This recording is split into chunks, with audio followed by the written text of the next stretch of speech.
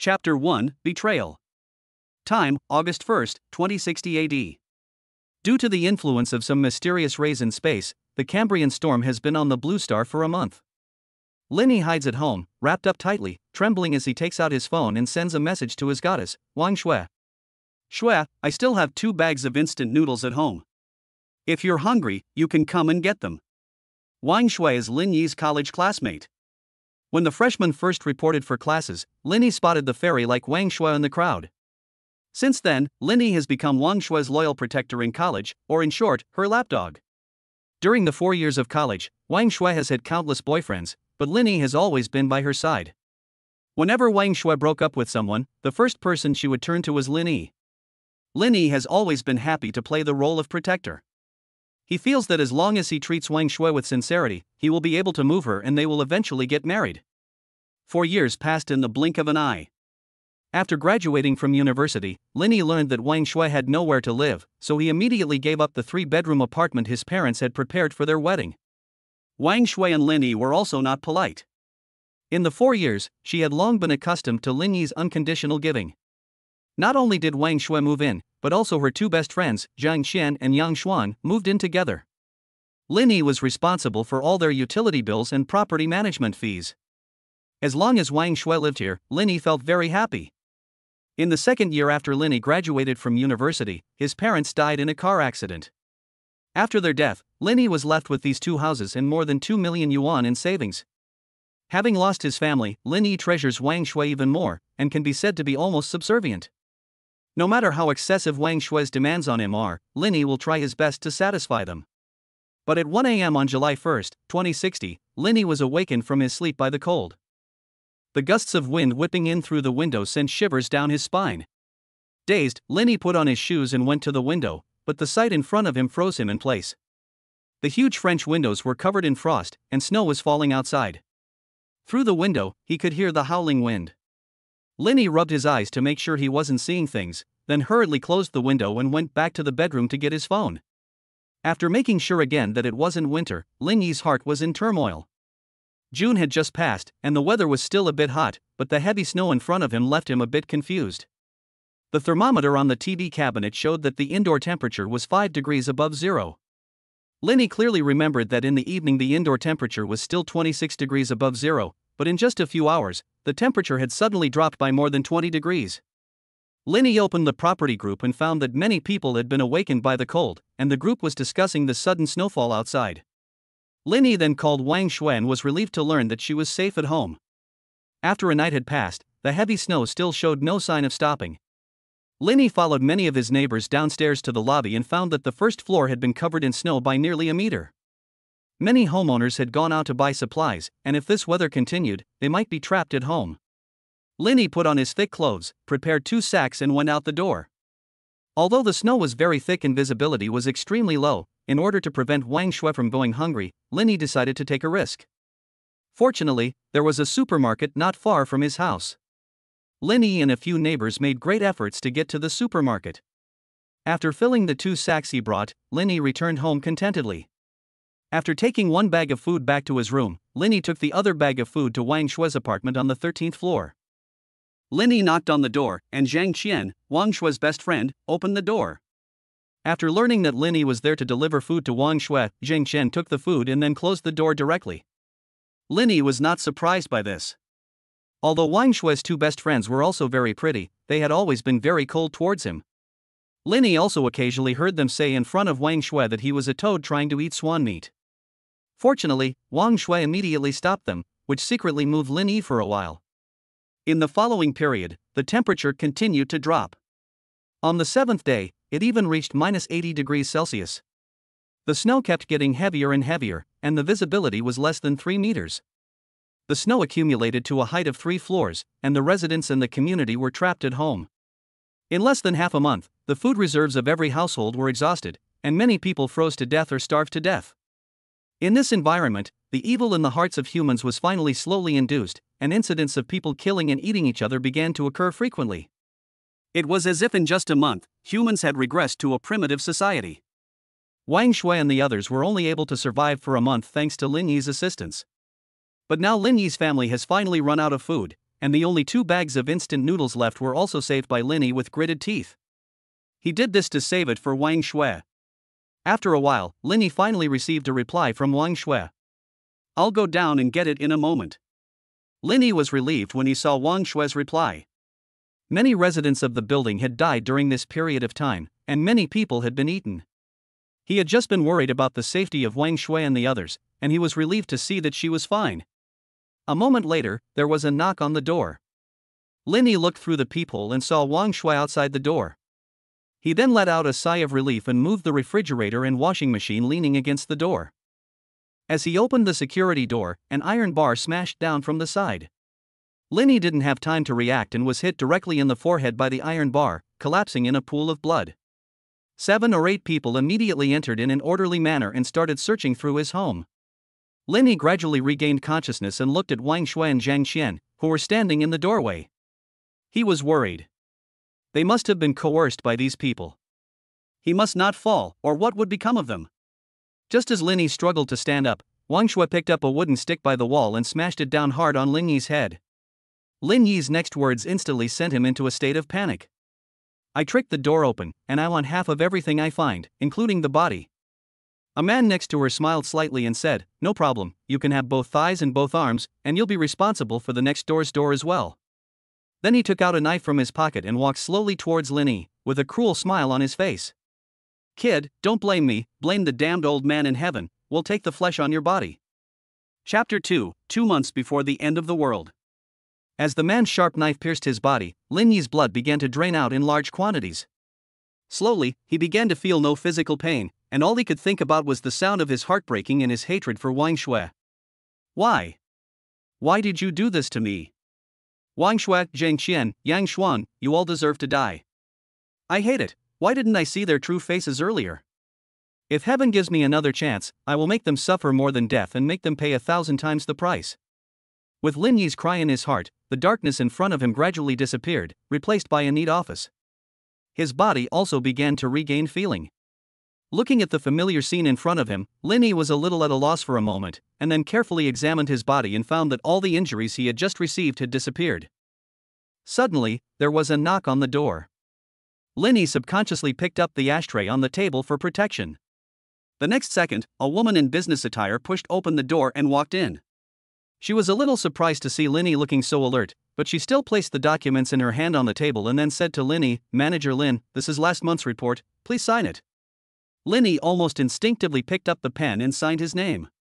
The woman picked up the document on the table and said to Lin Yi, "Manager Lin, please rest up, I'll be going out first." Lin Yi didn't react until the office door closed.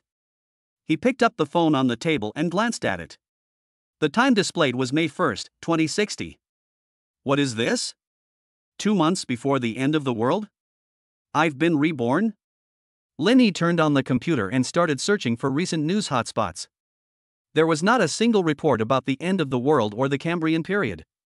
Lin Yi was finally certain that he had indeed been reborn. Ha ha ha. Lin Yi put down the mouse and started laughing out loud, laughing until his tears came out. After a while, as Lin Yi's laughter stopped, it was replaced by a face full of ferocity. "Wang Shui, Zhang Qian, Yang Xuan, and my lovely neighbors, I, Lin Yi, am back. This time I will make you pay for your crimes with your blood." Lin Yi got up and went to the door. He opened the office door, and outside was a lobby, with dozens of employees busy at their workstations. Lin Yi looked at the once familiar scene in front of him and felt a little dazed. He worked for a fund company, and after Lin Yi's several years of hard work, he had finally risen from a small clerk to the position of investment department manager. Just as Lin Yi was feeling emotional, a woman came from afar. It was Li Ro, the trading manager of Lin Yi's company. She was wearing a white shirt, with 2 lumps of flesh on her chest that seemed ready to burst out. She was wearing a pair of black stockings, paired with a black miniskirt, and a pair of high heels on her feet, twisting her graceful figure as she walked towards Lin Yi. Faced with this ultimate beauty, the busy company employees all put down their work and cast voyeuristic glances at her. There was nothing they could do. This young lady was really attractive. Although her appearance could only be rated 80 points, with her devilish figure and S-shaped curves, she could at least score 90 points. Throughout the company, wherever she was, she would gather the attention of countless men. Even Lin Yi was no exception. Although his heart was completely taken by Wang Shui, everyone has a love of beauty, and even a pure love warrior like him could not escape the trend. After Li Ro came to Lin Yi's side, she handed him the document in her hand. Then she glared at Lin Yi and said angrily, "Lin Yi, this is the report you signed. Tell your people to redo it right away. If they don't do a good job, you do it yourself." Lin Yi took the report in his hand, invited Li Ro into the office, and after seeing Li Ro sit in the chair, Lin Yi pulled the curtains closed and locked the door. Then he threw the report in his hand directly on the ground and said to Li Ro with a teasing face, "Manager Li has such a great air of authority, and you've even come to play with me. Has President Lu promised to let you be the main wife?" Lu Wei is the general manager of Lin Yi's company. He is now married and has 2 children. The reason why Lu Wei could become the general manager at a young age is because his father-in-law is the chairman of the company. With his father-in-law's promotion, he was able to secure the position of general manager. Li Ro is Lu Wei's mistress, and the two of them together embezzled more than 30 million yuan from the company. These facts were only discovered a few days before the end of the world. Li Ro was a little flustered when she heard Lin Yi suddenly mention Lu Wei, and then said with a forced calm, "What are you talking about here?" Lin Yi was honest and hardworking in his previous life and never got into conflicts with others. He was personally promoted by the chairman of the board for his abilities and character. Li Ro, on the other hand, had never let her guard down, relying on the support of Lu Wei to strut around the company, and she never took Lin Yi, her equal in rank, seriously. Now, suddenly hearing such words from Lin Yi, who had always been so honest and meek, she had a bad feeling. Lin Yi walked over to his desk, sat down, crossed his legs, and said slowly, "Stop pretending with me. I already know about you and General Manager Lu Wei. You two even embezzled more than 30 million yuan of company funds. Do you want me to just show you the evidence right now?" Li Ro's heart began to pound. Since Lin Yi had already mentioned the exact amount, it meant that he must have evidence against herself and Lu Wei. Lin Yi saw that Li Ro was not speaking, so he simply added fuel to the fire. He picked up the mobile phone on the table and said, "Since you won't admit it, I'll call the chairman now and have him investigate his son-in-law." Li Ro could no longer sit still at this point, and hurriedly said to Lin Yi, "No, what do you want?" "I'll agree to anything you ask for." Lin Yi gave a small smile and looked at Li Ro with an aggressive gaze. Naturally, he had no evidence in his hands, and calling the chairman was just a show to scare her. Feeling Lin Yi's aggressive gaze, Li Ro subconsciously covered her chest and then said to Lin Yi, "I'll give you 1 million and you'll hand over all the evidence to me." Lin Yi shook his head. 1 million was not a lot, but the end was approaching. He needed a lot of money to build shelters and stockpile supplies. But he really didn't dare to take this money. It wouldn't be long before their embezzlement was discovered, and if he took the money, Li Ro would definitely turn him in. He didn't want to spend time in prison. Li Ro saw Lin Yi shaking his head and thought he was saying no because the money was too little. She gritted her teeth and said, "It's illegal to threaten me. I can only come up with 2 million, which is all I have." Lin Yi shook his head again and then said, "I don't want money, I want you." Chapter 3, The Eye of Space. Li Ro's eyes widened. She never imagined that Lin Yi's goal was actually her body. Although she usually dressed very hotly, she was still a relatively conservative person. Apart from the 2 boyfriends she had previously dated, the only other person who had touched her body was Lu Wei. Therefore, Lin Yi's request had put her in a dilemma. But in the face of Lin Yi's threat, did she have the right to say no? If their affair were to come to light, not only would her and Lu Wei's positions be at risk, they would also face imprisonment. The company's chairman, in order to take revenge on his daughter, would never let her son-in-law off the hook for cheating on her. She could imagine what would happen to her.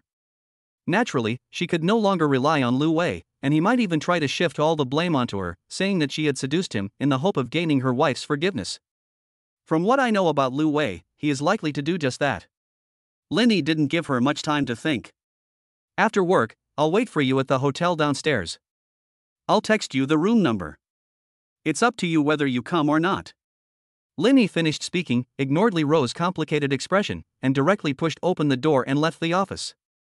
When Lin Yi returned to the office, Li Ro had already left. Lin Yi was not worried at all that Li Ro would die fighting. From what he knew about her, all she could do was obey him, and she would even hide it from Lu Wei. Lin Yi sat down and started working. He had already thought about the path he was going to take next while he was outside. First, he had to get money, which was relatively simple. As the manager of the company's investment department, he knew the direction of the stock fund very well. As long as it is used properly, it is easy to get a large amount of money in a short period of time. The second is to create an absolutely safe shelter, and the location, Linny decided to be in his own home. Although he could find a separate villa to live in his previous life, in less than 10 days, the entire city's infrastructure was buried. Until the day he was killed, the snow had reached the height of the 6th floor. The villa's floor was too low, and it would easily be buried alive in the snow. The first initiative community where Linny was located had the highest floors in the entire Haijing city, with a total of 28 floors. Linny lived on the 26th floor. If the snow covered his home, it was certain that no part of the entire Blue Star would be spared. The last thing to prepare were supplies and weapons. With food, you also need a certain amount of force to protect yourself and those supplies. Supplies are relatively easy to come by. With money, you can buy anything. But weapons are more difficult. Due to the national gun ban, guns cannot be seen in Longhua, let alone bought. Do I have to go abroad to buy them? But the environment abroad is more complicated, and it is relatively dangerous to go there rashly without knowing the area. Linny doesn't want to come back to life with difficulty only to end up dying abroad. And even if he can buy them, he can't bring them back at all. Just as Linny was at his wit's end, he suddenly felt something in his eyes, and he subconsciously rubbed his eyes. Suddenly, a snow-white space appeared in his mind, and this space was almost endless.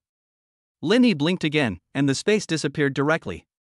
Linny suddenly had a flash of insight in his heart, and an alien space appeared in his left eye. And the method of using the different space was also directly imprinted in his mind. Linny looked at the ashtray on the table, and with a flicker of thought, the next second, the ashtray instantly disappeared, appearing in the different space in his eyes, floating quietly in the void. Linny's mind flickered again, and the ashtray reappeared on the desk. He forcibly suppressed the excitement in his heart and experimented several times. Linny discovered that the current alternate space could only collect objects within a 10-meter radius around him, but they had to be independent objects. When Linny tried to collect the office door, he found that it did not move at all. Linny suddenly had an idea. What would happen if he collected himself in? He wouldn't die inside, would he? After some thought, Linny still didn't make up his mind. He had just gained his superpowers, and if he played with himself to death, he would be a big loss. I'd better find an opportunity to collect 2 living things and try it again. Linny looked at the clock on the pedestal, noted the time, and then directly collected it into the alternate space, before sinking his consciousness into the alternate space to observe the changes in the clock. After 10 full minutes, the clock in the alternate space still didn't move at all. Linny took it out, and then the clock resumed spinning. It seems that time in the alternate space has stopped. Fortunately, I didn't just experiment on myself. If time had paused after I entered, I would have been stuck and finished. But it's good this way.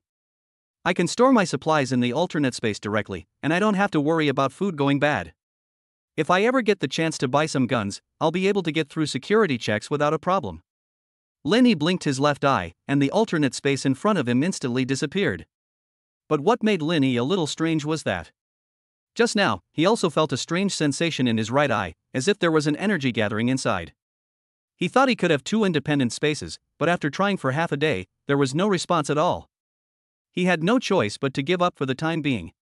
After all, having an independent space already made him extremely excited, and it didn't matter if he didn't have other superpowers.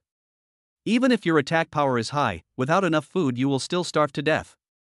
After half a day of experimenting with his psychic powers, Linny turned on the computer and selected a few stocks according to his memory. These stocks were able to multiply tenfold within half a month, causing quite a stir at the time. In 2060, there were no longer any regulations on the suspension of stocks with sharp rises, so at that time many people took advantage of the opportunity to get rich. Linny planned to cash out directly at the highest point. After such a wave of operations, his 2 million deposit would skyrocket to 20 million. With this 20 million capital, he could use his prophetic ability to invest in stocks again, and strive to increase his deposit to 100 million within a month. With 100 million, it should be enough to build a safe house and buy supplies for himself.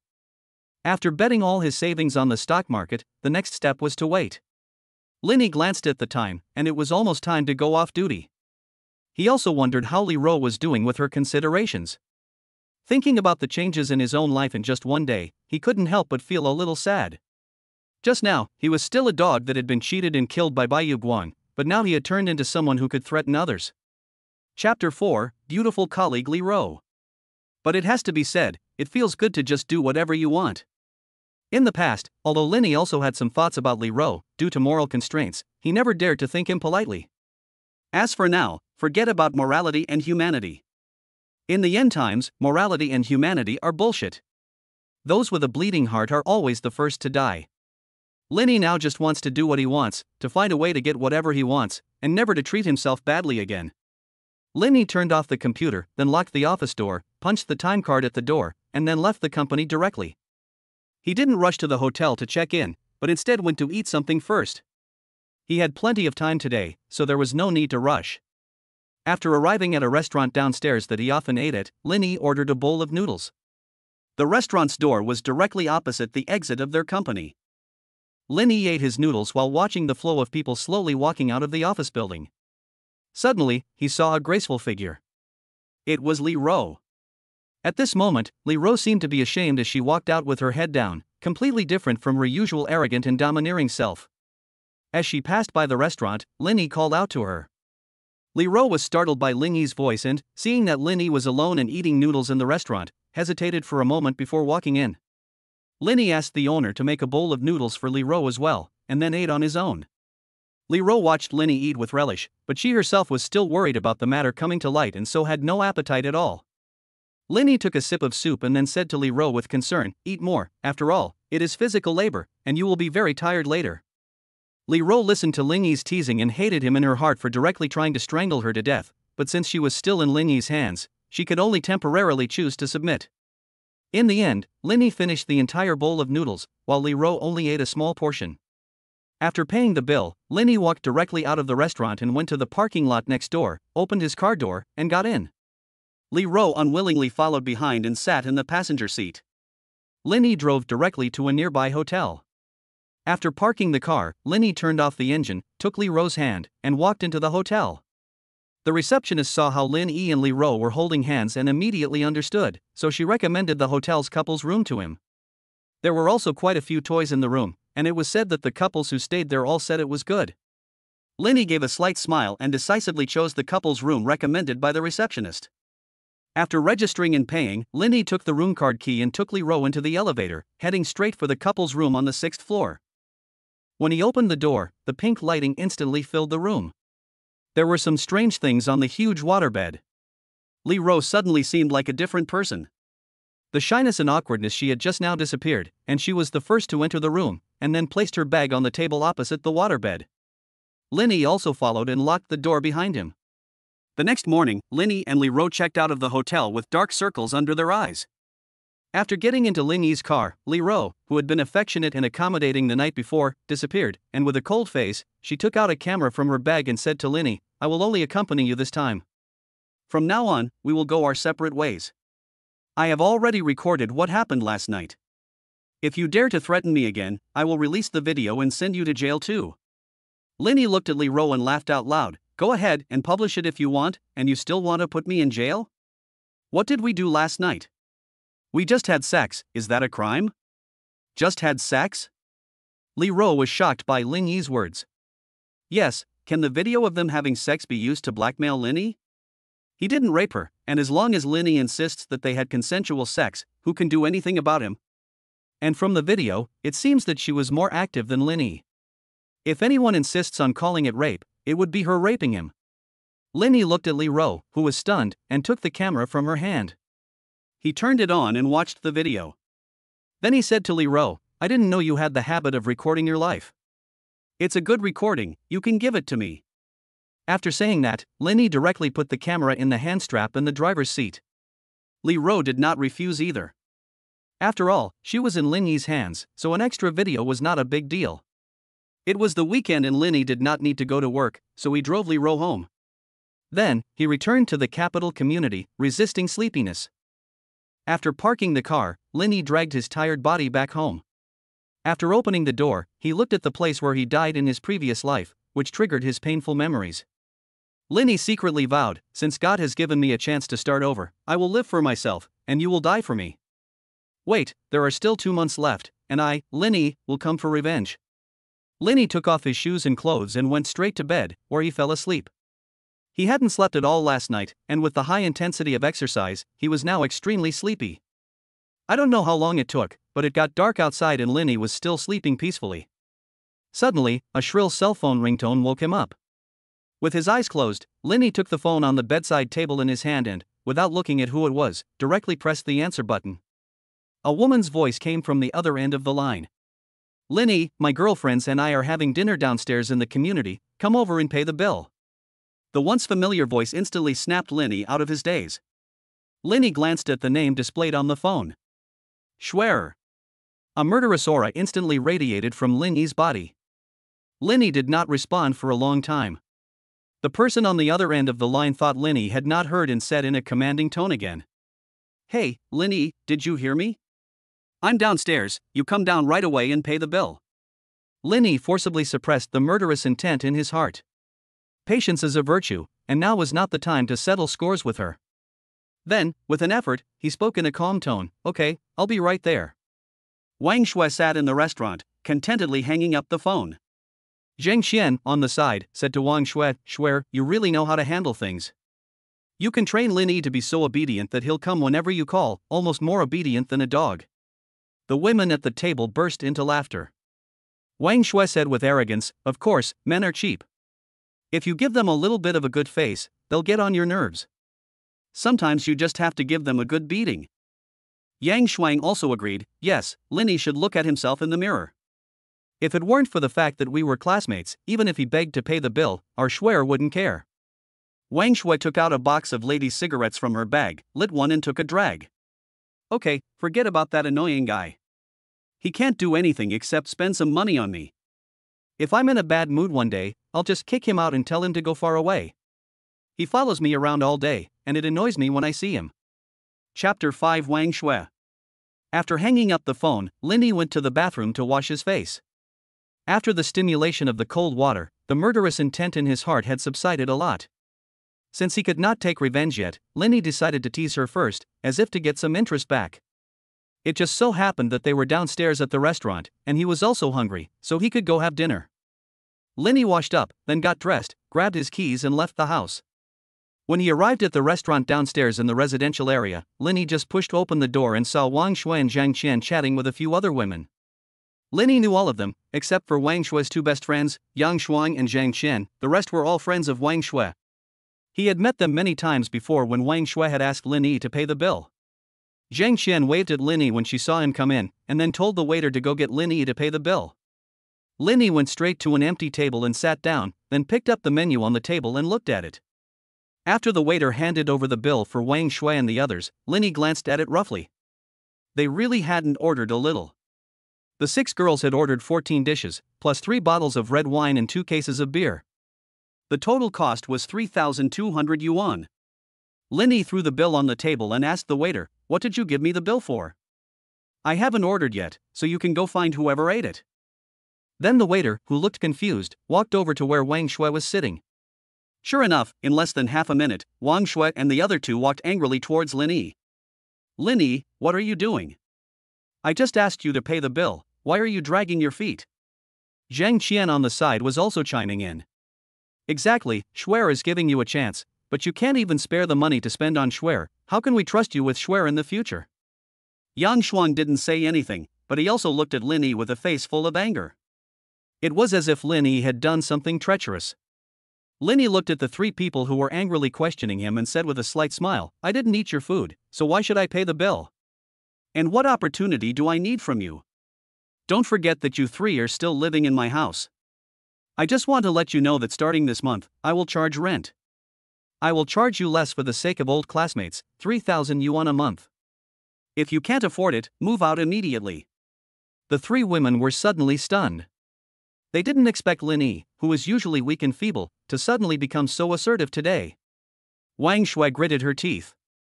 Linny was acting very strangely today. Could it be that he had taken the wrong medicine?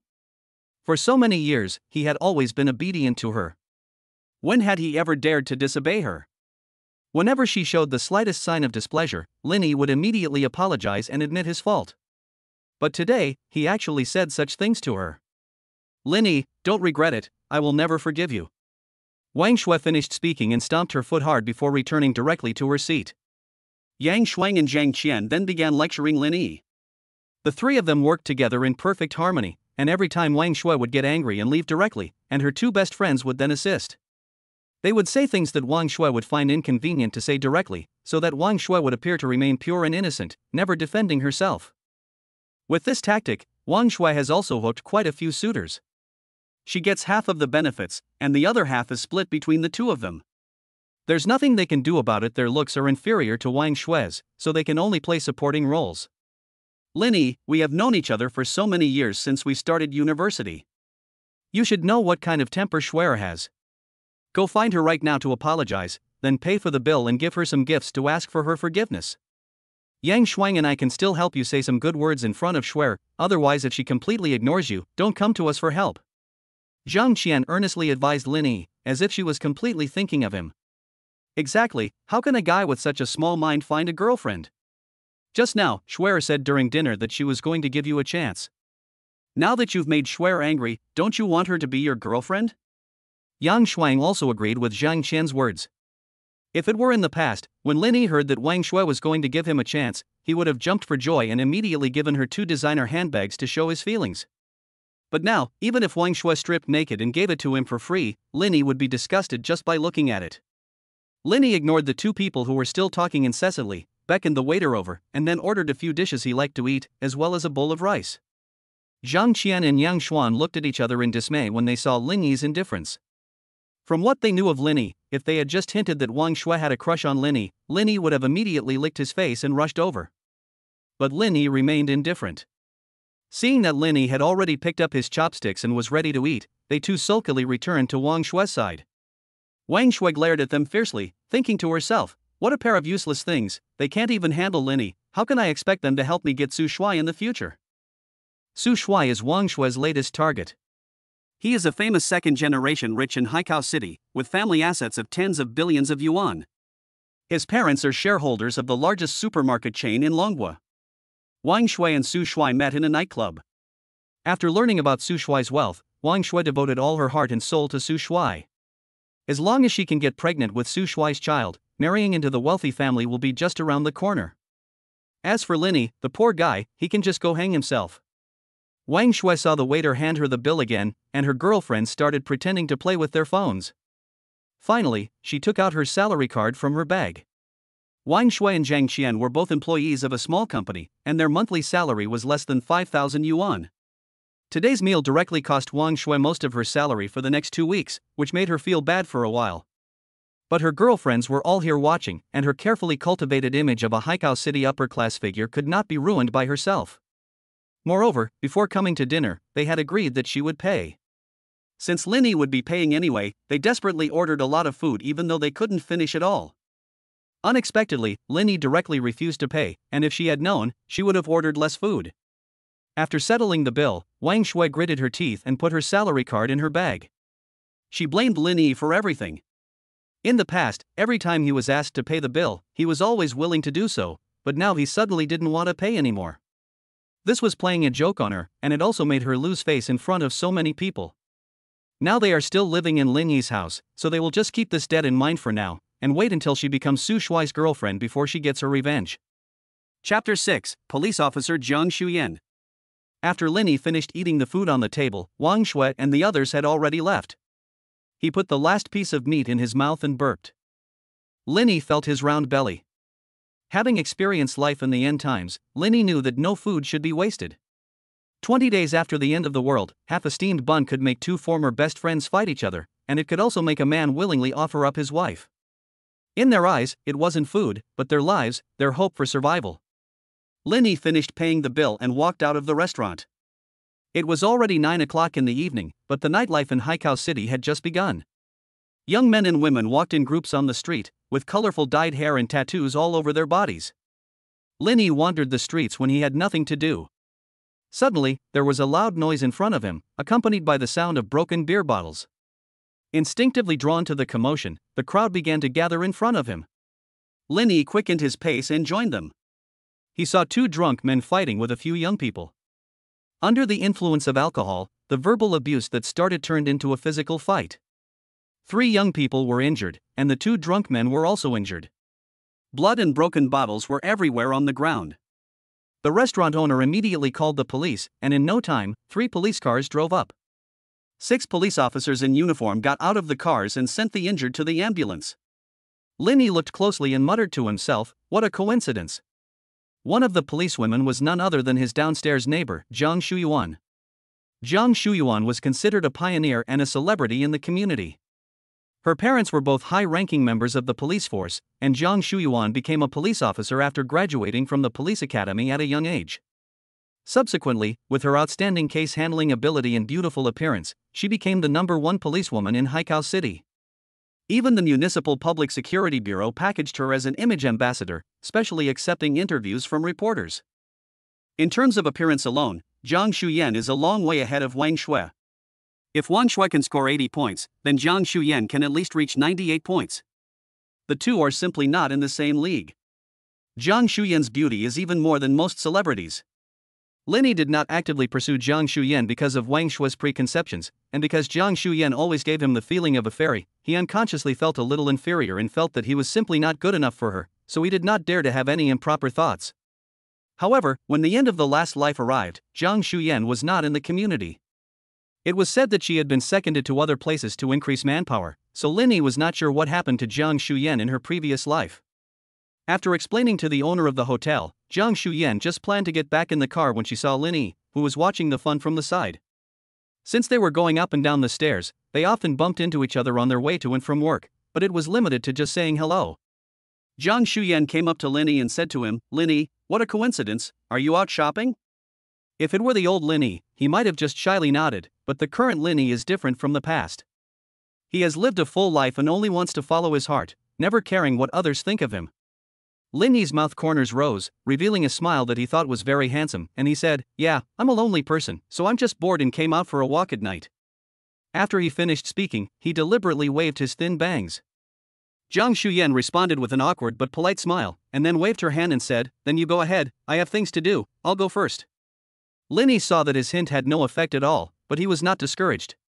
When the end of the world came, he, with a massive amount of supplies, could find any woman he wanted with just a snap of his fingers. As the few people were taken away, the crowd of onlookers gradually dispersed. Linny had seen enough of the commotion and went straight home. Linny walked downstairs and just happened to bump into Wang Shui and the other two, who were holding hands as they returned from outside. Looking at the three of them being so intimate, if Linny didn't know that Wang Shui had countless boyfriends, he would have thought that the 3 women were lesbians. But now, he also had reason to suspect that Zhang Qian and Yang Shuang were lesbians. The 3 women also saw Linny at the same time. Wang Shui snorted and walked straight past Linny, and Yang Shuang and Zhang Qian hurriedly followed. Linny got into the elevator, pressed the button for the 26th floor, and as the elevator slowly started moving, it finally arrived at the 20th floor. After Wang Shui and the other 2 got out of the elevator, Linny said something to them in the elevator, telling them not to forget to pay the rent tomorrow. Then Linny closed the elevator door in the angry stares of the 3 women. 3,000 yuan in rent is not high in Haikou City. The rent for an equivalent apartment in the capital community is at least 5,000 yuan a month. Linny's reason for making them pay was simply to anger them. As for the mere 3,000 yuan, it was because he was afraid that they would find it too expensive and move out. If they moved out, how would he punish them then? He couldn't just brave the snow to go to their house, could he? Letting them go hungry and cold outside while he lay in the warmth of his shelter eating delicious food would be the greatest punishment for them. Just killing them won't satisfy my hatred. After Linny returned home, he turned on the computer and looked at the stock market. The stocks he had bought were currently growing steadily. Linny made a few adjustments and then closed the page. He started looking for a home improvement company in the evening. He wanted to make the house indestructible, so he knew that a normal home improvement company would not be able to do it. Linny could only search the internet for similar cases. Finally, Linny found several domestic companies that specialize in doomsday fortresses. After his repeated screening, he finally decided on a company called Tianli Protection. This company is a leading doomsday bunker construction company in Longhua and has a very high reputation and popularity in the industry. Linny also saw that there is a safe house they built in the suburbs of Haijing City, located on a hill. It is said that a wealthy man spent billions to build it as a birthday gift for his son. The entire safe house has 5 floors, 3 above ground and 2 underground. The walls are made of alloy plates more than 10 centimeters thick, which cannot be broken even by ordinary artillery shells. Inside there are also a series of facilities such as a heated swimming pool, a gym, a generator, and smart door locks. Lin Yi's mouth watered as he watched. This safe house is still built on a mountain.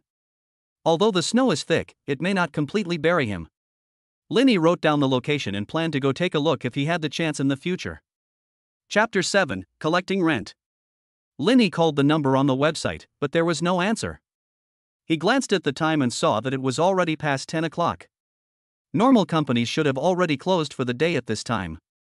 Lin Yi then dismissed the idea of continuing to call. There was no rush after all, and he didn't even have the deposit because all his money was in the stock market. Lin Yi lay on the bed and played with his phone for a while before falling asleep. The next morning, at 5 o'clock, Lin Yi got up, ate something casually, and then experimented with his spatial ability again. He was relieved to find that it had not disappeared. This spatial ability is now the foundation of his own foothold, and absolutely no accidents can happen. He took out his phone and called the Tianli Protection Company from the previous day, and after agreeing to meet for a while, Lin Yi washed up briefly and took the elevator directly to Wang Shue's home on the 20th floor.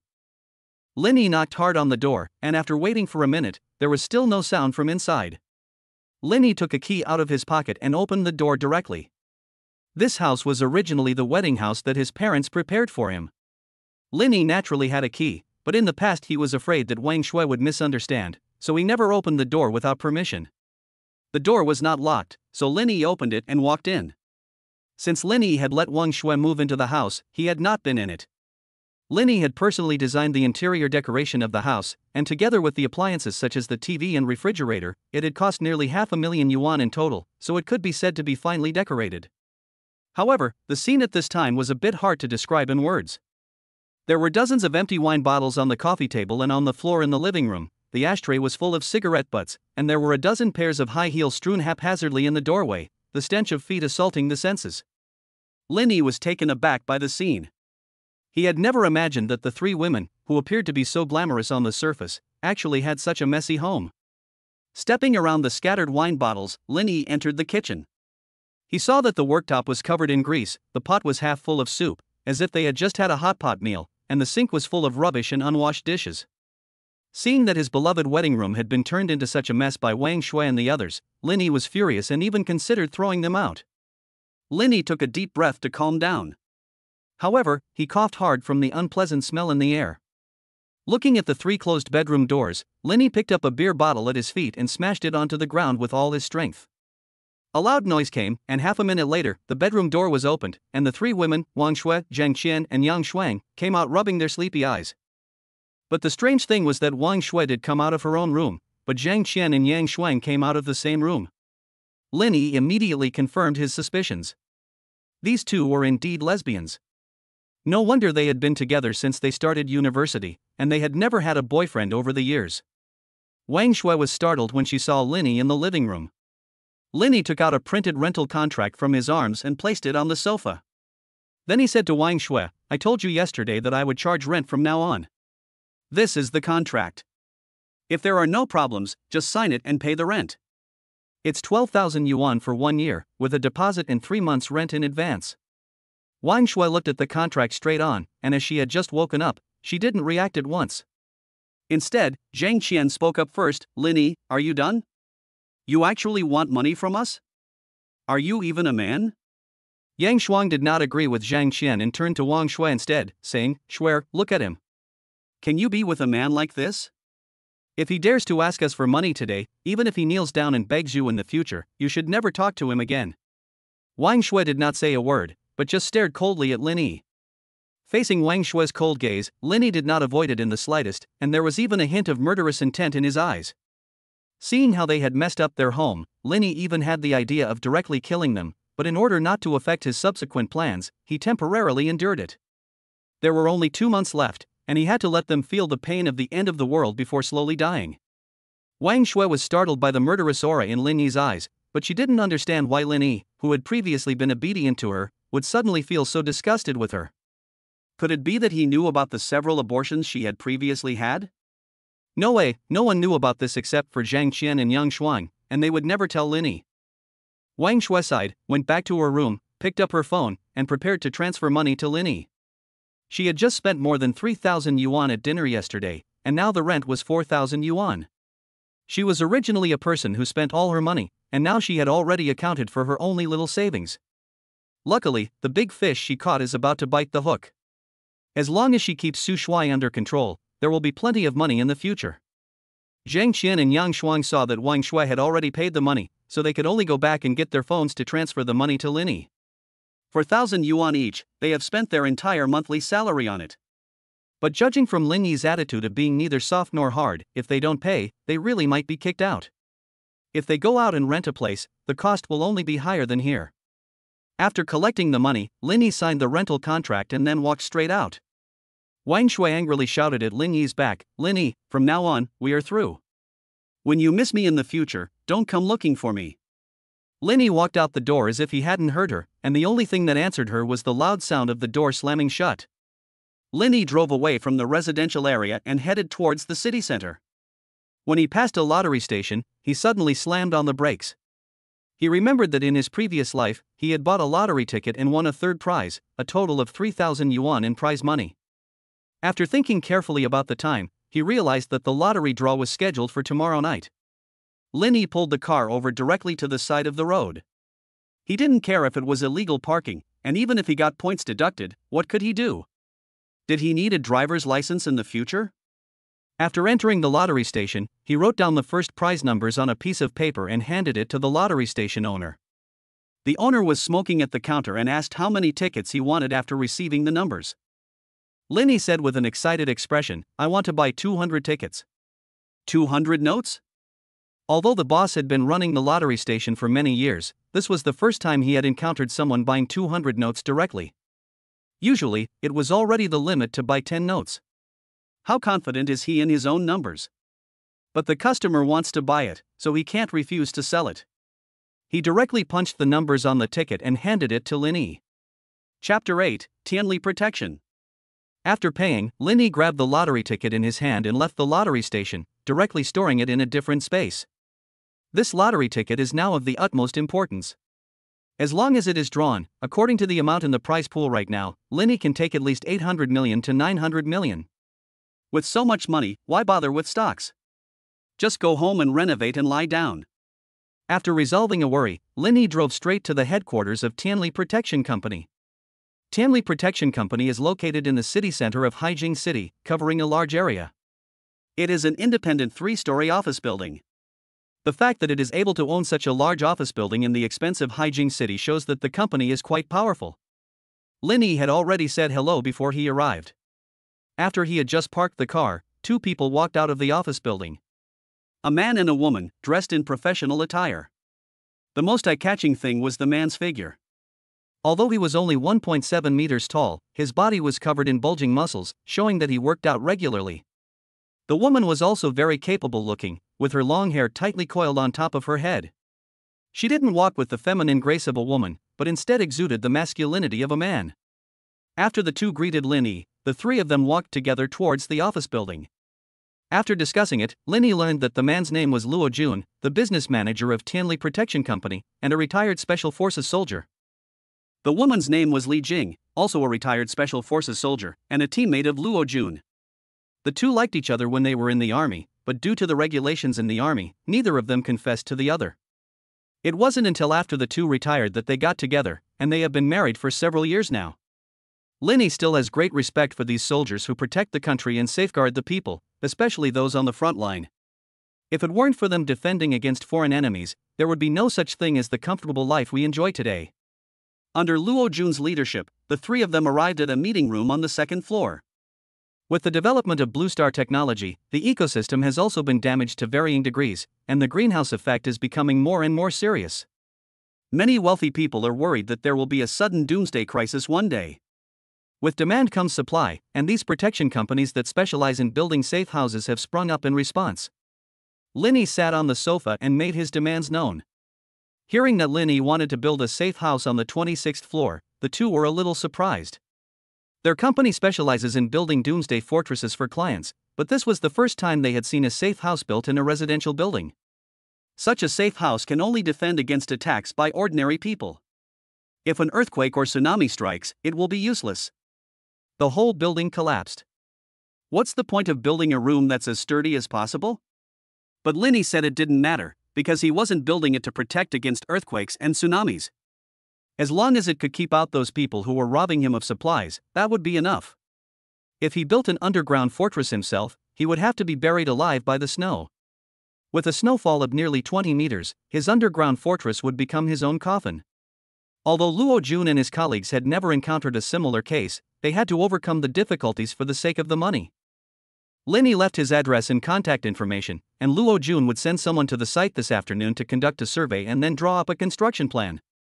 After leaving Tianli Protection Company, Linny went straight back to the capital community. When he passed by the square, he happened to see Mr. Lu, the neighbor, playing chess. Linny grew up under the watchful eye of Grandpa Lu, and the two were also friends despite the difference in their ages. When Grandpa Lu was young, he worked as a locksmith for decades. After retirement, he bought a house in the capital community to take care of his young grandson. After work, the two often made appointments to play chess together. In the last life, Grandpa Lu was killed by intruders who broke into his home half a month after the end of the world, and his young grandson was also dismembered and eaten. Seeing Linny pass by, Mr. Lu directly called out to him. Linny gave a small smile, walked over to the opposite side of the table and sat down, arranged the chess pieces, and began to play. The two were old opponents, and knew each other's playing style like the back of their hands. The game was a stalemate for half an hour before Linny finally emerged victorious. Although Mr. Lu is old, he is extremely competitive. Seeing that he lost the first game, he insisted on playing another game with Linny. Linny could not persuade him, so he had to accompany him for another game. Finally, Mr. Lu was satisfied with his victory in the second game. At this time, Linny's phone rang. It was Luo Jun calling, and he had already brought the engineers from their company to the capital community. Seeing that Linny had something to do, Mr. Lu let the others go. Before leaving, Linny thought about it and couldn't help but say to Mr. Lu, "I've heard some gossip recently that there may be some natural disasters in the next 2 months." Linny didn't reveal too much, and he felt that he had done his best to warn him. As for whether Mr. Lu believed him or not, it was up to him. Mr. Lu nodded while juggling the chess pieces and said, "Okay, I got it." Seeing his expression, Linny knew that he hadn't listened, but he didn't intend to remind him again. One should always be on one's guard. What if someone said he was spreading rumors? He might even be detained. Linny went to the gate of the community and picked up Luo Jun and the others. Chuangyi Community was an upscale community in Haikao City. Entry and exit required a swipe card, and there was a security guard on duty 24 hours a day at the gate. Luo Jun had brought a total of 4 engineers, all of whom were carrying tools in their hands. Luo Jun's wife, Li Jing, did not follow. Linny took the several people upstairs and opened the door. Luo Jun and the others took out a pair of shoe covers from their pockets and then walked into the room, beginning to measure the size and layout of the house. Linny waited quietly at the door. It was half an hour before Luo Jun came out with the various data for the room. He then said to Linny, "Mr. Lin, we can do the remodeling of this house. We can hand over the design plan to you by tomorrow night at the latest. But I still want to reiterate that the cost of remodeling a safe house is relatively high, especially for this kind of high-rise building. It involves the issue of the weight of the renovation materials. If the materials are too heavy, it is easy for the house to collapse due to the load-bearing problem. Therefore, it is necessary to use the latest alloy materials with advanced technology. However, relatively speaking, the price is also extremely high. Overall, the remodeling cost may be quite a bit higher than the price of this house." Linny nodded and said, "I understand. Money is not a problem. Just get the design plan as soon as possible." Chapter 9, The Takeaway Was Eaten. After getting Linny's affirmation, Luo Jun and the others left directly. He was not afraid that Linny was playing with him, just producing a design plan, and they had nothing to lose. If they wanted them to start work, they would naturally have to pay a deposit first. If the safe house is to be remodeled according to Linny's requirements, the remodeling fee will be at least in the 8 digits. The alloy materials are extremely expensive, and the price of a 10 cm thick alloy plate is tens of thousands of yuan per square meter. There are more than 100 square meters of floor space here alone, plus the ceiling and surrounding walls, and the cost of materials alone is tens of millions of dollars. But the corresponding defensive power is also extremely impressive. Not to mention bullets, even a targeted blast with C4 explosives cannot do anything to it at all without a certain amount of equivalent. But this is the Dragon Kingdom, where there aren't even any ordinary handguns, let alone C4 explosives. The biggest advantage of this alloy plate is that it is lightweight.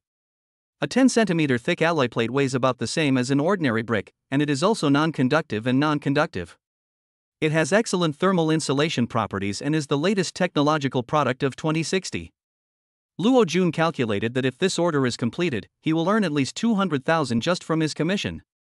In order to hold on to this cooked duck, Luo Jun called in all the company's designers to make sure they produced a design that would satisfy Lin Yi. After Lin Yi had seen Luo Jun and the others off, he closed the door and then turned on the computer to check the stock market situation for the day. The few stocks he had bought had more than doubled in just 2 days, from the original 2 million to 5 million. Lin Yi once again made some adjustments to the stocks, making sure to maximize his gains. Lin Yi sat in front of the computer for the rest of the afternoon and didn't even eat lunch. He was too lazy to go downstairs, so he simply ordered takeout on his phone. A bowl of char siu rice and a cup of milk tea. Lin Yi didn't want to be interrupted when he was busy, so he simply wrote "put it by the door" in the notes. After an unknown period of time, Lin Yi's stomach started to grumble again.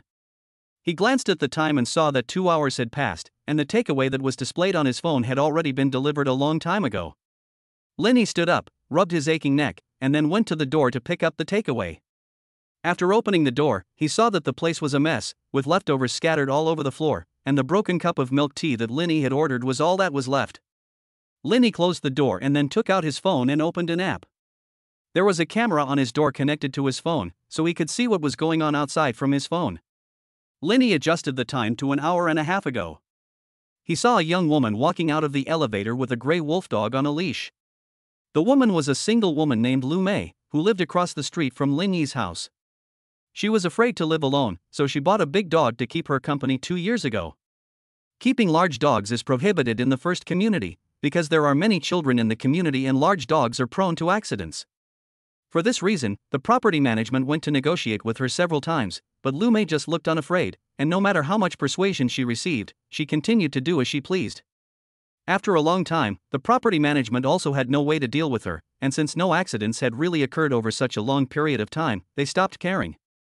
In her previous life, Lu Mei killed her pet dog for food when there was a shortage of food.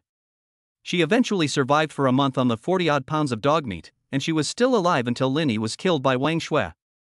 The German Shepherd came out of the elevator and sniffed hard. Possibly influenced by the aroma of the barbecue rice, it went straight for Lin Yi's takeaway. Lu Mei watched her dog bite open Lin Yi's takeaway without stopping it in the slightest, but instead stood quietly behind it waiting for the dog to finish eating. She then led the dog back to her home. Lin Yi was furious after watching the video, so after putting on his shoes, he ran across the street and knocked on the door. After a while, Lu Mei's voice came from inside the door. "What is it?" Lin Yi forced himself to suppress his anger and said to Lu Mei, "Your dog ate my takeaway, didn't you see it?" There was silence for a moment, and then Lu Mei's voice came again. "What evidence do you have?" "My precious son never eats that rubbish, he only eats imported dog food." Lin Yi was amused by Lu Mei's words, took out the video on his phone and waved it in front of Lu Mei's cat's eye. Then he said, "There is a camera on my door, and it's all captured clearly. How can you still deny it?" Seeing that Lin Yi had evidence in his hand, Lu Mei stopped pretending and became a rogue. "So what if my son ate it? It's just a piece of junk takeaway, it's only worth a few bucks. You've got the nerve to come looking for me? You deserve it for leaving the takeaway outside the door, and if you leave it outside the door again, my son will eat it." Lin Yi was so angry that he wanted to smash the door, but suddenly calmed down. Then he changed the subject and said to Lu Mei, "Forget it, it's just a takeaway. Just consider it a treat for your son. If you can't keep a better eye on your dog in the future, don't blame me for being rude." After Lin Yi finished speaking, he didn't wait for Lu Mei to respond and went straight back to his room. Then he sat on the sofa and took out his phone to look for a website. Finally, Lin Yi found a link to an aphrodisiac on a black website. He placed an order directly for the most potent drug, and the description on the website only had 8 words: invincible, outshining the crowd. Lin Yi then ordered some takeout food, and when the delivery person arrived, Lin Yi opened the door and took the food in. After finishing eating, it was already 8 o'clock in the evening. Lin Yi had gotten up very early today, and after another busy day, he was now too sleepy to keep his eyes open. Tomorrow is Monday, and he still has to go to work. Lin Yi washed up and then lay down to sleep. The next morning, Lin Yi got up full of energy. After washing up, he went downstairs to the breakfast restaurant for some breakfast and then drove to the company. As soon as Linny entered the elevator, he ran head-on into Li Ro and the company's general manager, Lu Wei. Li Ro was Lu Wei's secret lover, and Lu Wei was afraid that his father-in-law would find out about his affair, so he didn't dare to show too much intimacy with Li Ro at the company. Linny laughed to himself as he watched the two of them behave primly in the elevator. However, when Li Ro saw Linny, a flash of panic crossed her eyes. Linny threatened her, so she dared not tell Lu Wei about it, otherwise Lu Wei would definitely treat her like a broken shoe in a fit of anger. After Linny got into the elevator, he pressed his floor and then stood directly next to Li Ro. Linny glanced at the two of them in the corner of his eye, and an evil idea immediately came to mind. Chapter 10, Drugging. Linny switched the purse on his right hand to his left hand, and then slowly put his right hand on Li Ro's butt. Li Ro was startled by Linny's actions, but Lu Wei was right next to her, and she was worried that Lu Wei would notice, so she could only pretend to be still. Seeing that Li Ro could endure it so well, Linny also began to feel more emboldened, and he gave her but a hard pinch with his right hand. Li Ro was caught off guard by Linny's sudden attack and almost let out a cry. She could only pretend to cough to cover up her abnormality. Lu Wei turned around and looked at Li Ro with a puzzled expression. And asked, "Are you okay?" Li Ro waved her hand. "It's nothing, I have a cold and my throat is a little itchy." After Li Ro finished speaking, the elevator door opened, and Li Ro hurriedly fled from the elevator as if she were running away. Lu Wei felt a little strange, but he didn't pay it much attention. He followed Li Ro out of the elevator. Linny sat in his office, looking at the data on the computer. Tomorrow morning, his 2 million should become 10 million. Linny hadn't seen Li Ro all day, and he wondered if she was deliberately avoiding him. Towards noon, Linny received a link from Luo Jun. When Linny opened it, a 3D model of a room appeared on his computer. Judging from the layout of the room, it was a model of Linny's home. There were also some text descriptions next to it. Linny read them carefully. All the walls in the room were made of 10 cm thick high-tech alloy panels, including the floor and ceiling. There were no gaps, and the outside was coated with a layer of cement to make it look like an ordinary wall. The windows in the living room had also been replaced with the latest bulletproof glass, which was about 10 centimeters thick. This type of bulletproof glass was 3 to 4 times more expensive than the alloy panels for the walls, and was much stronger and more thermally insulated. The security door is also made of this special alloy plate, and it is 20 centimeters thick.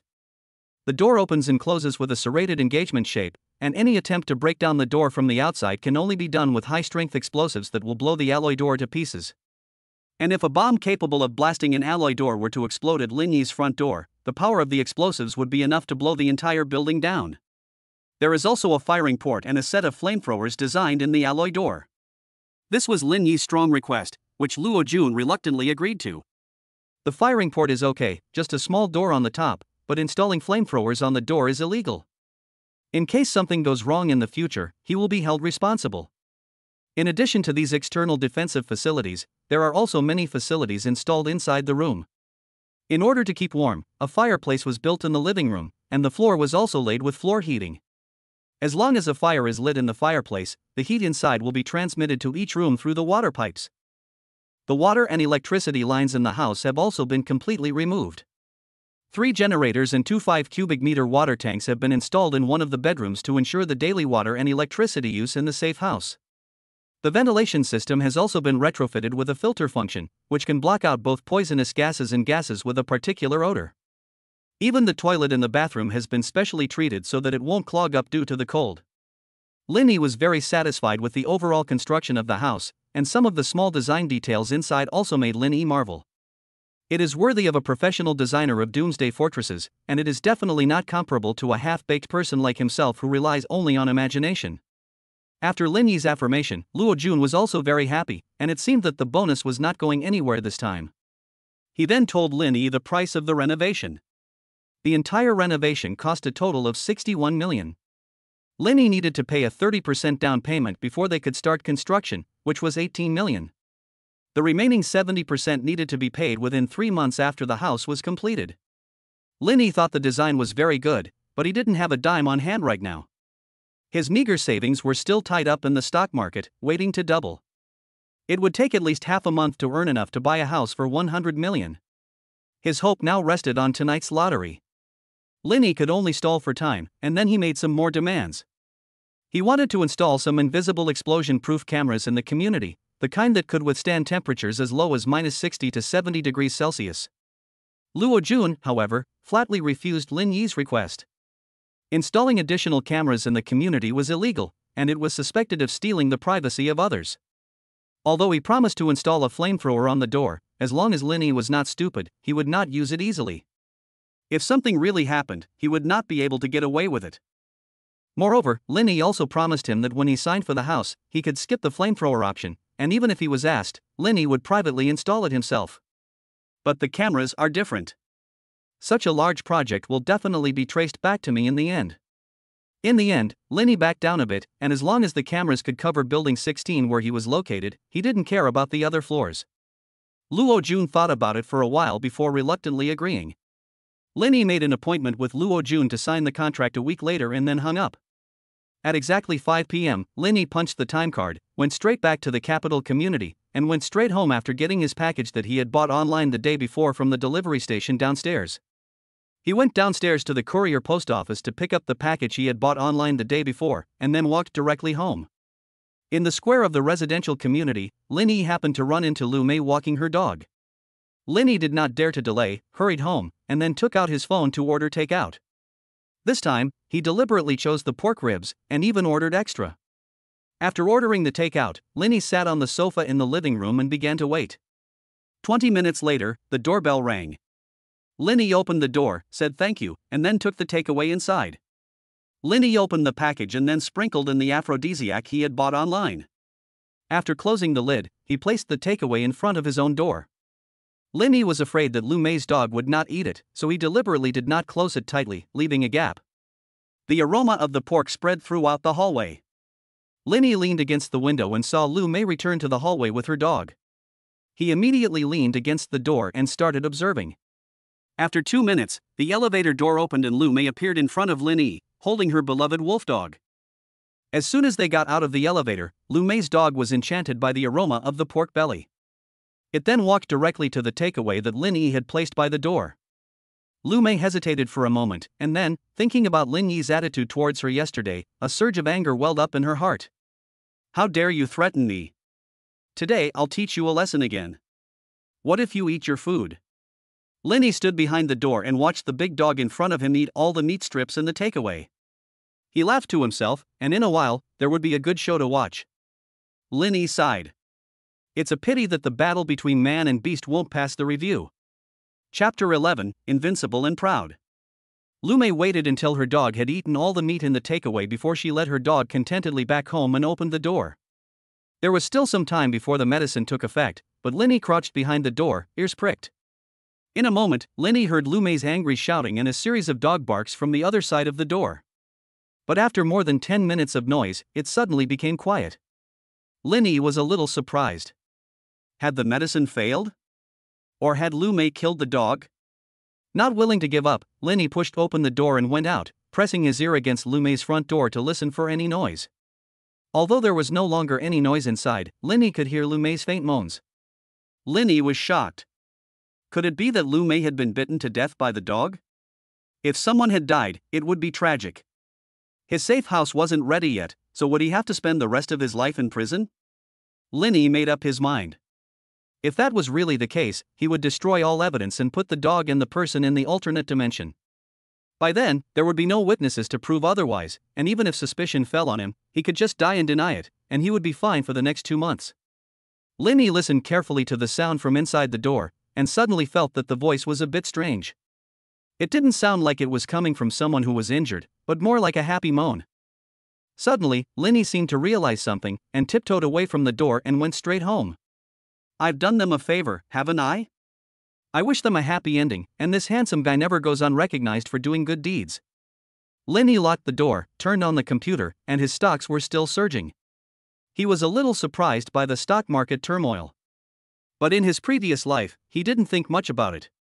But now that he thinks about it, the more he feels strange. Could it be that someone already knew in advance that the end was near? The current anomalies in the stock market are all because those big shots are manipulating and gathering funds? Lin Yi did not continue to think about it. No matter who was behind the manipulations, the result was always good for him. Riding this wave would allow him to gather a large amount of wealth in a short period of time, and this money would be his support for survival in the end times. After rearranging the stocks a bit, Lin Yi turned on the TV. It was now time for the lottery draw. As the little ball rolled on the TV, a set of numbers appeared on the screen. Lin Yi looked at the numbers on the TV in disbelief, and compared them one by one with the lottery ticket from the different space. Then he directly tore the lottery ticket in his hand into pieces. In his previous life, he had at least won a few thousand yuan. He never expected that this time, he had brought an external device back with him, but he didn't win a single number. How dare they play tricks on me like this? Is there any justice in the world? After venting his anger, Lin Yi lay on the sofa in a state of despondency. Fortunately, the form of the stock was exactly the same as in the previous life, otherwise Lin Yi would have suspected that he had not been reborn, but had gone to a parallel universe. Seeing 700 or 800 million yuan fly away before his eyes, Lin Yi was very angry. He then picked up the phone on the table and directly called Li Ro. Li Ro had just finished taking a shower and came out of the bathroom. She was facing the mirror, wiping her body while admiring her figure. She has always been confident in her figure, with flat areas where they should be and curvy areas where they shouldn't, especially her pair of snow-white, straight thighs that are particularly eye-catching. Plus, she likes to wear miniskirts and cheongsams, and in the company she is a completely self-sufficient presence. Many interns who have just graduated from university are shy even looking at her, and she is a real man-eater. Otherwise, the company's general manager, Lu Wei, would not risk being left with nothing if he were to get involved with her. Just as Li Ro was admiring her own graceful figure, the phone on the sofa suddenly rang. Li Ro sat on the sofa and glanced at the caller ID. The hand holding the phone trembled. Why is this bastard calling me again? Li Ro was about to hang up directly, but after hesitating for a moment, she still pressed the answer button. She didn't know how much leverage Lin Yi had over her, and if she didn't answer his phone, what if Lin Yi got angry and made all her secrets public? She is so pretty, and she will become a rich wife in the future. A bright future awaits her, and this must not be ruined by Lin Yi. Although Lin Yi has been threatening her, he is only after her body. As long as she serves him well, he will not let her go to jail. When she finds the opportunity to get hold of him in the future, she will be free. Thinking about this, Li Ro felt relieved, and her tone was gentle and charming. Brother Yi, you miss me already? Do you want me to keep you company again?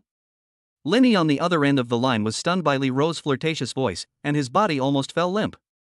What's wrong with this woman today? She's so proactive?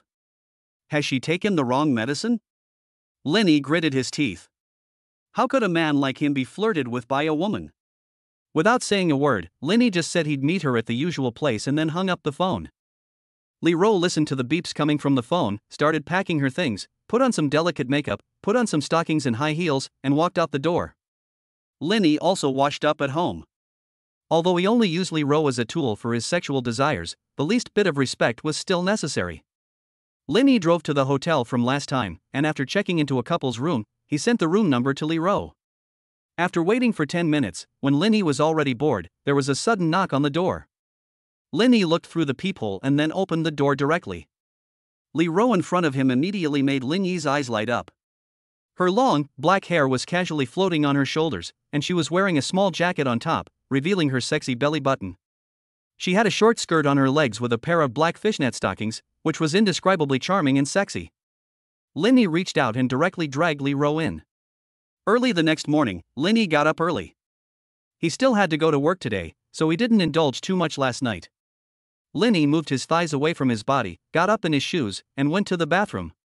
The floor was already a mess, with broken stockings and toilet paper everywhere. Lin Yi patted Li Ro's butt and woke her up. Li Ro woke up and skillfully washed her face and put on makeup, as if she had already adapted to her current role. After checking out, the two had breakfast downstairs, and then Lin Yi drove Li Ro straight to the company. Lin Yi parked the car in the parking lot outside the company. The two got out of the car just in time to meet Lu Wei, who had just parked his car. The three of them locked eyes, and the situation became awkward for a moment. Chapter 12, Addicted to Eating. Lu Wei looked at Li Ro as she got out of Lin Yi's car and said with a forced smile, "What a coincidence, what are you guys doing here?" Before Li Ro could say anything, Lin Yi spoke first. "Hello, Mr. Lu, this is my girlfriend, we just confirmed our relationship last night." After saying this, he put his right arm around Li Rou's waist. Lu Wei looked at Lin Yisan. His eyes were about to spit fire, but he pretended to be happy and said, "Congratulations. Although the company does not expressly prohibit dating, you should still be careful about the impact." Linny ignored Li Rou, who was about to stick her head into her bra, and said to Lu Wei, "Please rest assured, General Manager, we will definitely not delay our work and will definitely learn from you and the General Manager's wife." Lu Wei gritted his teeth, put away his smile, and walked directly towards the office building. The reason Linny dared to admit his relationship with Li Rou in front of Lu Wei was because the end was less than 2 months away, and he planned to resign as soon as he had earned 100 million yuan in stocks. He was not afraid of Lu Wei deliberately giving him a hard time. As for Li Rou, he didn't care. She was just a tool for sexual release, and even if she was beautiful, she still couldn't reach the standard in his heart. She is okay for casual fun, but Linny would never agree to let her move into his safe house. His safe house will only take in beautiful women with a score of 90 points or above. Although Li Rou and her figure barely meet the passing grade, she is after all a mistress and will never be on the same page as him. She might even be cursing him to die early in her heart. Linny would never want someone like that. What if she secretly stabs him in the back in order to seize his shelter and supplies? Linny, who has lived a heavy life, now puts safety first, and everything else is secondary. If you want a woman, there will be plenty in the future. Just take out a bag of instant noodles and you can get a bunch of them together. Linny sat in his office chair. There wasn't much work to do today, so he took the time to check the market price of his stocks. Linny estimated that by the end of this week, the market value of his stocks would reach 50 million. At that time, he would take out a deposit of 20 million and give it to Luo Jun to renovate the house first. Otherwise, he will never feel secure. Linny had just returned home after a busy day. Before his but had even had a chance to warm up, there was a knock on the door. Linny was a little surprised. He didn't have many friends, and in his previous life, the person he interacted with most frequently was Wang Shui. Who would be looking for him? Linny glanced through the peephole, and then his heart sank. When he opened the door, Lu Mei, who lived across the hall, was standing there, looking embarrassed, and she was holding a $100 bill in her hand. Without waiting for Linny to ask, Lu Mei directly stuffed the money in Linny's hand. Then she said to Linny, "I'm sorry, yesterday my dog accidentally ate your takeaway again, so this money is my compensation to you." Lu Mei is notorious for being unreasonable in the community, and Linny never expected her to suddenly become so gentle today. Could it be that she has a second spring? Linny looked at the money in his hand before coming back to his senses. Then she said, "It's fine, if your son likes it, just let him eat it, it's on me." Lu Mei gave a small smile and said, "I'm glad you're not angry. We're all neighbors, as the saying goes, a close friend is better than a distant relative. We'll have to look out for each other in the future." Although I don't know what Lu Mei really wants, Linny still half-heartedly agreed. Seeing that the two of them didn't have much to talk about, Lu Mei finally revealed her reason for coming. "Linny, where did you buy the takeaway yesterday? My dog really likes it, and I want to use it as dog food in the future." After Lu Mei said this, Linny understood what she was thinking. It seems that she enjoyed it yesterday, and she wants to continue today. I don't know if her big treasure will be drained by her. After learning her purpose, Linny said impatiently, "I bought it anywhere, you can find it online yourself," and then directly slammed the door. Lu Mei, who had been shut out, was instantly furious. She glared fiercely at Lin Yi's room door, and then directly opened the door and returned home. Her pet dog was lying in its kennel, asleep.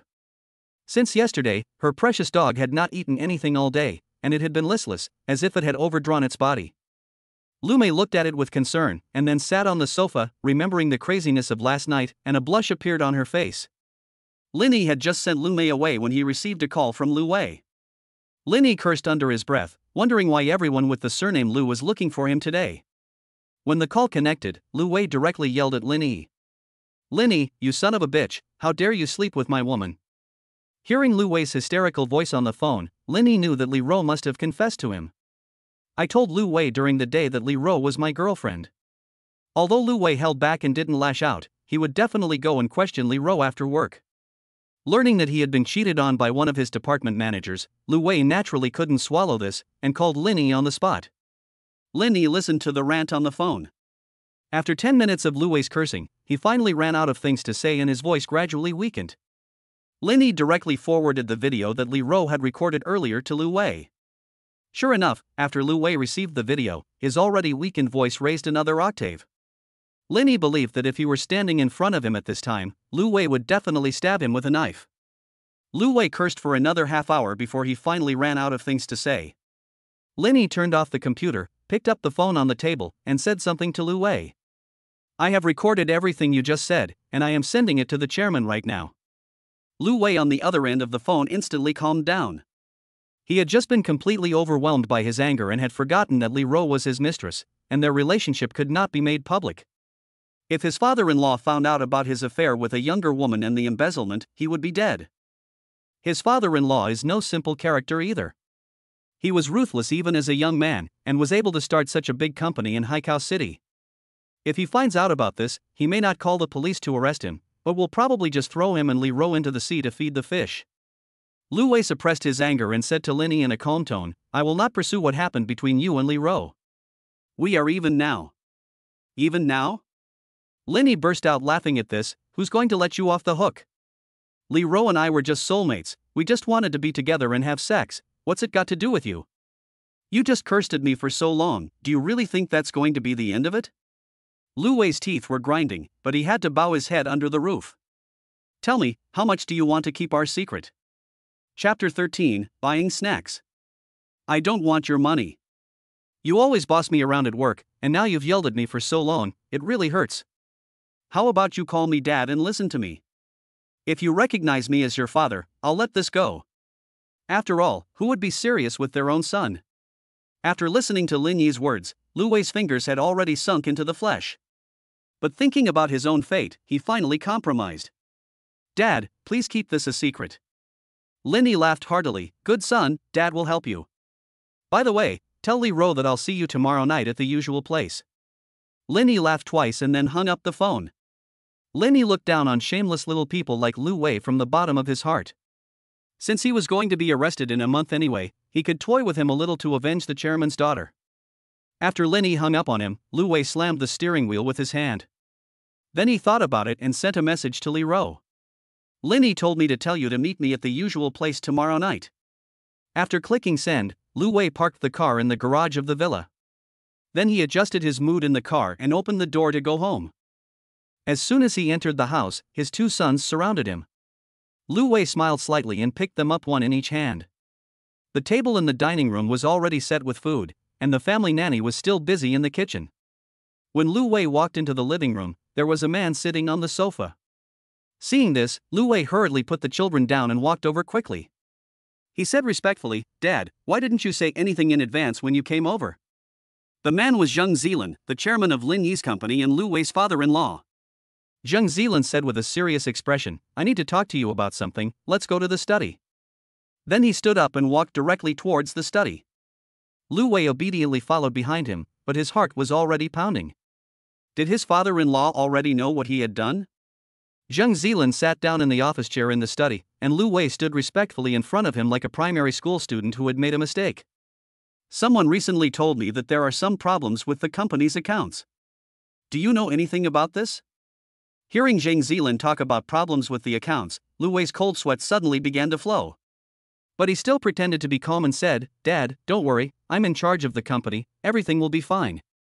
I'll investigate this matter tomorrow and report back to you after I've found out more." Although Lu Wei had lost a lot of money, it was nothing to a big boss like Zheng Zilan. It wasn't as if he couldn't pay it back.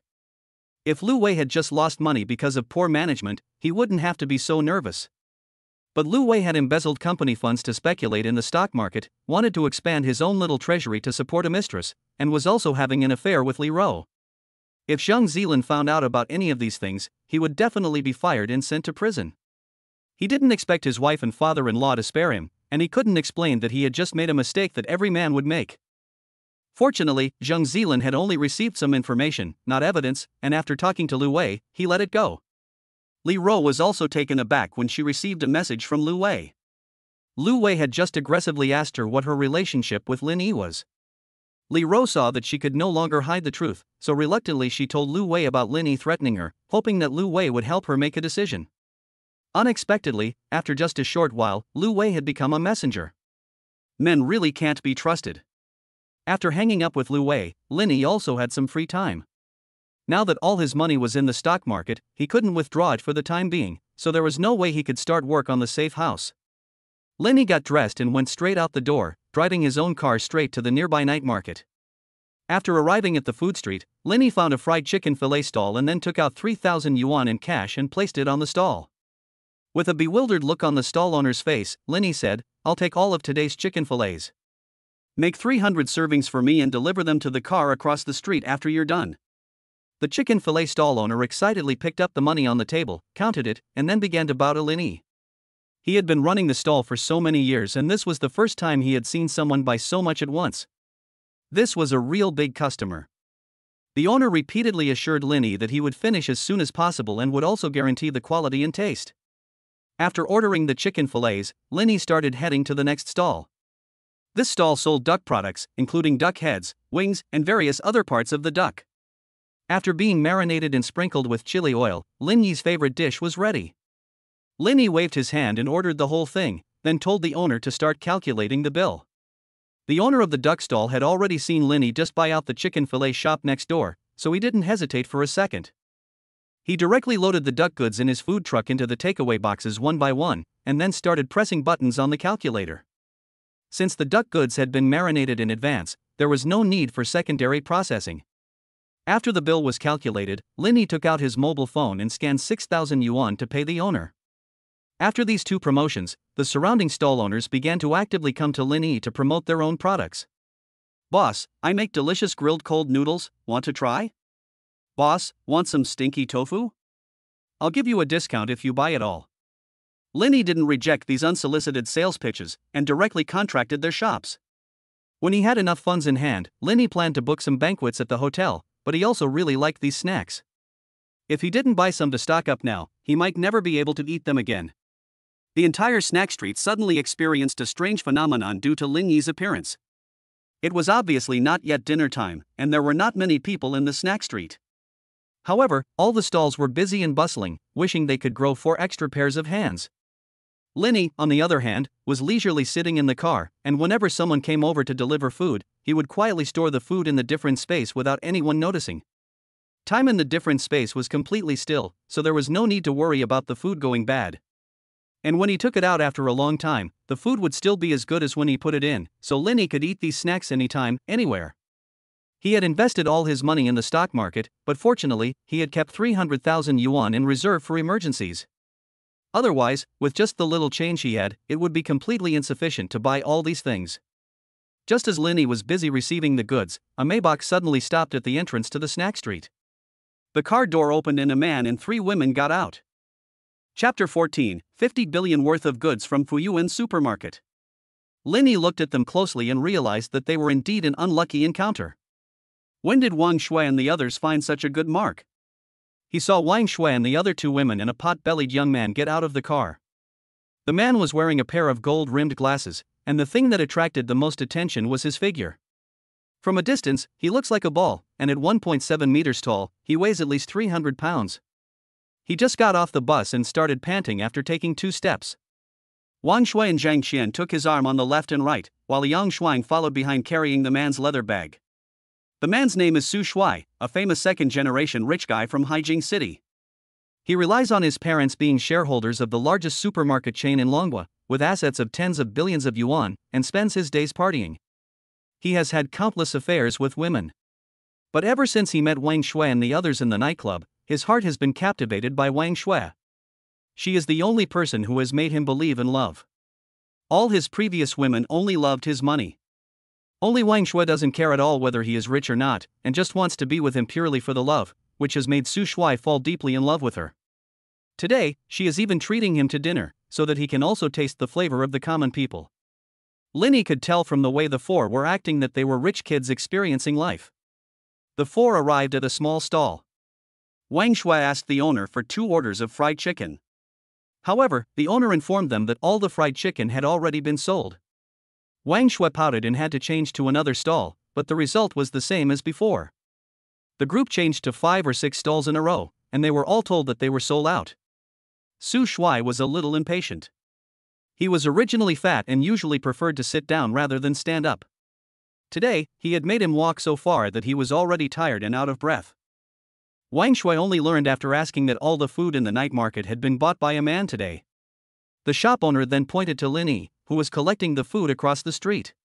Wang Shui was also a little surprised to see that the person who had taken over the snack street was Lin Yi. Since the other day when she asked him to pay the bill, this Lin Yi had been acting strangely. Not only had his attitude towards her changed drastically, but he also kept doing these strange things. Can he finish all this food? It'll all go bad in less than 2 days, what a waste. Zhang Qian and Yang Shuang also saw Lin Yi, who was busy, and then began to embellish the story of Lin Yi bullying them in Su Shuai's presence. In their mouths, Lin Yi had become a shameless landlord who coveted Wang Shui's beauty. After being rejected by Wang Shui, he has been harboring a grudge and looking for ways to harass Wang Shui. Now he came early and bought all the food, probably just to find fault deliberately. Su Shui was incensed by Zhang Qian and Yang Shuang's provocation. Wang Shui had long since become his personal possession in his heart, and no man could lay a finger on her. Learning that the man in front of him actually dared to hit on his woman, Su Shui swayed his fat body towards Lin Yi. Lin Yi stored 100 portions of freshly made fried rice into an alternate dimension, and when he looked up, he saw a mountain of flesh appear in front of him. After glancing at Wang Shui and Zhang Qian next to him, Lin Yi knew that these 3 women must have provoked this ball to come and trouble him. Kid, are you the one who has been pestering my Wang Shui? Su Shui spoke first. Lin Yi scratched his head, looked puzzled, and asked, who's pestering her? And who are you? Su Shui shook his big belly, pushed his gold-rimmed glasses, and said with arrogance to Lin Yi, my name is Su Shui, and my father is Su Guangliang, the largest shareholder of Fuyuan Supermarket. Fuyuan Supermarket? In Longhua, no one doesn't know the name of Fuyuan Supermarket. As the largest supermarket in Longhua, Fuyuan Supermarket has almost opened stores all over Longhua. In Haijing City alone, there are 4 Fuyuan Shangqiao stores. In the suburbs of Haijing City, there is also a huge warehouse that stores the entire inventory of Fuyuan Shangqiao in the South China region. The overall value exceeds 50 billion. It was once named the world's largest warehouse by the Guinness World Records. This huge warehouse is as long as an airport, and is divided into many floors for receiving and storing goods. It covers an area of 3.5 million square meters, which is larger than 467 football fields. After Lin Yi heard that Su Shui was the young master of Fuyuan Supermarket, he suddenly had a bold idea. If he could find a way to get this warehouse, even if 10,000 people ate and drank recklessly every day, they could still live a stable life. Even if he has the ability to teleport things into a different dimension, it is not easy to steal everything in the warehouse. The warehouse is so important that it must be heavily guarded, and there will be surveillance cameras everywhere. Lin Yi definitely cannot do it alone. But with Su Shui, it might be different. Maybe he could make good use of this. Thinking about this, Lin Yi hurriedly stood up and bowed to Su Shui, saying, it turns out to be Master Su. I'm blind and ignorant. Please don't blame me. Su Shui was very satisfied with Lin Yi's performance. He reached out a big, fat hand and patted Lin Yi on the shoulder, saying, you're smart to know better. If you dare to harass my wife Wang Shui again, I'll come after you. Lin Yi nodded and said, don't worry, I won't dare to do it again.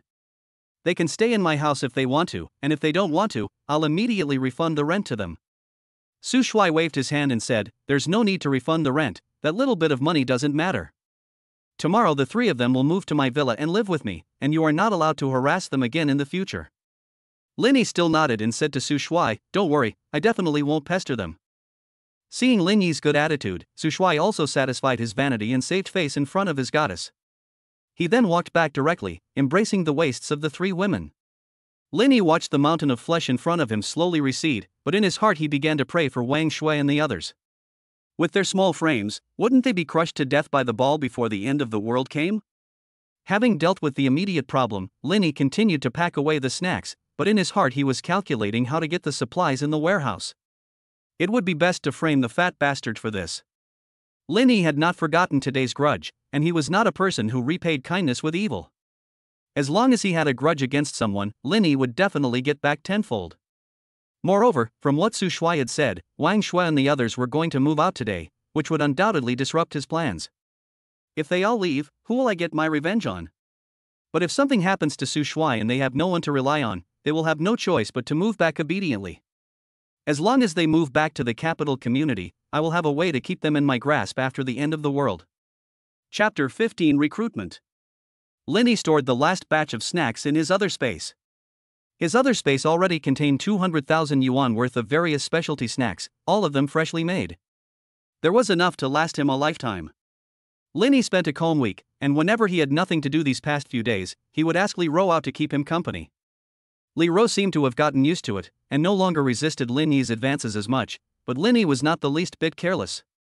Li Ro is not someone who is obedient in his heart, and she might be up to no good.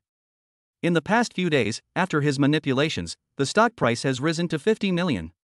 Linny took out 25 million from it and handed it over to Luo Jun. The reason for taking out an extra 5 million was because after Luo Jun learned that Linny only had 1.5 months to complete the project, he directly said that he couldn't take it. For a project like building a doomsday fortress, the shortest time limit is 6 months. The suburban doomsday fortress that Linny had seen on the website before took Luo Jun more than a year to complete.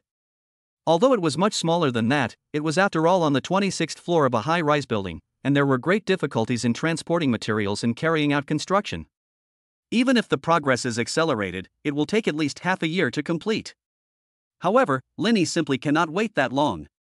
Doomsday is just over a month away, and if the house is not built before the Cambrian period arrives, all of Linny's efforts will be for naught.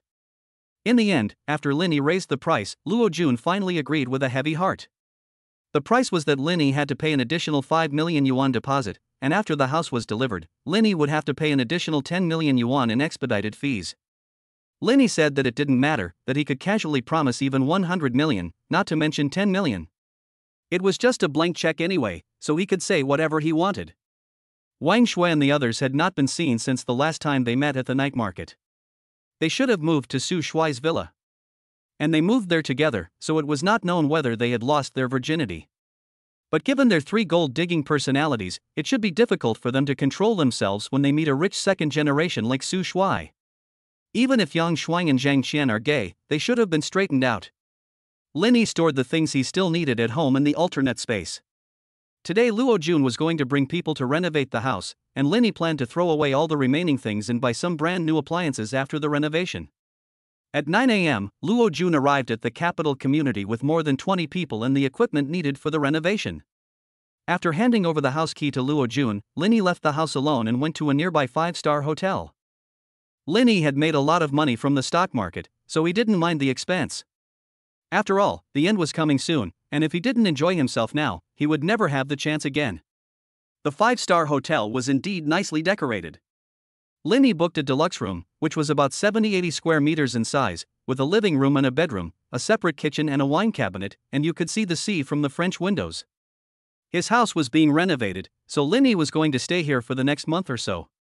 Now that the end of the world was only a month away, Linny planned to start buying supplies. His first thought was meat. In extremely low temperatures, a bowl of stewed meat is much more energy-dense than a bowl of instant noodles. Linny found a slaughterhouse online, and naturally, he wanted to buy meat that had just been slaughtered. Naturally, Linny would not consider zombie meat. After telling the owner of the slaughterhouse over the phone about his purchasing intentions, the owner made an appointment with Linny to meet at the factory at noon. Linny drove directly to the destination. This slaughterhouse is located in the development zone of Haijing City. It is the largest slaughterhouse in Haijing City, covering a very large area. There are special slaughtering areas for pork, beef, mutton, and chicken. Linny parked the car in front of the factory and then made a phone call. After a while, a middle-aged man wearing glasses came out with someone. Linny politely shook his hand. The 3 of them then entered the factory together. On the way, Linny saw trucks and trucks of cattle and sheep being pulled into the slaughterhouse area of the factory. Seeing this, Linny was relieved about the quality of the meat here. After the 3 of them walked into the factory office, Linny sat down on the sofa. Because Linny wanted so much meat, the owner of the slaughterhouse also paid extra attention. After some bargaining, Linny successfully purchased a large quantity of fresh meat of various categories at a price of 30 million, which was more than 1,000 tons. Linny had already rented a warehouse in the suburbs in advance, which would be used exclusively to store these supplies. After writing down the address, Linny first paid a 30% deposit. The meat would be delivered to Linny's warehouse within a week, and Linny only had to pay the remaining amount within 3 months. After leaving the slaughterhouse, Linny went straight to the Human Resources Center in Haikao City. He knew the way well, having frequented the place every day after graduating from university until he found a job. Linny pushed open the door to the Human Resources Center, and the lobby was full of people looking for work, each with a stack of thick resumes in their hands. Linny looked at the busy crowd, as if he saw his former self. Just as Linny was looking for a target, there was suddenly a commotion next to him. A human resources manager from a company threw the resume of a young man in front of him on the ground. Then he mocked the young man, "You're just a junior college student, and you dare to apply to our company? Have you looked at yourself in the mirror?" The young man who was being mocked turned red in the face. In the end, he silently lowered his head, picked up the resume on the ground, and then pushed his way through the crowd and left. Linny watched the young man's back and followed him silently. The reason Linny liked him was very simple. This young man's experience was very much in line with the saying, 30 years in the East, 30 years in the West, and the saying, don't make fun of the young when they are poor. Linny reached out and patted the young man on the shoulder, calling him back. The young man looked at Linny with a puzzled expression and asked, "Hello, is there something I can help you with?" Linny took the resume in the young man's hand and flipped through it. The young man's name was Sumo, and he had just graduated from university, majoring in marketing management. His personality was described as honest and responsible. Linny gave a slight smile after reading it. It was the first time he had seen someone write their resume like that. Linny then said to Sumo, "I have a job that is hiring. You only need to record the goods in and out of the warehouse every day. It pays 10,000 yuan a month. Are you interested?" Sumo's eyes lit up when he heard the salary of 10,000. He had been looking for work here for a week. None of the offers were higher than 4,000, let alone 10,000. But looking at Linny, it didn't seem like he was the owner of any company, so Sumo was a little suspicious. But his mother was still sick, and every day required a lot of medical expenses. If he could earn this much money every month, his father's pressure would be much lighter. Chapter 16, Purchasing Supplies. In the end, Sumo decided to give it a try. After all, he had nothing to lose. What if it was real? Sumo nodded and said, "Thank you, boss, I'm interested."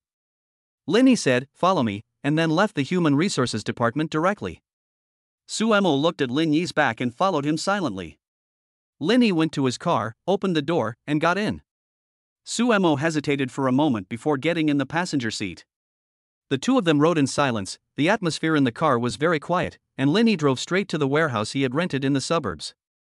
Holding his backpack tightly in his arms, Sumo looked around at the increasingly remote surroundings and grew more and more nervous.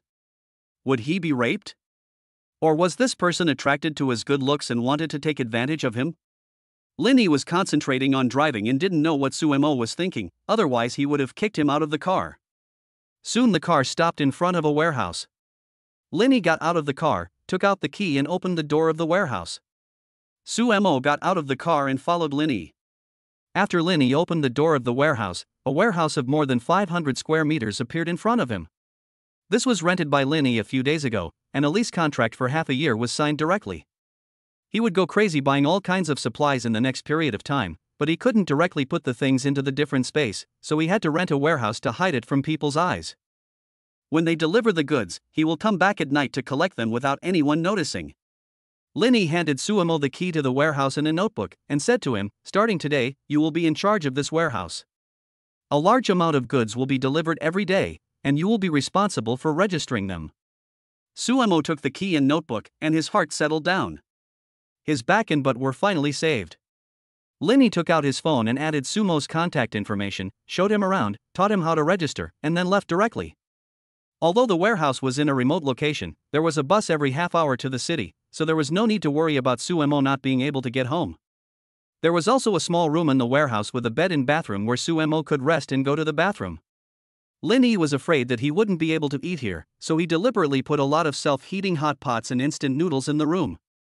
Although he could only eat these, Sumo was already very satisfied. The main thing was that Linny had indeed given him a lot of money, and it was not easy for a college graduate to earn so much money in a month. After Linny left the warehouse, he went straight to a lumberyard. The main source of heating in his shelter came from the fireplace in the room. So he must prepare plenty of wood. After all, no one knows how long this cold storm will last. The lumberyard is located in a forest area to the north of Haijing City. Linny walked into the lumberyard and immediately smelled a strong woody scent. There were piles of firewood of various sizes around him, some tens of meters high. Linny had spoken to the owner of the lumberyard on the phone before coming, so when Linny arrived at the lumberyard, the owner and his wife came out to greet him. There were more than 10 other people working around them, and the machines for cutting the firewood were humming non-stop. Linny looked at the massive amount of firewood around him and said with a wave of his hand, "I'll take all of it." All of it? You have to know that the amount of firewood stocked by their firewood factory is astronomical. Apart from those that have already been ordered, there are at least 10,000 tons of various types of firewood in the factory right now. Although the wholesale price of firewood is relatively cheap, 10,000 tons of firewood would cost at least $6 million, and if you add in the shipping costs, it would be almost $6.5 million. Linny was also very happy to hear that wholesale firewood was actually so cheap. He had previously inquired about the price of firewood and found that on average it cost about 1,500 yuan per ton. He had never expected that wholesale firewood would only cost a few hundred yuan per ton. With 10,000 tons of firewood, there would be enough to burn in his shelter for the rest of his life. Without saying a word, Linny signed the purchase contract directly, and within a month, the firewood would be delivered to Linny's warehouse in batches. However, the firewood factory is only responsible for sales and is not responsible for transportation. Linny does not have the time to worry about shipping, but fortunately the owner knows a lot of truck drivers who often help them with the delivery. Linny directly gave an additional 500,000, a total of 7 million, to the firewood factory owner's card, and let him be fully responsible for helping himself with the transportation. For a big customer like Linny, who also pays in advance and then asks for the goods, the boss naturally regards Linny as his benefactor, and for this request Linny made, he directly assured him with a pat on his chest, promising that he would not delay Linny's important matter. Not to mention the 500,000 yuan Linny gave as a fee for his trouble, the couple's firewood factory doesn't make that much money in a month, and they are willing to let the factory stop working for a month and work for Linny full-time. In the end, Linny made a request, asking them to cut all the firewood into long strips, which would be more convenient for him to light the fire. However, this request caused the boss to have a difficult time. Cutting all the firewood, which was more than 10,000 tons, into long strips would be a huge workload. With just the few people under him, even if they worked around the clock, they would not be able to finish it in a month. Linny didn't say a word in response to the boss's dilemma, and simply handed him another 200,000 yuan. If it could be solved with money, Linny didn't want to waste any words. After receiving the money, the boss's attitude changed again, and he began to give Linny his word. Although the workload was a bit heavy, the worst that could happen was that he would have to hire more people. As long as he paid them, they would meet any request. Linny gave the boss his phone number and the address where he would receive the firewood, and then left the firewood factory. Linny made a list in the car. In addition to meat and firewood, he also needed to buy fruits and vegetables, grain and oil, drinking water and fuel. The first three are all things he needs to eat. He can't just eat meat, and he definitely needs vegetables, fruits, and rice. Drinking water is even more important.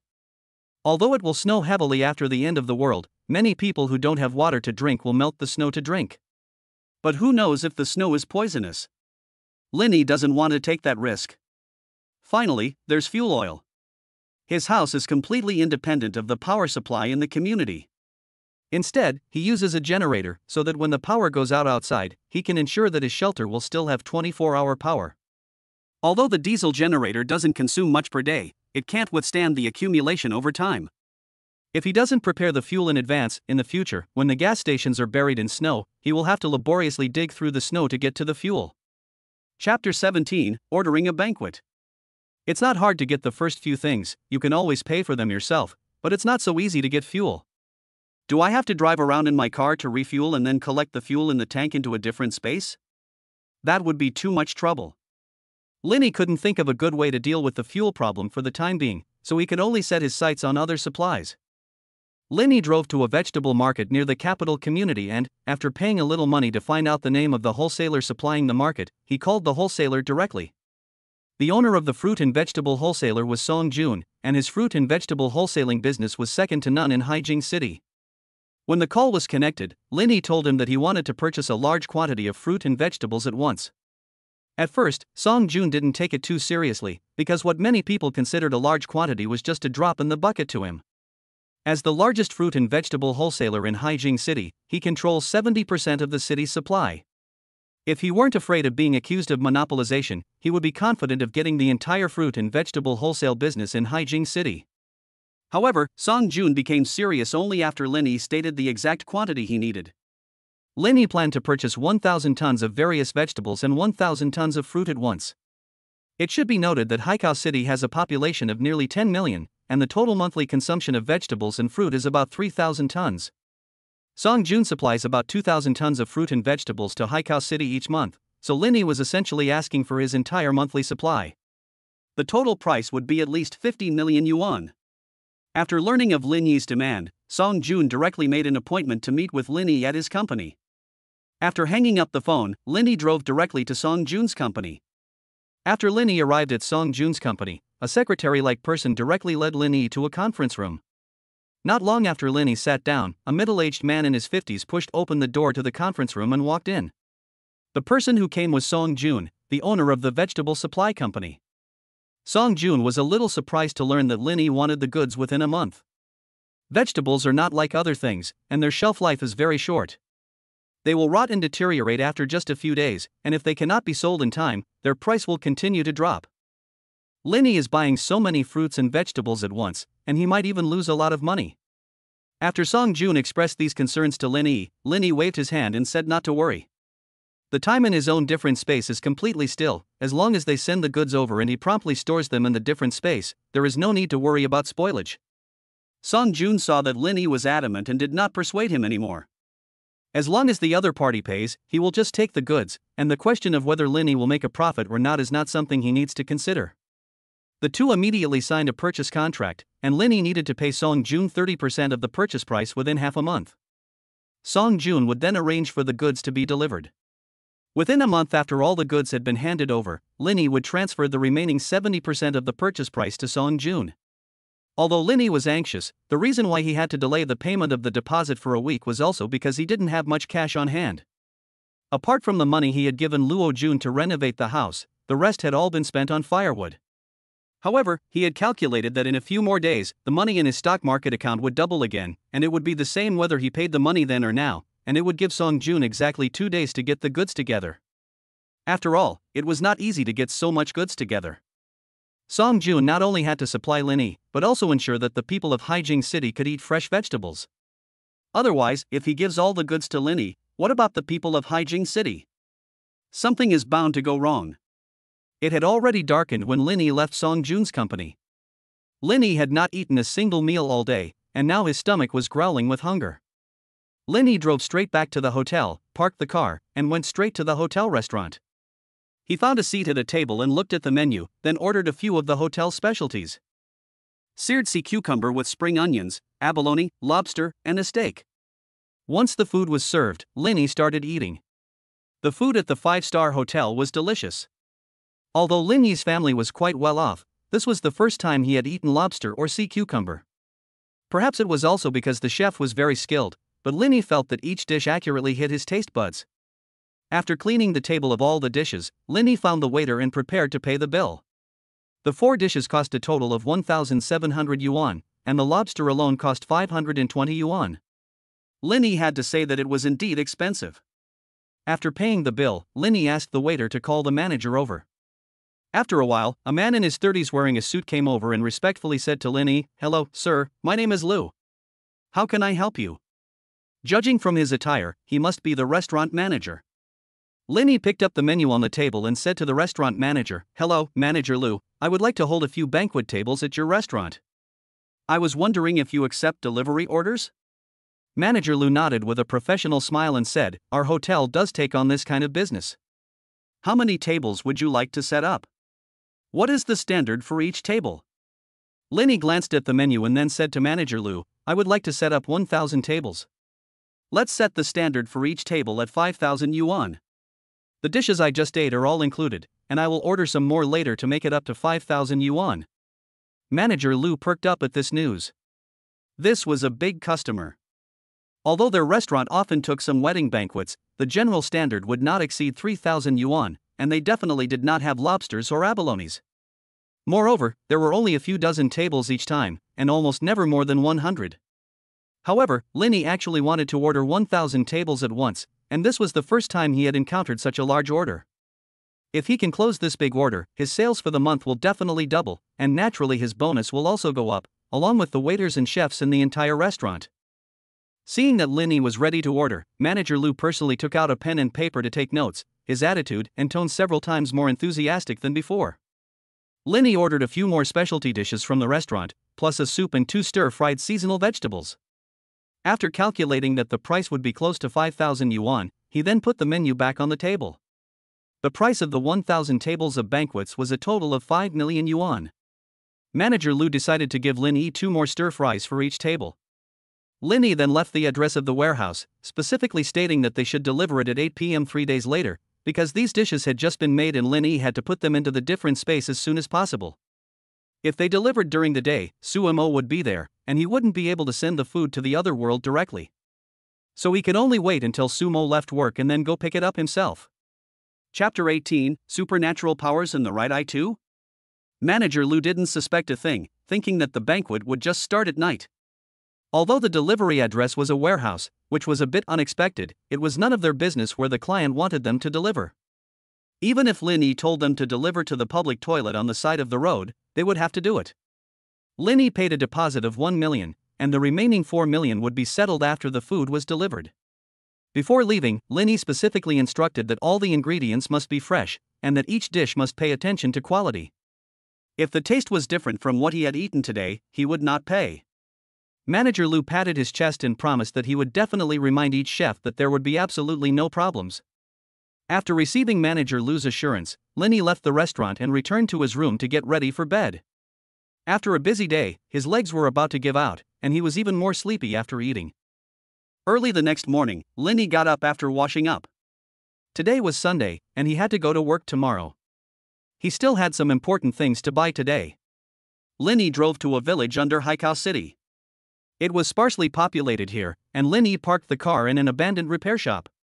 He then turned off the car and began to wait. Half an hour later, a van drove in from the front gate of the repair shop. 3 men got out of the car, the leader of which was a bald man with a scorpion tattoo on his neck. Linny got out of the car.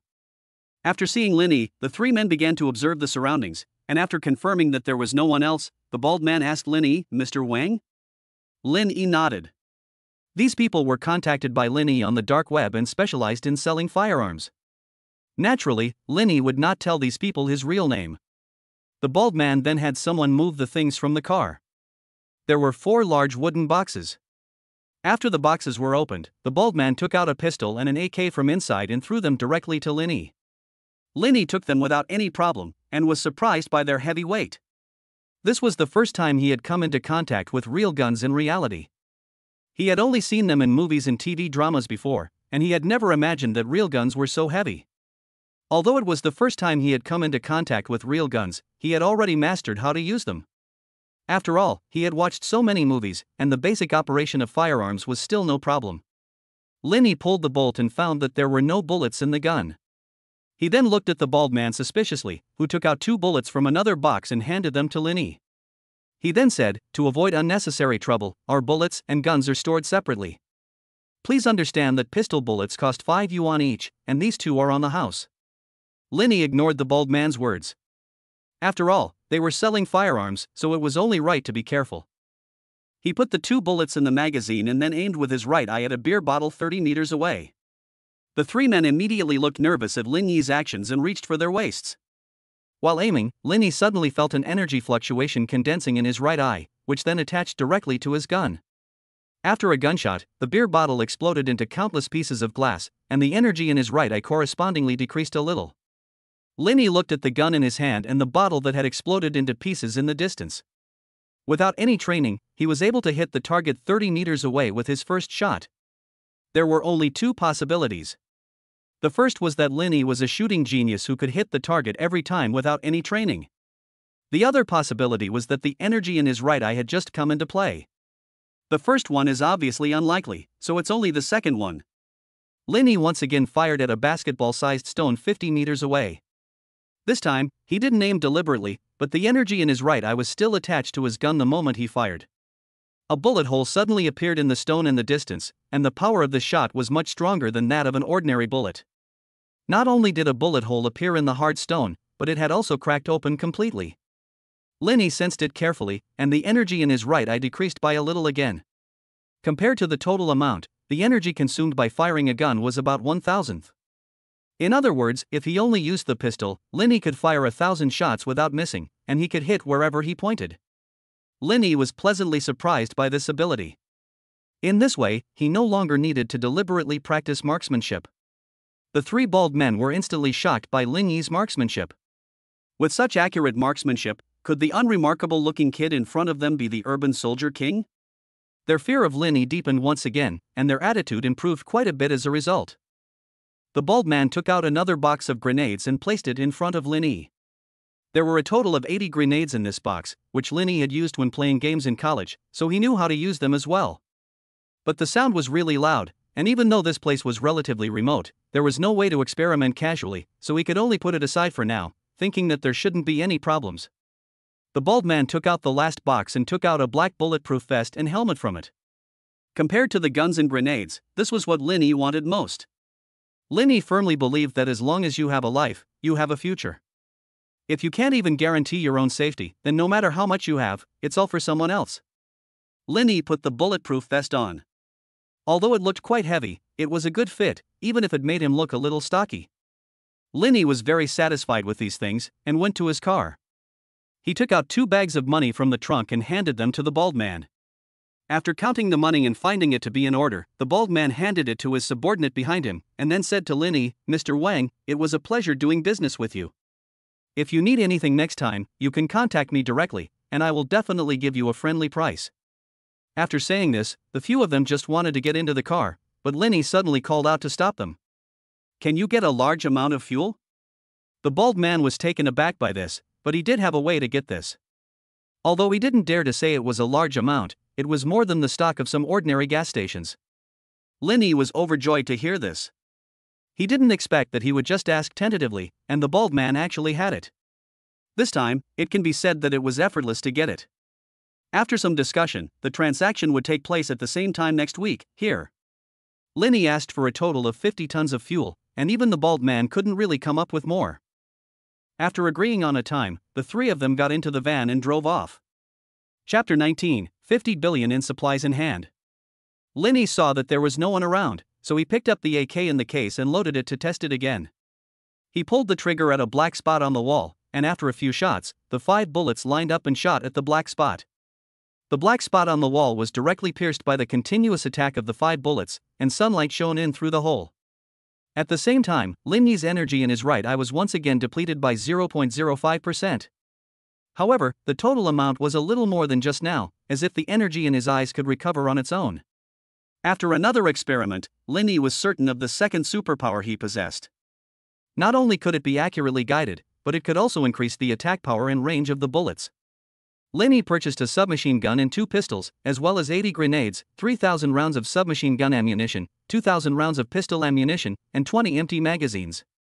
With these things and his own supernormal ability, Linney was confident that he could kill everyone in the community.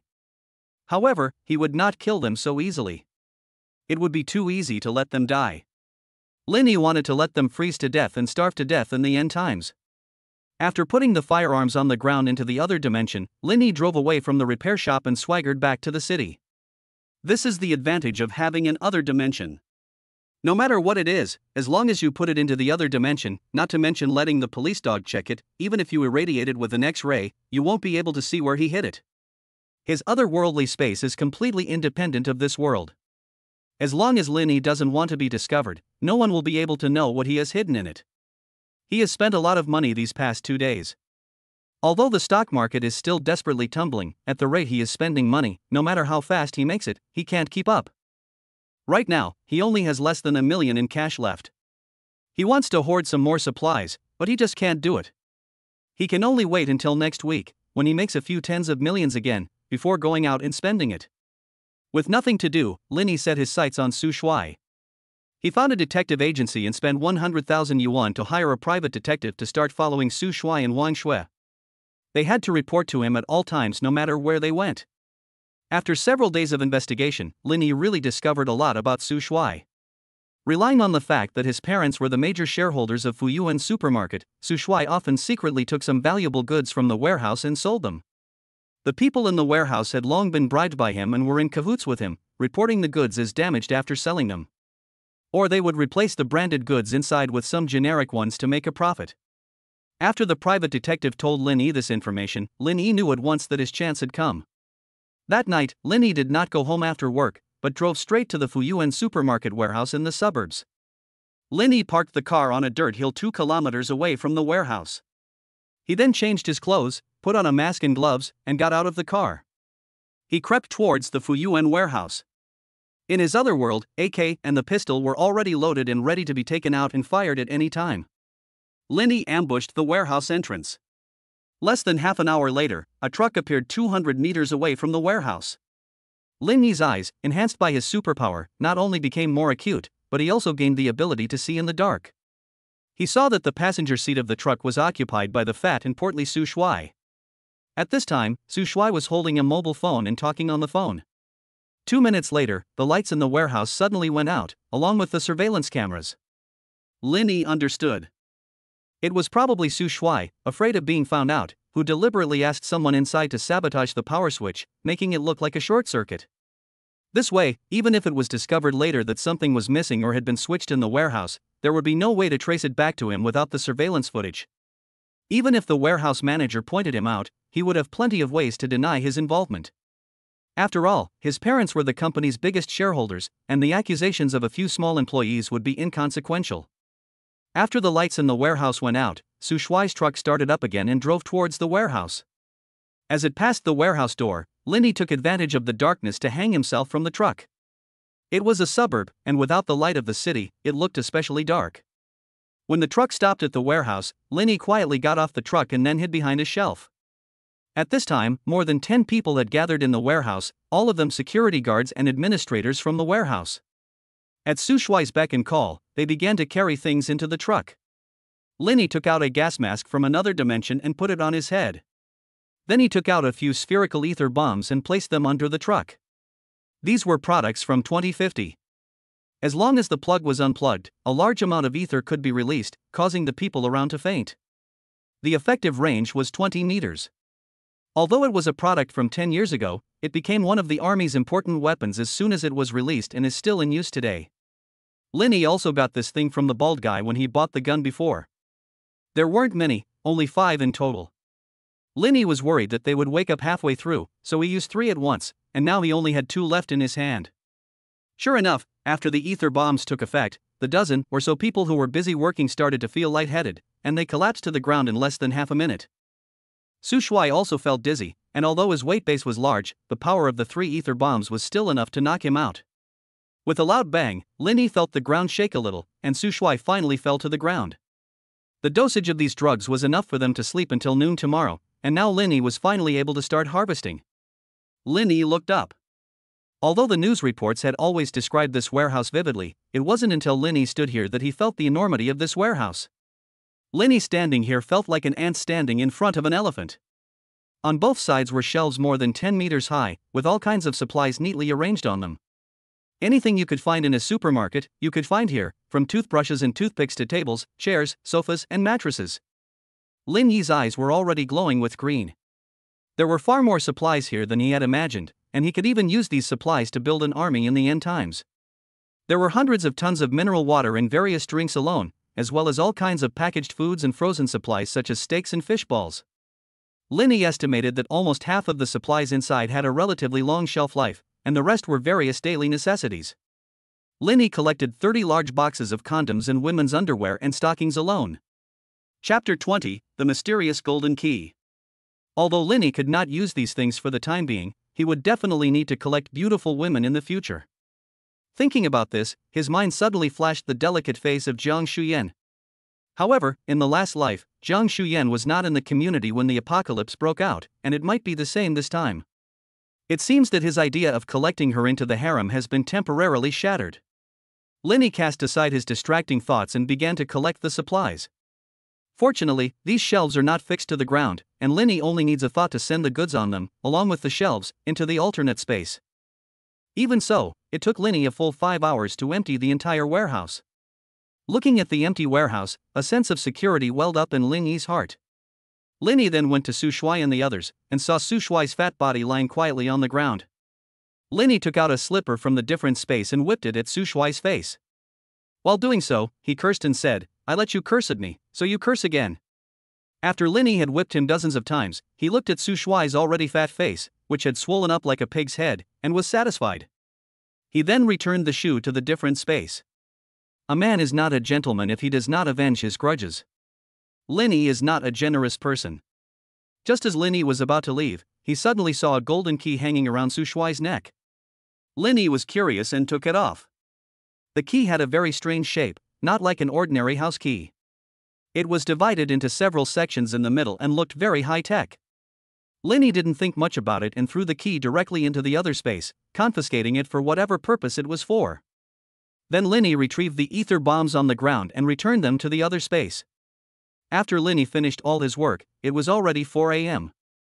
He dared not delay any longer and left directly through the small door of the warehouse. He hurried all the way, circled the area twice, and then returned to his car. He then took off his clothes and put them into the alternate space.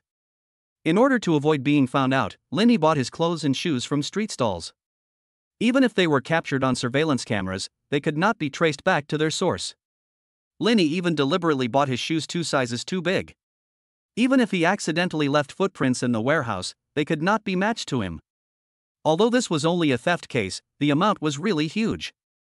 A total of 50 billion in goods was lost, which could be called the biggest robbery in history. Linny could already imagine the sensation it would cause online tomorrow.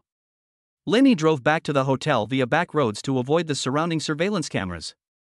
It was already 7 a.m. when he arrived at the hotel.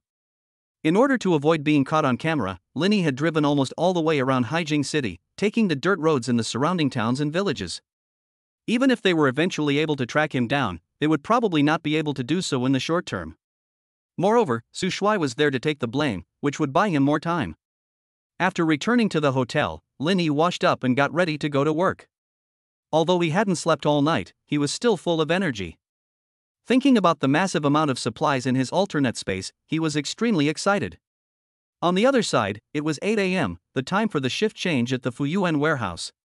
A dozen people had gathered in front of the warehouse early, but when they pushed open the warehouse door, they froze in place. They saw their colleagues lying on the ground in all directions, and next to them was a box truck with half a truckload of warehouse supplies. But what shocked them most was that the entire warehouse was empty, and even the iron shelves used to display the goods had disappeared. Several people rubbed their eyes vigorously, unable to believe it. With so much goods, even if you hire 1,000 trucks to move it, you won't be able to finish in one night. A few people hurriedly went over to check on the people sleeping soundly on the ground, but they also found 2 uninvited guests inside. Although the night shift staff were in cahoots with Su Shuai, the others did not know Su Shuai, and seeing that there were still outsiders here, a few people directly tied up Su Shuai and the truck driver, and then called the warehouse manager's phone. Less than half an hour later, the warehouse manager arrived. He couldn't believe it over the phone. How could so many things have disappeared in just one night? When he saw the empty warehouse in front of him, his mind went blank and he just sat down on the ground. These things were no longer his decision to make, he had to report them up the chain of command. Until the general manager and shareholders of Fuyuan Supermarket arrived, Su Shuai and the others were still unconscious. They could only say that Lin Yi's medicine was too strong. Worried that they would wake up, Lin Yi directly tripled the amount. It was considered good that they were not directly poisoned. Su Shuai's parents, as the company's major shareholders, were naturally notified as well. They were shocked to learn that their son was actually also at the scene. They didn't know about Su Shuai's secret resale of warehouse goods, so they were so surprised when they heard the news. At 10 a.m., a large number of police cars and ambulances had already arrived outside the warehouse. More than 10 people who had fainted to the ground were handcuffed and sent to the ambulance. The warehouse had lost so much goods, and currently all these people were suspects, but the ones with the biggest suspicions were Su Shuai and the driver. Just looking at the half-empty truck, you can tell what these 2 people were doing here. Lin Yi deliberately left everything they had moved into the truck behind so that Su Shuai could take the blame. At 1 p.m., Su Shuai and the others woke up slowly. Su Shuai opened his eyes and looked around confusedly. He vaguely remembered that he was clearly moving things in the warehouse, so why had he suddenly ended up here? And his hands were handcuffed. Did someone find out that he had stolen from the warehouse? But Su Shuai was not worried at all. His parents were the company's largest shareholders, so even if he took a few things, what could they do? It was all his family's property anyway, and at worst, he would just tell his mother that he did it because he was short of money. Su Shuai's mother loved him the most, and if he just acted cute, she would help him settle everything. The police guarding him reported directly to his superior when he saw him wake up. 10 minutes later, a middle-aged man in a police uniform walked over. He asked directly and to the point, "Are you Su Shuai?" Su Shuai had always been used to being bossy, so when had anyone dared to speak to him like that? Seeing this, he said unceremoniously, "Yes, I am. Why am I locked up? Do you know who my father is? Let me go right now, or I swear I'll get someone to kill you." The middle-aged policeman ignored his rant and continued, "Did you steal the goods from the Fuyuan warehouse?" Su Shuai tilted his head back and said with his nose in the air, "Yes, I stole it." "So what? It was my family stuff, so I can take it whenever I want, as much as I want. What's it to you?" Chapter 21. Su Shuai, the mastermind behind the theft. The middle-aged policeman finally stopped talking to him and got up to leave. He didn't expect the case to be solved so easily. The suspect confessed as soon as he woke up, so all that was left to do was to find out who else was involved and where the stolen goods were hidden. After the middle-aged policeman left, Su Shuai's yelling continued behind him. "Let me go, I want to find my mother, give me back my phone, I want to call my mother." Su Shuai was full of arrogance. He thought he had only taken a little something, and with the power of his parents, he could get himself out of trouble with just a few words. It wasn't until he was taken from the hospital and sent to the police station that Su Shuai realized something was wrong. It was only from the questions of the police that he learned that all the supplies in the entire warehouse had been stolen. Upon hearing the news, Su Shuai's heart sank. He had only stolen a few supplies to sell for money, and the total value was less than 1 million yuan. Now the entire warehouse, with supplies worth 50 billion yuan, was gone, and from the way they were talking, he had become the prime suspect. As for the other staff members in the warehouse, they were the first to testify against Su Shuai, saying that he had instructed them to do so. After all, the amount of goods that had gone missing was huge, and they were afraid to hide it anymore, so they directly confessed to everything they had done before. This included the fact that Su Shuai had instructed them to turn off the surveillance and power systems. And with no surveillance, the whereabouts of the missing goods in the warehouse became an unsolved mystery. The police had checked the surveillance of all the roads in the vicinity and found no traces of a large number of trucks passing through. To transport all these supplies, even 100 trucks would have to make several trips. Linny smiled slightly as he read the online reports about the theft from the Fuyuan warehouse. They would probably never find these supplies again, and unless they turned themselves in voluntarily, the case would remain unsolved. And Su Shuai would most likely have to take the blame. Even if his parents were the major shareholders of Fuyuan Supermarket, they could not save their son. Facing pressure from the other shareholders, they could only choose to try to appease them and to do their best to ensure that their son suffered as little as possible. Su Shuai's parents went to the detention center to see Su Shuai. As soon as father and son met, Su Guangliang gave his son a slap in the face. Su Shuai's mother hurriedly pulled Su Guangliang back, and the prison guard at the detention center hurriedly came forward to help pull Su Guangliang away. Su Guangliang angrily yelled at Su Shuai, "You animal! You usually just fool around with women, but you actually stole from your own home. Isn't the money I give you every month enough for you to spend? Tell me, where did you hide the goods? If you don't tell me, I'll beat you to death." Su Shuai covered his red cheeks and looked at his father in disbelief. Su Guangliang had Su Shuai when he was 40, and as an old man with a child, he doted on Su Shuai. He had never hit or scolded him, not even in a harsh tone. He never imagined that his father would hit him today, and his mother, who loved him most, did not speak up for him. This made Su Shuai suddenly feel that his parents didn't love him anymore. He then sat on the chair with a cold face and didn't say a word. No matter what Su Guangliang said, he seemed to have not heard. Seeing his son in this state, Su Guangliang was also a bit disheartened. Although he had some family savings, if he paid for all the goods himself, he would be bankrupt and even owe a lot of money. When visiting hours were up, Su Guangliang and his wife sighed, and with one foot in and the other out, they left the detention center. Su Shuai had really caused a lot of trouble this time, and there was nothing they could do. It wasn't that they were heartless, but they were powerless. Su Shuai had caused trouble before, too. He had been spoiled since childhood, and he had an extremely short temper. He would hit people and smash shops at the slightest provocation, and in the end, Su Guangliang would always pay to settle the problem. Even a few months ago, Su Shuai raped a mother and daughter. The little girl was only 12 years old.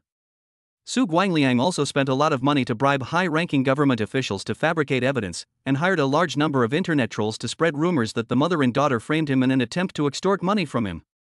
But this time, he would have to rely on himself. On the third day after Su Shuai was arrested, Wang Shui and her two daughters moved back to the capital community, where they had been living comfortably in Su Shuai's villa.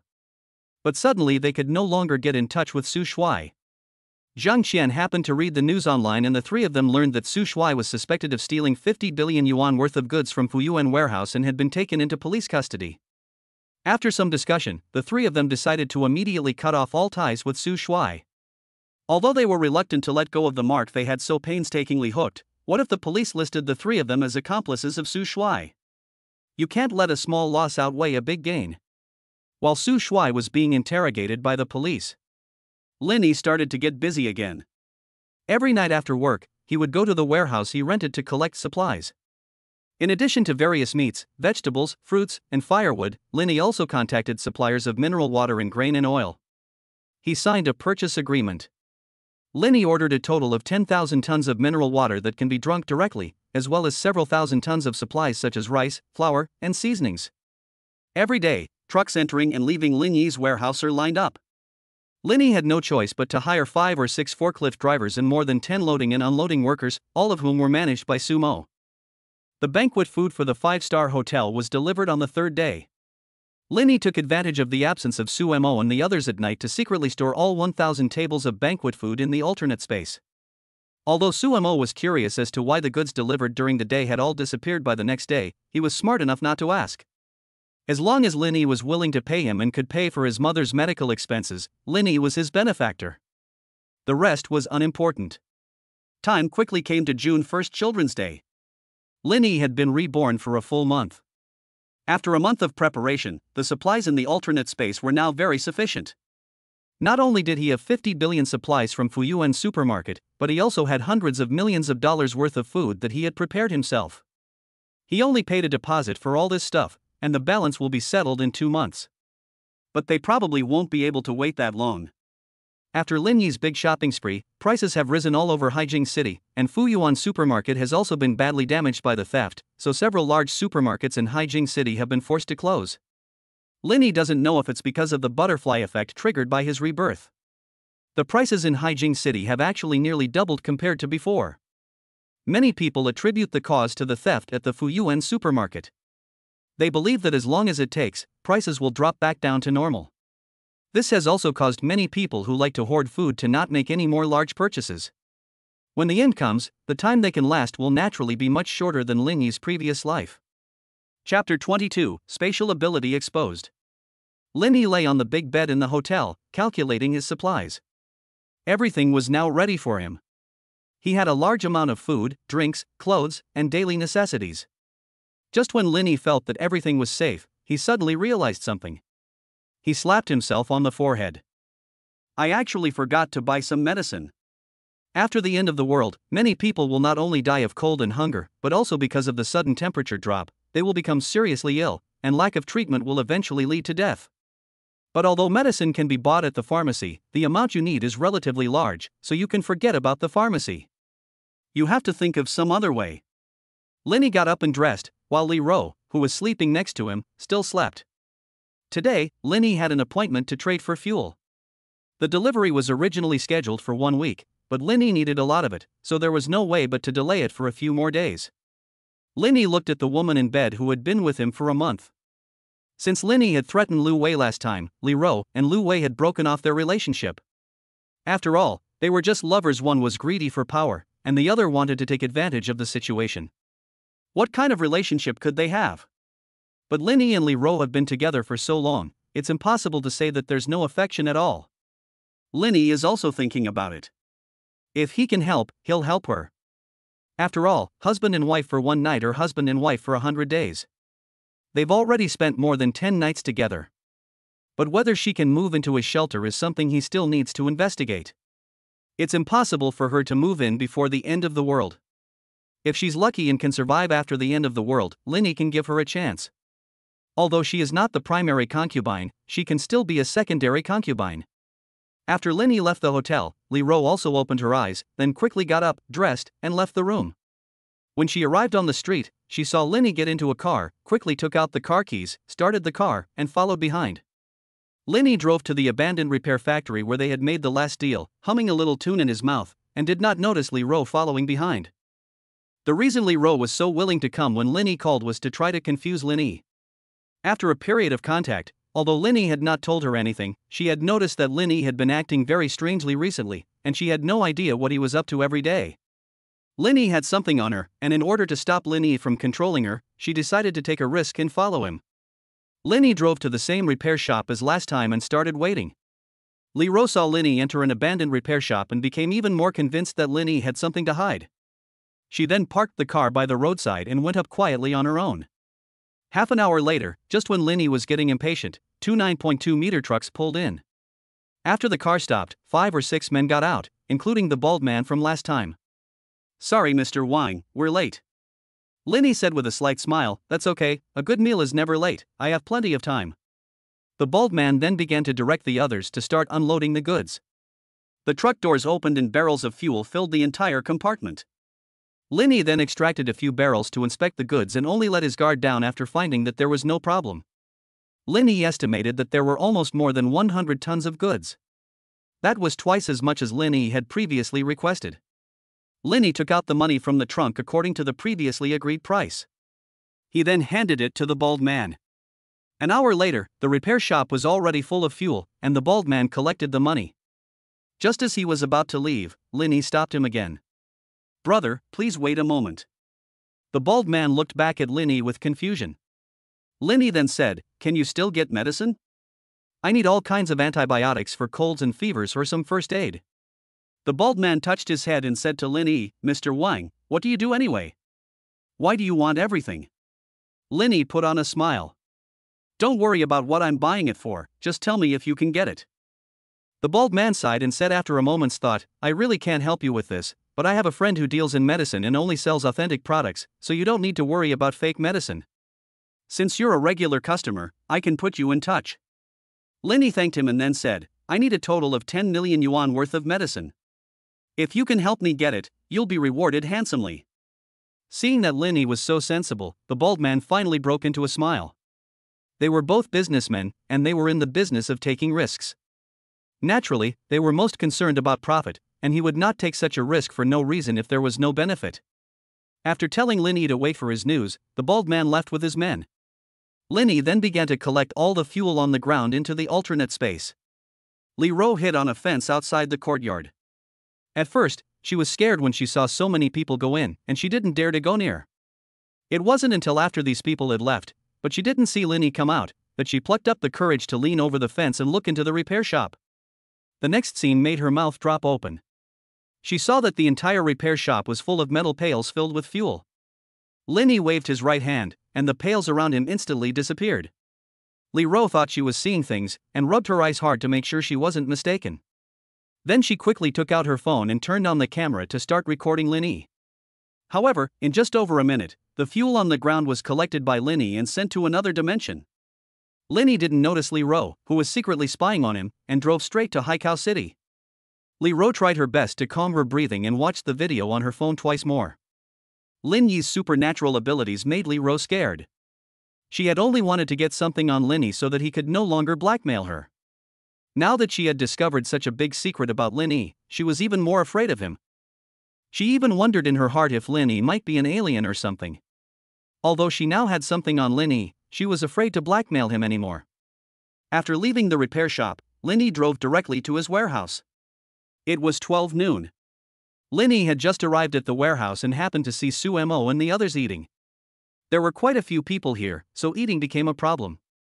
So Linny had ordered lunch for them at a nearby restaurant, and it would be delivered when it was time. Su Mo saw his boss coming and quickly put down the lunchbox in his hands and went up to greet him. Linny waved his hand, telling him to continue eating. The repair shop they had traded was not far from here, so Linny dropped by to take a look. Chapter 23: Buying a Car. It so happened that Linny had not eaten either, so he simply picked up a lunchbox next to him and sat down next to Su Mo to eat. These workers do all manual labor, so Linny does not order according to the number of people. Each person is prepared according to 2 servings, and there is even a little extra. Although Linny is cold and ruthless towards others, he never mistreats the people who work for him. He is not poor either, so he can afford to pay for the lunchboxes. Linny ate his lunchbox while chatting with Sumo. After talking, he learned that Sumo's hometown was in the countryside, and his mother had a serious illness that required 300,000 yuan in surgery fees. The family had already sold everything they could, but they had only managed to scrape together 170,000 yuan. Linny was suddenly overwhelmed with emotion. Some people were still struggling to pay for a surgery fee of 100,000 yuan, and compared to them, he might be lucky enough. Linny did not linger after dinner. He left after a cursory look around. He had other things to do today. After leaving the warehouse, Linny drove straight to a Mercedes-Benz 4S store in the city. He was going to buy a mobility scooter that could travel on snow. Although he didn't know when the heavy snow would stop, he always wanted to be prepared. The temperature outside is so low. If the snow stops, I can't walk very far on my own. The most important thing is the cold. Ordinary people simply cannot survive in the air for long and will freeze to death. Even the respiratory system will suffer irreversible damage from continuous exposure to low temperatures. Linny parked the car in front of the 4S shop. Before he could even walk into the lobby, a woman in a sales uniform came up to him. The woman was about 1.7 meters tall, wearing high heels on her feet and a pair of black stockings on her legs that perfectly outlined her legs. Linny's eyes lit up. Although the woman's appearance did not reach the level of Jiang Shuyan, she was at least similar to Li Ro, and she was at least 80 points. "Hello, sir, here to look at a car?" the woman said to Linny with a slight bow and respect. Linny nodded, never taking his eyes off the woman's pair of black silk legs. The woman could see the aggression in Linny's eyes, but she didn't care at all. Everyone who came here to buy a car was rich, and with her looks, she was often approached by men, and there were even quite a few who bought luxury cars for her. After talking, Linny learned that the woman's name was Suing, 25 years old, and she had been working in car sales for just over a year. Although she had been in the industry for a short time, she was the top salesperson in the entire 4S store. Linny could guess how Suing, with her graceful figure, had become the top salesperson. After learning that Linny wanted to buy an off-road vehicle, Suing first recommended a large G to him. This car is considered relatively high-end in their store, and sells for 3 to 4 million yuan. If Linny buys it, she will make 10 to 20,000 yuan just from the commission. But after circling the car, Linny was not very satisfied. Although the car had good performance, Linny was still not sure he could drive it on the snow. Suing saw Linny's expression of dissatisfaction and a hint of disappointment rose in her heart. She had been in sales for a long time and naturally knew that many people were picky about cars because they couldn't afford more expensive ones but were afraid of losing face, finding a bunch of faults. In her opinion, Linny should be one of these people, but she was bound by her sales identity and could only continue to smile. Linny sighed and said to Suing, "This car is not bad, but it's not up to my standards." Suing thought to herself, "I knew it." But Linny continued, "Do you have anything more expensive?" Price is not an issue, but the off-road performance of the car must be top-notch. Suing was so surprised by Linny's sudden change of heart that she almost couldn't respond. After hesitating for 2 seconds, she said with a happy face, "Yes, sir, please follow me." Suing then led Linny to another car. This Unimog U8000 is the latest model of the year, currently ranked first in the world in off-road vehicle rankings, and is a limited edition model. There is only one of these in Haijing City. Linny looked at the nearly 3-meter-long steel beast in front of him, and his love was evident. With this car, where can't he go after the end of the world? Linny asked about the price and learned that the top-of-the-line Unimog would cost 10 million. Linny immediately bought it. The payment method was naturally a mortgage. He had withdrawn all the money in the stock market, and now he only had more than 20 million in his account. He still had to spend 10 million on medicine, so the only money he could really use was 10 million, which he naturally had to spend sparingly. Suing took Linny to go through the formalities. Only 30% of the mortgage needed to be paid. Linny directly charged 3 million to his card, and the 4S shop staff would handle the rest. After the license plate and insurance were completed on the car, Linny could come and pick it up. Before Linny left, he added Suying's contact information. Since he had helped her increase her sales so much, she would naturally reward him. There was no reason for Linny to refuse this meat that was delivered to his lips. After all, this is not like paying for sex, and as long as it's not illegal, he has nothing to worry about. Linny got into his car, and Suing saw him off to the car. She saw Lin Yi's car gradually recede into the distance before returning to the 4S shop. After leaving the 4S shop, Lin Yi did not go back to the hotel, but went to the capital community. Since handing over the house key to Luo Jun, Lin Yi has not returned, and it is time to inspect the progress of their work. Lin Yi had just pulled into the community when he saw 5 or 6 trucks pull in, with rows of steel plates neatly arranged on top. Although they were called steel plates, they were more than 10 centimeters thick, and Lin Yi knew without saying that they were being delivered to his house.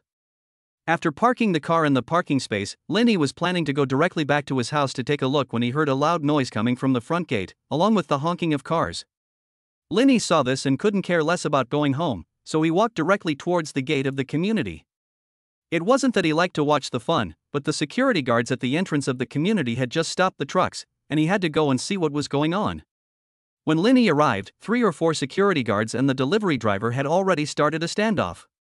When Lin Yi arrived, Luo Jun also appeared at the entrance. Seeing Lin Yi arrive, Luo Jun hurriedly told Lin Yi what had just happened. Since Lin Yi's home started being renovated, because there were a lot of materials that needed to be used, and most of the walls needed to be demolished and rebuilt, the trucks from their company would come in and out of the community frequently every day. Although Lin Yi had already spoken to the property management company and even paid a lot more than the deposit for the renovation, the property management company's staff still often came looking for trouble. Chapter 24, Property Manager Fang Hu. After listening to Luo Jun's story, Lin Yi understood. The property management of the First City community has always been like this. The manager of the property is named Fang Hu. He used to be a small-time thug in the neighborhood, and then by chance he hooked up with the boss of the developer of the First City community, and that's how he got his current position as property manager. Since he became the property manager, he hasn't done much to solve the difficulties of the residents, but he has done a lot to create difficulties. Whenever there was a conflict with a resident, he would gather a lot of his former brothers and squat directly in front of the door of the other person's house, and start intimidating the resident's family. Several families were forced to sell their houses and move away because they were afraid that their family members would be harmed. And what Lin Yi remembered most was that Fang Hu was one of the people involved in killing him in the previous life. Although he did not personally do it, he still played an important role in it, and Lin Yi even suspected that he was the mastermind. But now he didn't want to cause trouble, and even if he wanted to take revenge, it wasn't the time, so he simply called Fang Hu. These security guards were able to stop the truck directly, so Fang Hu must have given the order behind the scenes. Not long after Lin Yi hung up the phone, Fang Hu, who smelled of alcohol, walked out of the property office of the residential community. He had been drinking with a few of his brothers in the office until midnight last night, and was only just awakened by Lin Yi's phone call. Fang Hu wore a pair of glasses and was dressed in casual clothes. On the outside, he looked refined and gentle, but those who knew him well knew how dark the guy's heart was, and he was known by the nickname Smiling Tiger. When Fang Hu arrived at the door, he said to Lin Yi, "The community has a rule that no outside trucks are allowed to enter the community." Lin Yi naturally knew the rules of the community, and there was simply no such rule. It seemed that as long as you report to the property management in advance for moving and decorating, you can enter and leave the community at will. Fang Hu was clearly trying to take advantage of Lin Yi. But Lin Yi didn't want to argue with him. Building the shelter was the top priority, and all other debts could be settled after the end of the world. Lin Yi pulled Fang Hu aside and quietly pulled 2 stacks of brand new 100 yuan bills out of his pocket and slipped them into Fang Hu's hands. Fang Hu laughed heartily and patted Lin Yi on the shoulder. Then he turned directly and began to scold the security guards at the door. "Who told you to stop the car? Lin Yi already reported to the property management in advance, didn't I tell you before? Now let them go immediately." Lin Yi stared coldly at Fang Hu's back, with the gaze of a man who had seen death. Fang Hu had already been added to his list of people to kill. After Fang Hu scolded the security guards, they did not argue and hurriedly raised the lift bar. This was not the first time they had cooperated with Fang Hu. Fang Hu had used this method to get rid of many people before, and they knew the process very well. After seeing the security guards let them go, Luo Jun called the drivers to get into the car and drive to the bottom floor of the residential building. Then, he arranged for someone to start transporting the goods upstairs. Lin Yi followed Luo Jun into the elevator. After arriving on the 26th floor, the house in front of him had changed a lot. Most of the walls had disappeared, replaced with alloy panels, leaving only the ceiling and floor unpainted. The alloy panels delivered today should be used to cover the ceiling and floor. Lin Yi likes floor-to-ceiling windows, so the bulletproof glass used for the floor-to-ceiling windows is a single piece, with only a few small openings made at Lin Yi's request. There is also a small door next to it that leads directly from the window to the balcony. Something this big definitely couldn't be transported up from the elevator, so they had to throw down some steel cables from the upper floors to transport the glass up. Linny was a little curious. From what he understood, none of his neighbors were easy to get along with. Ordinary renovations were fine, but renovations as loud and dramatic as his would definitely disturb the neighbors. Surely no one would come looking for trouble? At first, there were indeed people coming to see him, and they came extremely frequently, with 4 or 5 groups of people every day. It wasn't until he spent a large sum of money buying a lot of eggs and giving them away to the elderly people in the building that the number of people coming to see him decreased. Moreover, he promised that as long as he was renovating, they could come every day and collect 10 caddies of eggs. The elderly people had little resistance to free eggs, and they stopped coming to see him as soon as they heard that they could get eggs. On the contrary, some people even hoped that Luo Jun could renovate for a few more days. Linny immediately gave Luo Jun a thumbs up. Even if it costed him a few dollars to deliver eggs to these people every day, it solved a big problem. A typical case of spending a little money to get a big result. Lin Yi immediately said that he would pay for it himself. He then directly transferred 10,000 yuan to Luo Jun, which was enough for him to buy several carts of eggs. Lin Yi stayed here for a while, but the scene was too messy, and he didn't want to cause Luo Jun any trouble, so he just left. When passing by Wang Shue's house, Lin Yi deliberately stopped for a moment. Seeing the takeaway boxes piled up at the door, he knew that Wang Shue should not have gone out in the past few days. Since she hooked up with Su Shuai, a wealthy man, Wang Shue and the other women had all quit their jobs and wanted to focus on being the canaries in Su Shuai's home. Unexpectedly, Su Shuai suddenly had an accident and was even arrested. He is still being interrogated in the police station. Afraid of being implicated, the women moved out overnight, but without a source of income, they could only choose to lie down at home and look for other targets again. Fortunately, Su Shuai gave them a lot of brand name bags and shoes before going in. The few of them could sell the things and get a lot of money, otherwise they could not even afford to eat now. Linny saw the current situation of the 3 women and felt a bit of schadenfreude, but he didn't really care too much. They were just a few small characters, so let them suffer a bit first. After the end of the world, he still had a bigger gift prepared for them. Linny came downstairs to get ready to drive when he suddenly received a call from Wang Shue. Linny was a bit curious about what she wanted, so he immediately pressed the answer button. A somewhat flirtatious voice came directly from the other end of the line. "Brother Linny, are you in the Capital Innovation Community? I just saw you." Linny looked up in the direction of the 20th floor. At this distance, an ordinary person could not see anything, but Lin Yi's eyes had been enhanced by his supernormal ability. Although the distance was far, he could clearly see a figure in the window, and it was Wang Shue. "Yes, the house is being renovated, so I'm worried and came to take a look." Linny replied carelessly. "Do you have time tonight? Zheng Qian and Yang Shuang were the ones who came up with the idea before, and I want to invite you to dinner as a way of apologizing to you on their behalf." Linny sneered inwardly. What a Wang Shue, blaming everything on others and getting herself off scot-free. Chapter 25, Threats. Wait, could it be that their new target is actually me? I can't be that unlucky, can I? Linny was right.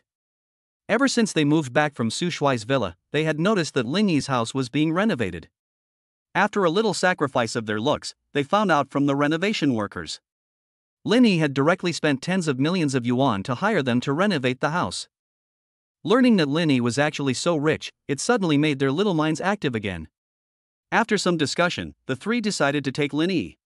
After all, Linny had been so devoted to Wang Shue in the past that when he went to university, he would bring Wang Shue breakfast every morning, just short of bringing one for her boyfriend too.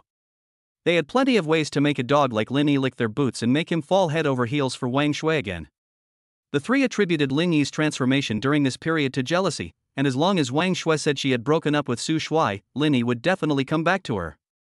After the 3 women had made up their minds, they happened to see Linny appear in the community, so they asked Wang Shue to take the initiative to call Linny and invite him to dinner that night.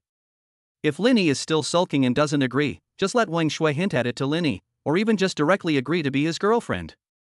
This is Lin Yi's greatest wish after all these years. As long as Wang Shue gives in, how can Linny run away? I don't have time. Linny refused directly without even thinking. Ever since he had last seen Wang Shue's room, he was disgusted just by looking at her, let alone eating dinner together. Wang Shue didn't expect Linny to reject so quickly. But she still remembered her mission and continued to say to Lin Yi, "Don't be in such a hurry to refuse. After dinner, we can watch a movie together. Zhang Qian and Yang Xuan go to bed early at night. If it gets too late, I'll go to your place to stay, but you mustn't do anything weird to me."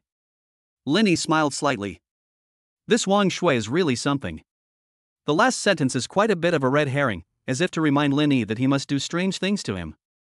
No wonder Su Shui was enchanted by them. But none of this piqued Lin Yi's interest in the slightest. Now that he already knows the true colors of Wang Shui and the others, he naturally will not be confused by her, and even if she let him eat her, Lin Yi would not want to. He could find women anywhere he wanted now, not to mention Li Ro, who was always at his beck and call. Even the saleswoman from the car dealership was waiting in line. Lin Yi said in a mocking tone, "Are you flirting? I've known you for so many years, I know you well. You must have fallen from power and are looking for new prey, aren't you? Sorry, I'm not your type." Lin Yi hung up the phone directly after he finished speaking, then got into the car and went back to the hotel. Wang Shui listened to the beeps on the phone, her teeth clenched. She really didn't expect Lin Yi, who had always been so caring towards her in the past, to say such hurtful things to her. Even if Lin Yi was right, and she had indeed treated Lin Yi as Su Shui's spare tire, he should be grateful that she was willing to stoop so low as to be Lin Yi's girlfriend. How dare he speak to her like that? Wang Shui had turned on the speakerphone when she made the call, so Yang Xuang and Zhang Qian, who were standing nearby, naturally heard Lin Yi's taunts towards Wang Shui. Before Wang Shui could say anything, they too became agitated instead. They immediately started to curse Lin Yi. "This son of a bitch, I knew he wasn't a good person. His attitude suddenly changed so much before, it must be because he's become rich. Now that he's rich, he doesn't look at our Shui anymore. He's got a heart of a wolf and no heart at all. Yes, he is a Chen Shimmy, who is fond of novelty and dislikes the old.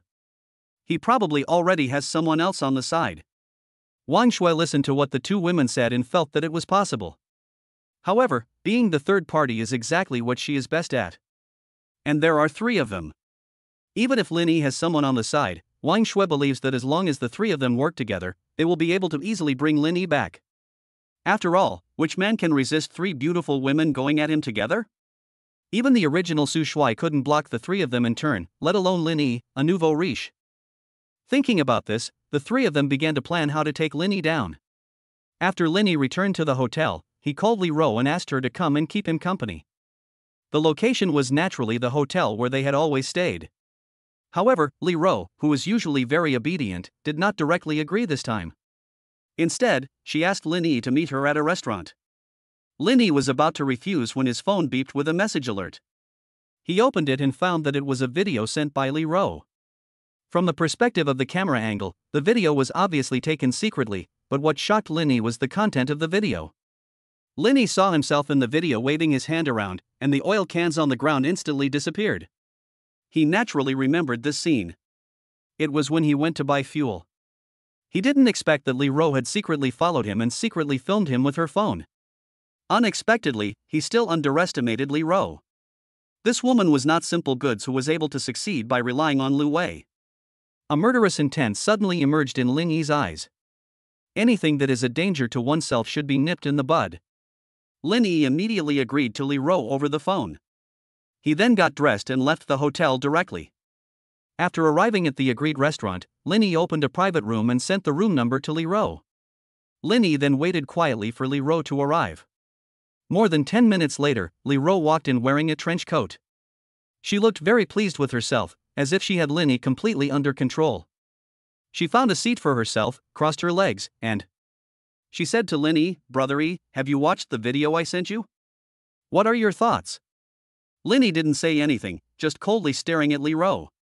Li Ro saw this and continued, "No wonder you know my secret, it turns out you have supernormal capabilities.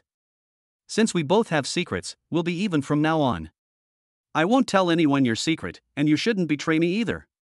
What do you say? Supernormal capabilities?" Lin Yi always felt strange hearing this word, but he nodded anyway.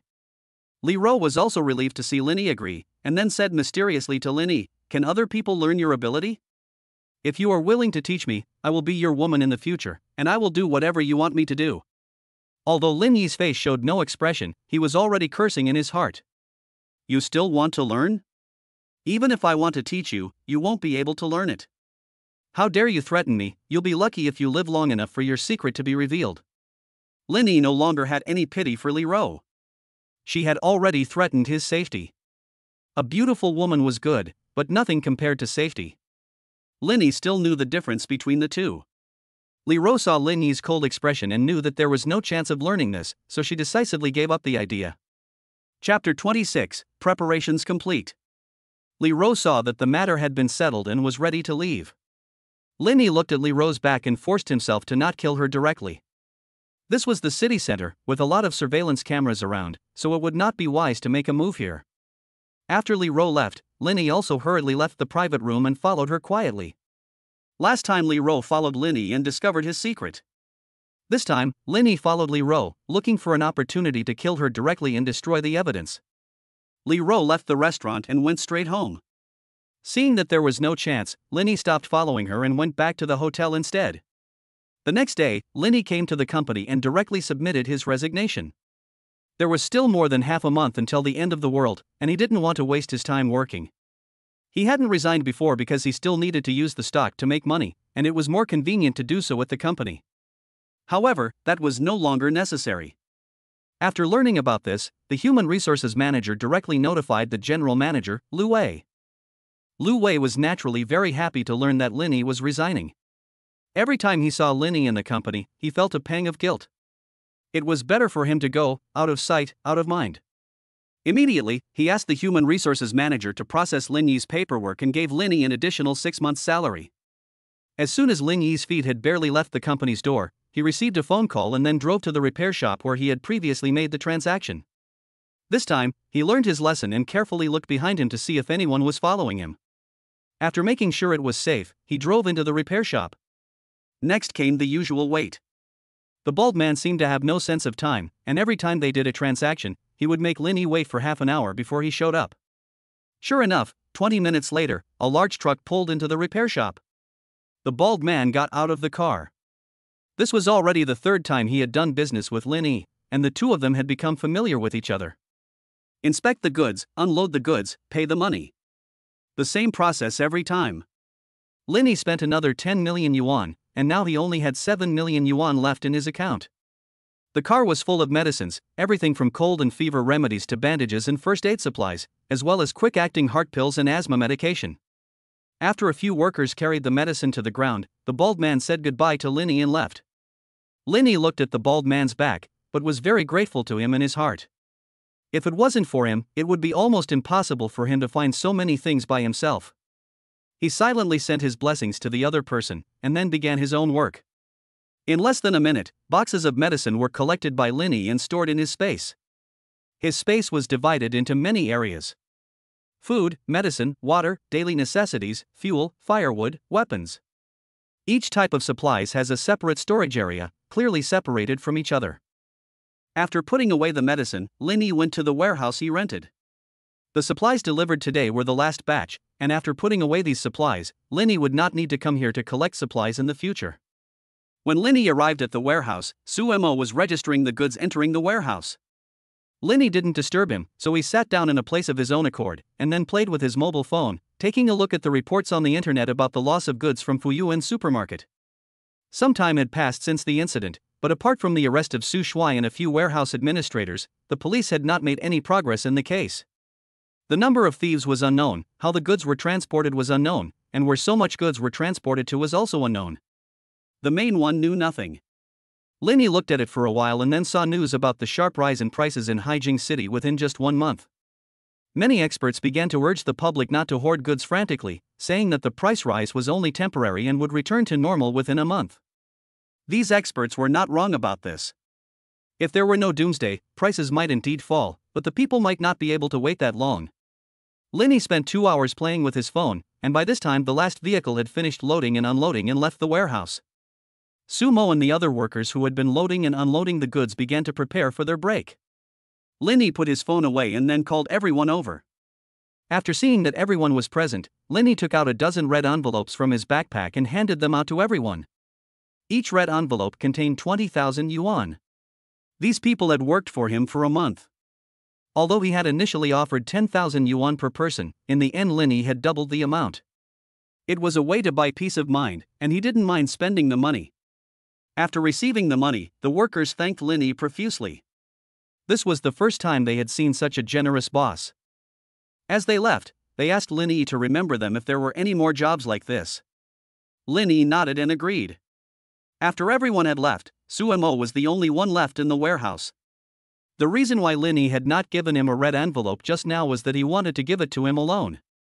Linny looked at Suemo, who had an innocent face, and took out a bundle of $100 bills from his backpack, a total of 20 stacks, and handed them to Suemo. Suemo looked at the money in his hands and was a little at a loss for a moment.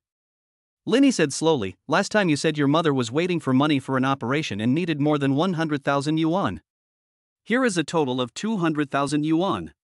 Take it and use it to treat your mother." Suemo stared straight at Linny, tears already welling up in his eyes, and then he knelt directly before Linny. Linny hurriedly helped him up. He then said, "You've done me a great favor. I owe it all to you that nothing went wrong here, and you've saved me a lot of worry. You deserve all of this." Suemo wiped away his tears and said to Linny, "Brother Lin, I can't take this money. Your money didn't come from thin air. Even if I'm poor, I can't just take your money." Linny smiled and said, "You think I'm giving it to you for free? Only 20,000 yuan of it is your salary. The rest I'll consider a loan. Take it and go pay for your mother's surgery. You can't put off an old person's illness."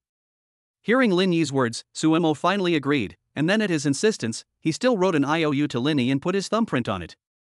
Linny put the IOU in his pocket, and just as Suemo was about to leave, Linny thought about it and said to him, "Something bad may happen in half a month. If possible, you'd better have some extra food at home." Suemo nodded upon hearing this. Since Linny said it, he would definitely believe it. Even if nothing happened in the end, buying more food would not be a big deal. Linny gave a small smile as he watched Suemo leave, and then tore the note in his pocket. He had ultimately relented. When dealing with those who had hurt him, Linny could be merciless, but when it came to helping these pitiful people who had helped him, Linny could never bring himself to do it. Forget it, let's just consider it doing a good deed before the end of the world and buy some peace of mind. Chapter 27, First Murder. Linny saw that everyone had already left, so he began to gather up the supplies. 10 minutes later, Linny locked the empty warehouse. There was a high probability that he would not come back here in the future. After leaving the warehouse, Linny drove to the hotel. Halfway there, Linny suddenly received a call from Li Ro, telling him to immediately prepare 10 million in cash and go to the repair shop where Linny had previously traded to exchange for his own video. Linny knew that it was probably the fact that she and Lu Weikue had embezzled public funds and committed adultery that was about to be exposed, and that she was preparing to run away directly. Since she had already been found out, she naturally was not afraid of Linny continuing to blackmail her with this. Linny turned the direction of the car and headed towards the repair shop. Today, he must get rid of Li Ro once and for all, because Linny knew that Li Ro would not be able to escape no matter what. If she was caught, even if she didn't have the video of him in her hands, she would still reveal his secrets, and he would be in constant trouble. After Linny arrived at the repair shop, Li Ro had not yet arrived. Linny stopped the car, prepared the gun, and began to wait. After an hour, Li Ro slowly drove into the repair shop, but she wasn't alone in the car. There was a man sitting in the passenger seat. Linny looked closely and saw that it was Lu Wei. It seemed that the adulterous couple had reunited after the disaster. After getting out of the car, the two of them walked straight to Linny's car. However, Lu Wei's movements were a bit strange, with his right hand kept in his pocket. After the two arrived in front of Linny, Li Ro said directly to the point, "Where's the money?" Linny didn't move and instead asked, "Where's my video?" Li Ro gave a small smile. "Who said I was going to give you the video? The 10 million is just our hush money. In the future, if Lu Wei and I run out of money, we'll still have to come to you. You're so powerful, you must not mind spending a little money." A flash of murderous intent appeared in Linny's eyes, and he turned and walked towards the trunk of the car. After opening the trunk, there were 7 or 8 travel bags inside. Just as Linny was about to take the bags out, Lu Wei suddenly struck, pulling out a pistol from his pocket and pulling the trigger at Linny's back. After a gunshot, Linny did not react at all, but just turned around and coldly stared at Lu Wei. The two of them were suddenly startled. They had already discussed it before they came. According to Linny's personality, he would not sit back and wait to be blackmailed. Therefore, Linny would definitely find a way to get rid of the two of them. In the end, they decided to strike first. As soon as they saw the money, they would immediately kill Linny and then take his money and flee far away. For this reason, Lu Wei also brought the pistol he had bought on the black market. Even though they knew that Linny had supernormal capabilities, they did not believe that Linny could fight against a heat weapon. Unexpectedly, after Lu Wei fired a shot, Linny was actually unharmed. Lu Wei already suspected that he had been cheated by the person who sold him the gun. The reason why Linny was immune to harm was because after his experiment, he discovered that he could materialize the Eye of Space. A 1-1 square space portal formed in front of him. No matter what enters it, Linny will directly send it into a different space, and bullets are naturally no exception.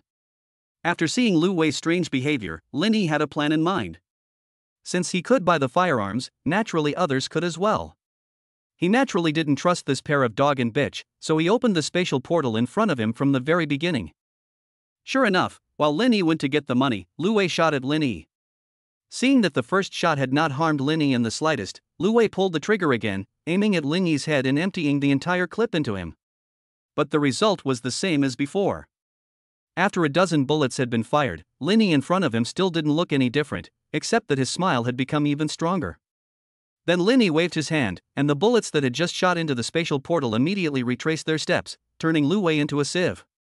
After Lu Wei gasped for his last breath, Linny directly collected Lu Wei's corpse into the different space in front of Li Ro. At this time, Li Ro had already been dumbfounded by this scene. She sat on the ground in a daze, unable to move. Linny took out a pistol from the space and placed it on Li Ro's forehead. Li Ro then came back to her senses and begged Linny desperately. "Brother Lin, please don't kill me, I will never tell your secret, I am still useful to you, I am willing to be your woman, I can be your dog, master, please don't kill me." Li Ro had witnessed her lover's death in front of her, and her emotions had completely collapsed. Now she could only hope that Linny would spare her life for the sake of the good service she had provided him in the past. Li Ro finished speaking and knelt on the ground, reaching out to prepare to take off Linny's pants. Linny directly kicked her away, and then shot her in the forehead. After the gunshot, Li Ro fell to the ground with blood all over her face. This was Lin Yi's first time shooting someone, and even now, his hands were still trembling slightly. He never expected that the first people he would kill would be Li Ro and Lu Wei. Linny had not denied her the opportunity. If Li Ro was willing to serve him wholeheartedly, he could consider making her his woman, and even help her escape from the pursuit. As long as they survived the next half-month, they would not have to worry about anyone looking for her again. After all, Li Ro did have a good figure, and it would be a bit of a pity to kill her outright. But it was too late to say anything now. No matter how beautiful a woman is, as long as she is not on the same page as oneself, Linny will not hesitate. Linny cleaned up the scene a bit, and together with the car that Li Ro drove over, even the bricks on the ground that had been stained with blood were all collected by Linny and put into a different space. As long as there is no corpse, the police will not be able to file a case, and next he can wait for the end of the world with peace of mind. Linny did not drive when he went out. After putting his car into a different space, Linny took out an electric car and returned to the city through the village path. The police are looking for Lu Wei and the others, but even if they go missing, the police will only suspect that they are hiding themselves, and no one can find Linny. Even Li Ro's SIM card that was used to contact Linny was bought by Linny anonymously, and it will take at least a month before they can trace it back to him. Linny was riding his electric bicycle along the small country road, enjoying the scenery, when he received a call telling him to pick up his car. His car had already been processed and was ready to be driven away at any time. Linny no longer had to go back to the hotel, and he drove his little electric moped directly to the 4S shop. As soon as he entered the shop, the female salesperson who had sold Linny the car last time came up to him. Linny remembered her name as Su Ying, and he also owed her something. Since he had come to pick up the car today, he might as well let her pay him back. Chapter 28, The Shelter is completed. Linny parked the electric bicycle in front of the 4S shop and got out of the car. Su Ying, on the other hand, looked at Linny with a smile on her face, and unconsciously flicked her long hair with her right hand. Small gestures like this are the best way to arouse a man's heartstrings. Today, Su Ying seemed to have deliberately dressed up, with more elaborate makeup on her face than the last time they met. Her clothes were no longer work clothes, but her own clothes. Her legs were still clad in the same black silk stockings. Linny had been staring at her legs the last time they met, and she remembered it clearly. After all, she had come with an agenda, so naturally she had to do what he liked. As for her upper body, she had changed into a white shirt, leaving only the top two buttons on her chest unbuttoned. A slight bend would allow people to see the two snow-white mounds inside. Linny focused most of his attention on his car, but subconsciously glanced at Su Ying's body. Su Ying saw that her goal had been achieved and muttered to herself. Ha! Men. Handsome, rich, and successful men like Linny are not easy to come by. Although she sells cars here every day, men of such high standards are extremely rare. Since she had met him, she naturally wanted to fight for herself. After all, being a salesperson was not a long-term solution. It would be even better if she could be supported by a handsome man. But she didn't know that Linny had just killed her lover. If she knew, she would definitely stay as far away from Linny as possible. Linny looked at the giant steel beast in front of him, unable to contain his excitement, and sat on it. Su Ying, on the other hand, went to the passenger seat. She only had one task today, and that was to accompany Linny well. As the car started, a roar came from it, and Linny felt a pushing sensation on his back. The car suddenly sped off down the road. Linny drove along the road, while Su Ying next to him kept showing off her figure, and the way she looked at Linny was enough to make silk come out of her eyes. After driving around the city twice, Linny went straight back to the hotel where he was staying. Su Ying kept tempting him, and even a tough guy like him would not be able to hold out. After parking the car downstairs, Linny took Su Ying upstairs. Early the next morning, Linny rubbed his aching back. He had really worked hard during this period of time. After finishing up during the day, he still had to keep working at night. Su Ying was still asleep, so Linny covered her with the quilt, looked at the broken stockings and underwear scattered all over the room, and then opened the door and walked out. Today was a big day, as his house was finally finished. Luo Jun had told him about it yesterday, asking him to come and inspect the work, but at the time, he had been so immersed in Su Ying's tender embrace that he had been unable to extricate himself, so he had to go back today. Linny drove his new car to the capital community. When he arrived at the gate of the community, several security guards looked at the luxury car and let it pass without even asking any questions. Linny parked the car and took the elevator to the 26th floor. As soon as the elevator door opened, Linny saw a huge alloy door on the left. This door was 3 meters high and reached up to the ceiling. It was also nearly 2 meters wide. Compared to the neighbors in Linny's building, it was like a grandfather meeting his grandchildren. Linny knocked on the door, and Luo Jun opened the door from the inside. Linny glanced at the lock on the door and nodded contentedly. There were 3 types of locks on it. The first was fingerprint code unlocking, the second was key unlocking, and the third was the oldest type of latch lock. Moreover, the thickness of the door was a full 20 centimeters. This was the latest technology alloy, not comparable to ordinary steel. It was dozens of times stronger than steel. In addition, Luo Jun designed several firing ports on the door that could only be opened from the inside at Lin Yi's request, and it was also equipped with 2 flamethrowers. Lin Yi only needed to fill a container on the door with gasoline to make it ready for use. In addition to the main door, the walls of each room were replaced with alloy plates, and the exterior was repainted with latex paint. Even if the building was blown up and the house fell directly to the ground, the structure of each room would not change in any way. The fireplace in the living room is connected to a pipe, and as long as firewood is added to it, the heat can be transmitted to all rooms. One of the bedrooms has been converted into a storage room, where miscellaneous items such as the generator and water tank are stored. Air filters have also been installed in the room, which can not only ensure air circulation, but also keep toxic gases outside. Even if someone sets fire at Lin Yi's door, Lin Yi can't smell any smoke at home. Finally, there is the surveillance that Lin Yi strongly requested. In the entire building, Luo Jun installed a total of 200 pinhole cameras, each of which is aimed at the front door of a household. Lin Yi only needs to turn on the TV to see the image. Building 16, where Lin Yi is located, has a total of 3 units. There is a long corridor on the 6th floor, through which you can go to the other units. Each unit has 56 households. Now Lin Yi can see the entire building without leaving home. After experiencing it all, Lin Yi signed the delivery note and, as long as there are no follow-up problems with the house, 3 months later, Lin Yi will transfer the final payment to the account of Tianli Protection Company. After Luo Jun left, Lin Yi closed the door and then reset the password and fingerprint on the door. Now this house is his own private space. He would not let anyone else in, and he no longer needed to stay at the hotel. Lin Yi turned on the TV and checked the surveillance camera, and finally fixed the screen on the front door of Wang Shue's house. He adjusted the video forward a bit and found that none of the 3 of them had left recently. They had not opened the door except to take takeaways every day. It seemed that they were still afraid that Su Shuai's case would implicate them, so they simply avoided the storm here and waited until Su Shuai was sentenced and the case was closed. This is exactly what Lin Yi wants.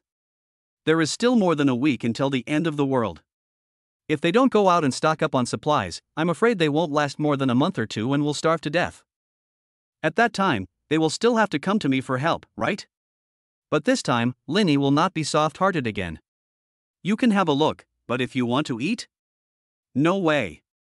Lin Yi sat on the spacious sofa and suddenly felt a little bored. He just wanted to watch TV, but then he realized that there was one important thing he hadn't bought yet, and that was movie and TV series resources. Who knows how long this heavy snow will last? If it lasts for the next 6 months, without any entertainment, I will surely be bored to death. Thinking about this, Lin Yi opened the locks on the front door one by one, and a minute later he pulled the door open and walked out. Chapter 29, Buying Seafood. Lin Yi drove to the nearby Electronics City, found a store selling game consoles, and bought all the game consoles of all brands in the store. He also added more than 1,000 game cartridges.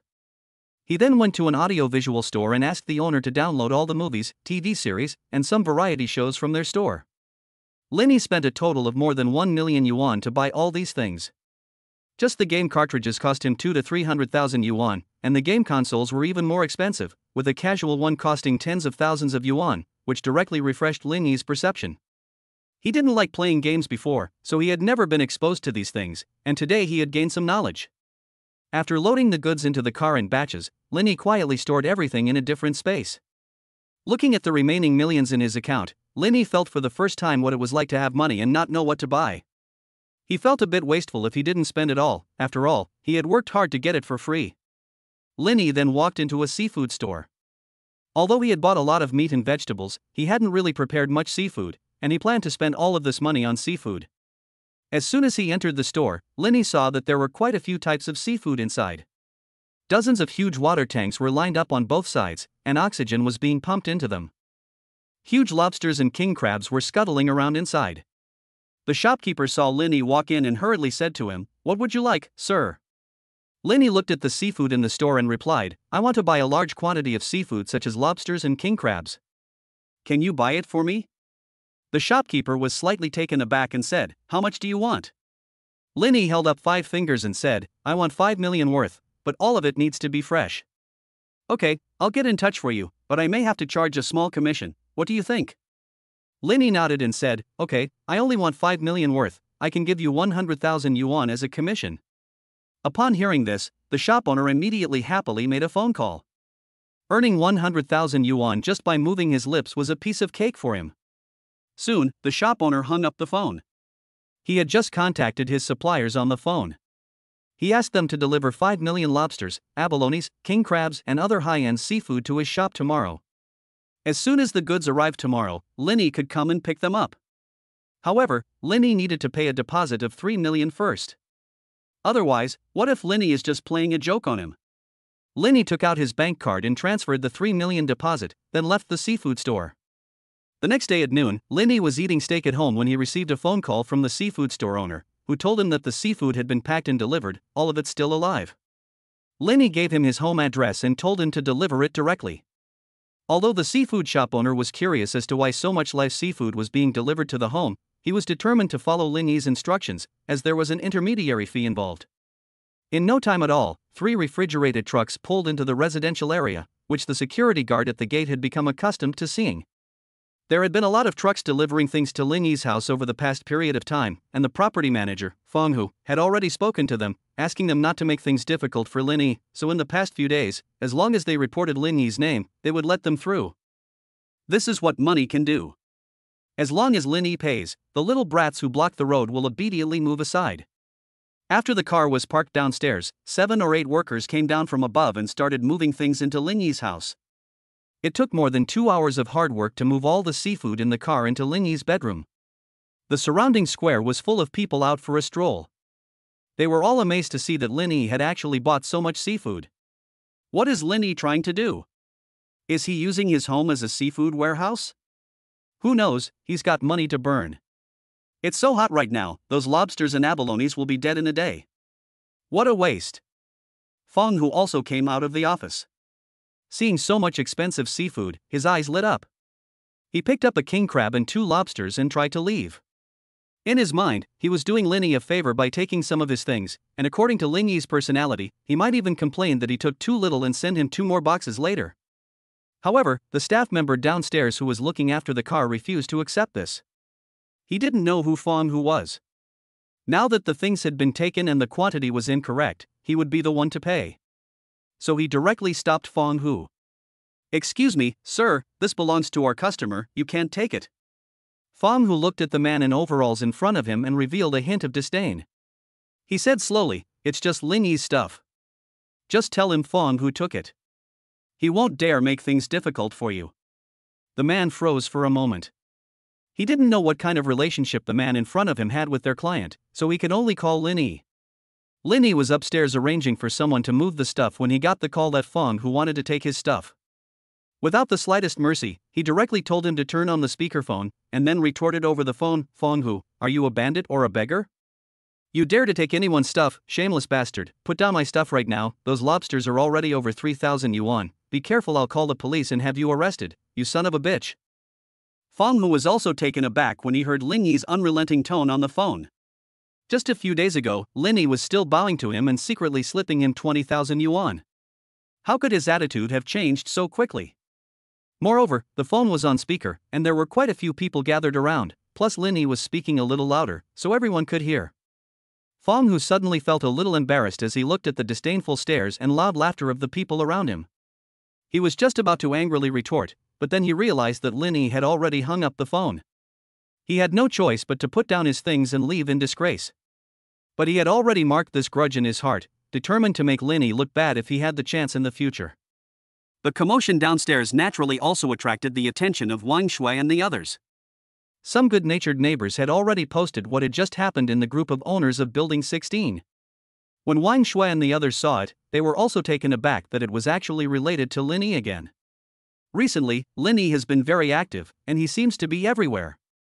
Moreover, it is said that Linny bought several million yuan worth of seafood at once. He is really rich. Su Shui is also very rich, but his parents gave him all the money, and in order to prevent him from overspending, Su Shui only has a few 100,000 yuan a month for pocket money. Compared to Linny, he is nothing.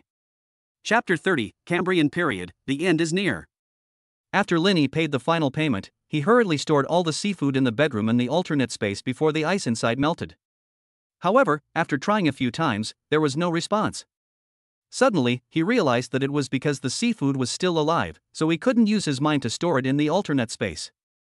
So he changed his method, opened the space door on the ground, and began throwing boxes of seafood into it.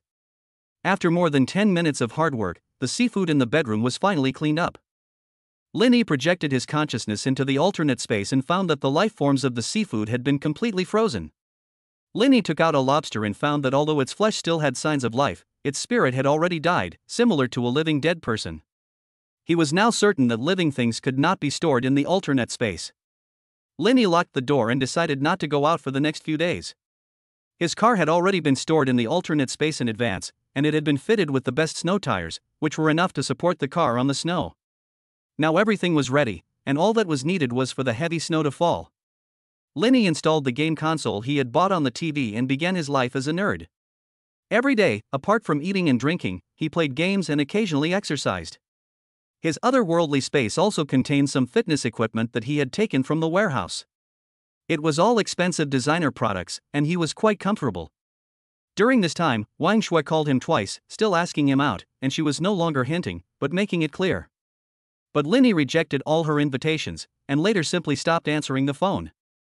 Day after day passed, and finally it came to June 30th, 2060. Linny watched the time on his phone pass by the minute, and all day long today, Linny had been a little restless.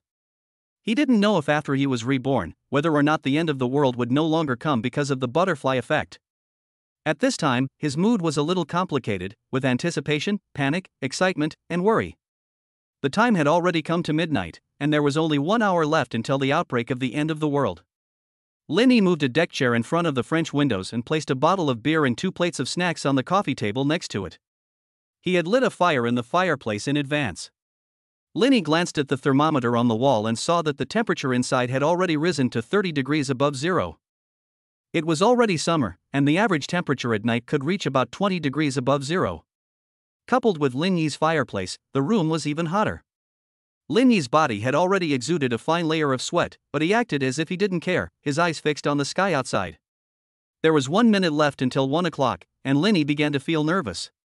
His hand holding the beer was slightly turning pale from holding it too tightly. 1 minute later, Lin Yi looked outside and saw that it was still dark. He felt a little at a loss. Could it be that because of his rebirth, the end of the world would no longer come? Just as Lin Yi was racking his brains, a white light appeared in the sky, streaking across the sky like a shooting star. Then there was a burst of intense light that made Lin Yi squint. The light came quickly and went just as quickly, and a few seconds later the white light disappeared again. I don't know how long it took, but snow began to fall from the sky. At first it was just a light snow, but as time passed, the snow became denser and denser, and the snowflakes grew from the size of a water droplet to the size of a bottle cap. Even visibility was only 3 meters. The temperature inside the room was also rapidly decreasing, from just over 30 degrees to the low 20s. Lin Yi hurriedly added a few more pieces of firewood to the fireplace to make the fire burn more fiercely, and the thermometer stopped after it reached 25 degrees. This temperature was more to Lin Yi's liking. Some frost had already formed on the corners of the French windows. Lin Yi lay on the recliner and looked at the snowy scene in front of him, feeling a sense of security in his heart. He took out his phone and glanced at it. Just like in his previous life, the group chat was in chaos. The sudden drop in temperature had woken many people up, and they had started complaining about the weather in the group chat. Some people who had stayed up late had also noticed the white light, but they didn't take it seriously. It was only a few months into the year, and it was already snowing? Was there injustice in the world? What injustice? You've watched too much TV. It's snowing so heavily, do we not have to go to school tomorrow? I don't know if you go to school or not, but I just read the notice in our company group, telling everyone to go to work normally tomorrow. Damn, those damned capitalists. The group said all kinds of things, but they were all useless words, and Lin Yi lost interest after a few clicks. It wasn't until he saw Jiang Shuyan's comment that he became interested. In his previous life, Jiang Shuyan was not in the community, and he never thought that this time she would actually stay in the community because of his influence. Lin Yi was right. Jiang Shuyan was supposed to go to the countryside to provide support, but because the warehouse of Fuyuan supermarket had been burglarized, the entire Haikao City police force was working overtime to find the whereabouts of the supplies. There was not enough manpower, so she was not seconded out. But Lin Yi was not in a hurry. He would let her suffer a little outside first, otherwise she would never know how rare and precious the things he gave her were. Although the group was very lively, everyone did not have a sense of crisis. They all thought it was just a normal cooling down. Lin Yi turned off her phone and drew the curtains. She reduced the firewood in the fireplace and then got into her velvet quilt in her pajamas. The next day, Lin Yi didn't wake up until 8 o'clock in the morning. The first thing she did when she opened her eyes was go to the French windows and open the curtains. It was still snowing outside, and after one night, the first floor had already been half submerged in snow. Some people in the group who were aware of the crisis had already formed a group to go out and buy supplies. In his previous life, Lin Yi was worried that Wang Shui would have nothing to eat, so he also went out with them and bought 2 bags of food. He also gave one of the bags to Wang Shui, which allowed them to last until a month later. This time they were not as lucky. Without Lin Yi's support, and they were not in the habit of stocking up on food, they were afraid that they would starve within a week. Lin Yi took out a pair of binoculars and watched the few people downstairs struggle to walk out of the unit door of the residential compound. The snow now was almost a meter deep, and the temperature outside had dropped to minus 30 degrees Celsius. Although it was a bit more difficult, if they were willing to go out and collect some food, they would still be able to come back safely.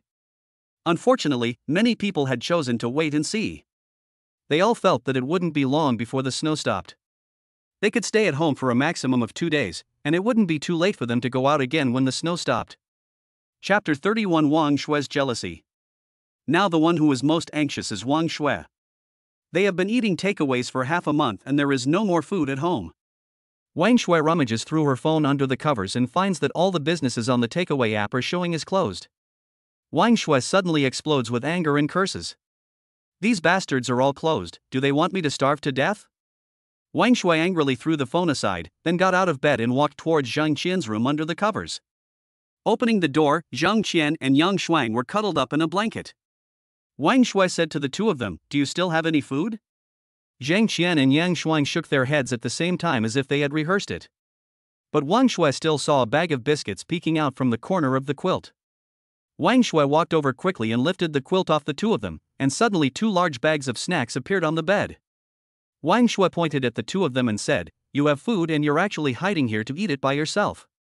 Do you still consider me your best friend?" Zhang Qian said with a sneer, "We bought the food ourselves, what does it have to do with you? If you want to eat, go buy it yourself." Wang Shui looked over at Yang Shuang next to her, and when she saw that she had the same attitude, she suddenly snorted angrily, and then turned around and left Zhang Qian's room. After Wang Shui left, Zhang Qian and Yang Shuang glanced at each other. The two of them cursed Wang Shui together. "You just know how to throw a temper, do you really think you're a little princess? What is it?" Although the three of them were good girlfriends, since Wang Shui was much more attractive than they were, and all those rich second-generation guys were attracted to her, the two of them had always been inferior to her in Wang Shui's presence, and whenever Wang Shui lost her temper, they had to appease her. But since Su Shuai's arrest, and Lin Yi also losing interest in Wang Shui's status in their hearts had plummeted. Now they simply didn't bother pretending anymore. After Wang Shui returned to her room, she took out her phone and made a video call to Lin Yi. Lin Yi was eating instant noodles at home. It felt quite comfortable to eat instant noodles in the morning. Lin Yi added a lobster and 2 abalones to the ingredients in the instant noodles. Just as he was eating, his phone suddenly rang. Lin Yi saw that Wang Shui had called him on video and smiled slightly before pressing the answer button directly. He then placed the phone on the stand on the table and began his eating broadcast. Wang Shui was delighted to see that Lin Yi had answered her call so quickly. Every time she had contacted him before, he had either hung up or given her a perfunctory response before hanging up. This was the first time he had answered so quickly. But she finally lost her composure when she saw the screen in the video. Lin Yi was eating noodles with chopsticks in his right hand and holding a 30-centimeter lobster in his left hand, having just finished his breakfast. Wang Shui cursed in her heart. "You're eating such a good breakfast, I hope you don't choke to death." Then she put on her trademark gentle smile and said to Lin Yi, "Brother, are you having breakfast? You're so smart, you bought so much seafood the other day, unlike me, I still haven't eaten yet." Lin Yi ignored her completely, and after grunting, continued eating his noodles. Wang Shui saw that Lin Yi was so inconsiderate, and her suppressed anger rose again. "I'm a beautiful woman, and I've made it so obvious, can't you be a gentleman and bring me some food? You have no manners at all, are you even a man? But now that we're under the same roof, I have to lower my head." Wang Shui could only say to Lin Yi with her mouth watering, "Lin Yi brother, you bought so much food, can you bring me some? Shui hasn't eaten yet." Lin Yi put the remaining half lobster into the instant noodle bowl, threw it into the trash can, burped, and said to Wang Shui, "There's not much food at my house either. It's not clear when the snow will stop, and if I give it to you, I'll be hungry. You'd better figure it out yourself." Wang Shui's eyes fixedly stared at the instant noodles and half a lobster thrown into the trash can. More than 10,000 grass mud horses had already run through her mind. This is what you call not much. If you don't have much food at home, how can you waste it like this? Wait, Wang Shui suddenly noticed something. It was freezing outside, and the temperature inside was almost lower than outside. But Lin Yi was wearing only a thin pajama. Did he stow away to Africa? Isn't it cold in your house? Wang Shui hesitated for a moment before asking her question. Lin Yi took a sip of the cold beer on the table and said, "No, it's not cold." "Are you cold?" "I have a fireplace at home, and it's very warm." After Lin Yi finished speaking, he pointed the camera at the fireplace at home. Wang Shui looked at the blazing fire on her phone, and it felt as if she could feel the warmth from it even through the screen. She finally made up her mind that she must move into Lin Yi's home. At least she would stay there until the snow stopped. She was everyone's favorite little fairy, so how could she starve and freeze here? "Lin Yi, can I go and live at your house? My house is really cold, and you can't bear to see me suffer, can you? Don't you feel bad? If you promise to let me move in, I can grant you one wish, anything you want." Wang Shui finished speaking and, despite the cold, winked at Lin Yi on the other end of the phone. She believed that no one could refuse her explicit offer. Not to mention Lin Yi, who had been chasing her for years. The reason why Lin Yi had not agreed to have dinner with her before must be because he was a straight man and had not understood the deeper meaning of her words at all. Wang Shui did not believe that Lin Yi could still resist her now. Sure enough, after listening to Wang Shui's words, Lin Yi asked with a lecherous smile, "Anything?" Wang Shui saw that Lin Yi was about to take the bait and immediately nodded heavily and said, "Of course, anything is fine." Wang Shui seemed to already see Lin Yi kneeling at her feet. As long as she entered his house, everything about Lin Yi would be hers. Lobster, seafood, and a warm room. This is the life a little fairy should live. Lin Yi put away his smile and coldly said to Wang Shui, "No, I don't have any wishes for the time being." After saying that, Lin Yi hung up the phone directly. The apocalypse had only just broken out, and it had not yet had a significant impact on them. Lin Yi wanted to let them starve for a few days before having some fun with them. Lin Yi's sudden change of face caught Wang Shui off guard. Looking at the video that was hung up, Wang Shui was a little disheartened and called again. After a few unanswered calls, Wang Shui gave up on the idea. She just silently cursed Lin Yi in her heart, wishing he would die quickly. Why should she starve and freeze here while he lives in a warm room eating delicious food? He used to be nothing more than a lapdog. Chapter 32, Defeating Feng Hu. After Lin Yi put down his phone, he picked up the gamepad on the table and continued to fight. He had become a bit obsessed with the game these past few days, and every day he thought about beating the game. Lin Yi played until noon, before pinching his sore neck and starting to prepare lunch. Although there was plenty of ready-made food in his space, he still liked to cook for himself. That way, he felt like he was living a real life. After all, he had plenty of time on his hands now. He took out a steak and lobster from his other space and started cooking lunch. Although his gas supply had been cut off, he still had a number of induction cookers in his other space, which he had taken from the Fuyuan warehouse. There was no need to worry about not being able to cook. While Lin Yi was still busy in the kitchen, Feng Hu, the property manager, was in a dilemma. After being humiliated in front of everyone by Lin Yi last time, Feng Hu had been harboring a grudge. Yesterday, he deliberately invited a few of his brothers to drink at home together, planning to take them to Lin Yi's house to cause trouble today. Unexpectedly, it started snowing heavily that night. His family didn't have many thick cotton clothes, and after taking some out to share with the others, there were still 2 missing. He had no choice but to wear several spring and autumn clothes to keep warm. Now he no longer had the idea of going to cause trouble. Even if he wanted to, he would have to wait until the snow stopped. But now the biggest problem was food.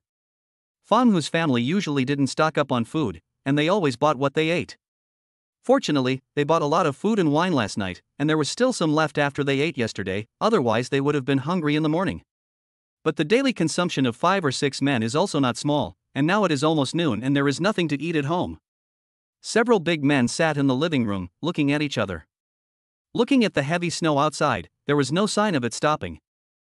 Several people planned to prepare for the rainy days and find some food to come back first. In the end, Feng Hu thought of something. A few days ago, Lin Yi moved several large carts of seafood to his home. If anyone has sufficient food reserves, it would be Lin Yi. It so happened that they were planning to go trouble Lin Yi anyway, so if they could extort some food from his home on the side, they would kill 2 birds with 1 stone. After discussing it, the group immediately got dressed and left the house. They walked towards Lin Yi's home.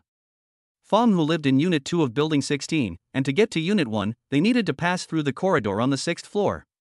As the 6-person group walked through the corridor, they looked out the window and saw the snowstorm outside. The howling wind made the windows whine. Visibility outside was less than 2 meters, and the snow had completely submerged the 1st floor.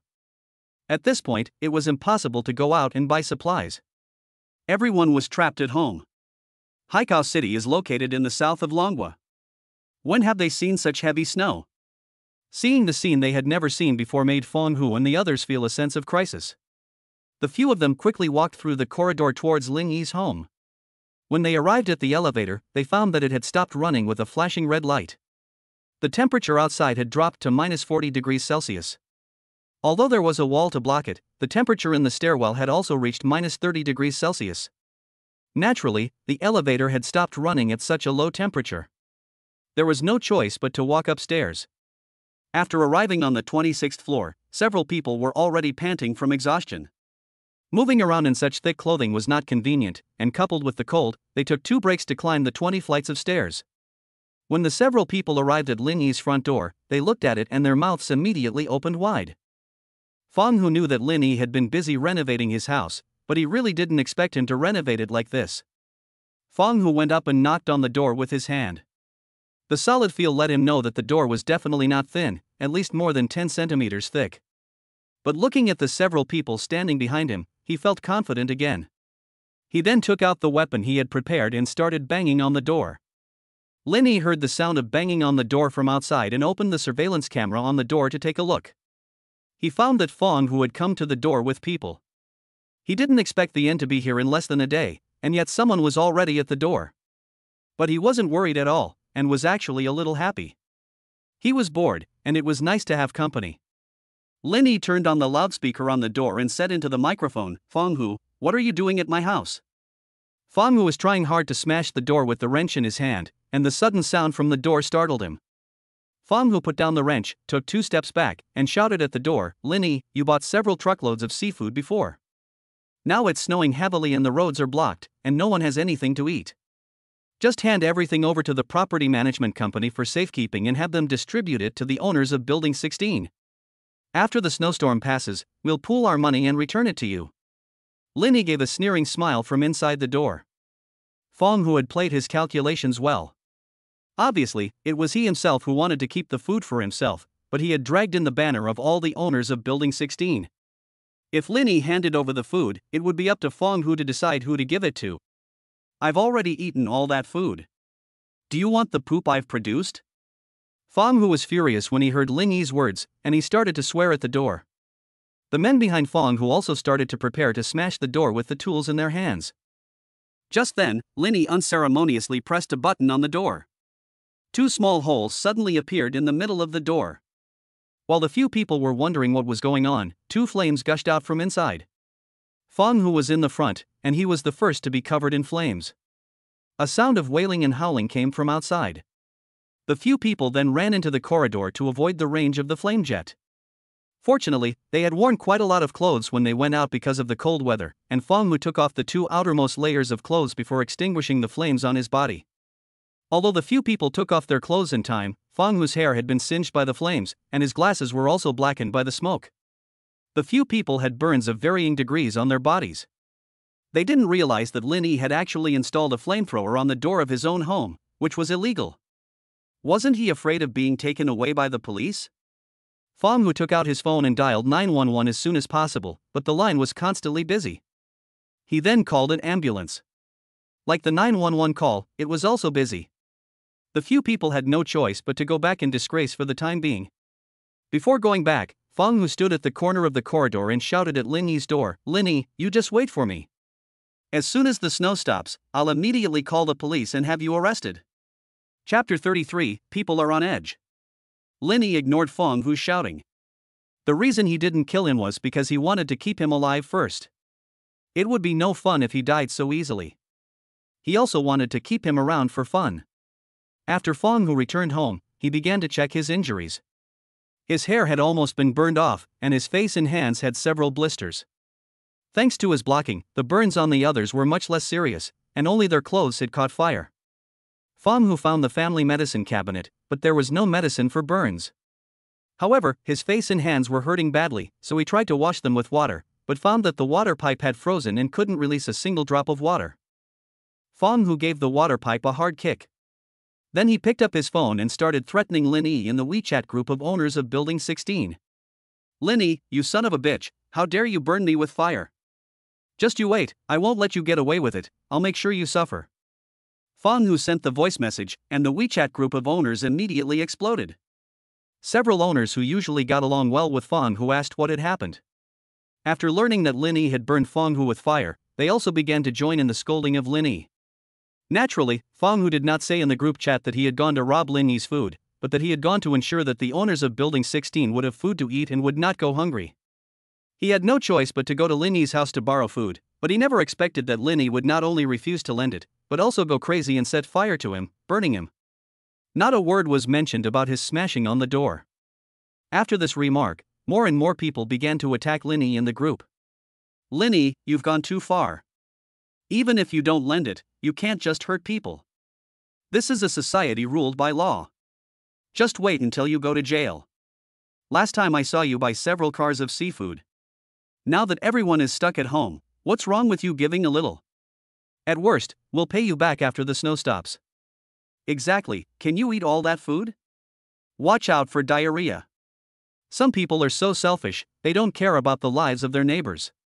If anything happens to his family in the future, no one should bother with him. As the saying goes, a close friend is better than a distant relative. Fortunately, your parents died early, or they would be furious to learn that you are such a selfish person. The property owners group was in an uproar, almost all of them defending Fong Hu, as if Lin Yi were a selfish person who didn't care about the lives of others. Fong Hu, on the other hand, had become a passionate citizen who considered the needs of others. Although there were also people in the group who spoke for Lin Yi, such as Jiang Shuyan, who lived downstairs from Lin Yi, and Mr. Liu, who often played chess with Lin Yi. But their words were insignificant compared to the majority of property owners. Lin Yi grew up in the capital community, and many property owners knew him well. They knew that he was usually a good person and that even if they bullied him occasionally, he would not take it personally. But Fong Hu was not like that. You can tell from the fact that he got someone to take revenge on Lin Yi that he is always vindictive. If anyone offends him, they won't have a good time. He won't stop until he has taught you a lesson. That's why everyone tends to speak for Fong Hu. Jiang Shuyan sat on the bed in her bedroom, covered with a thick quilt.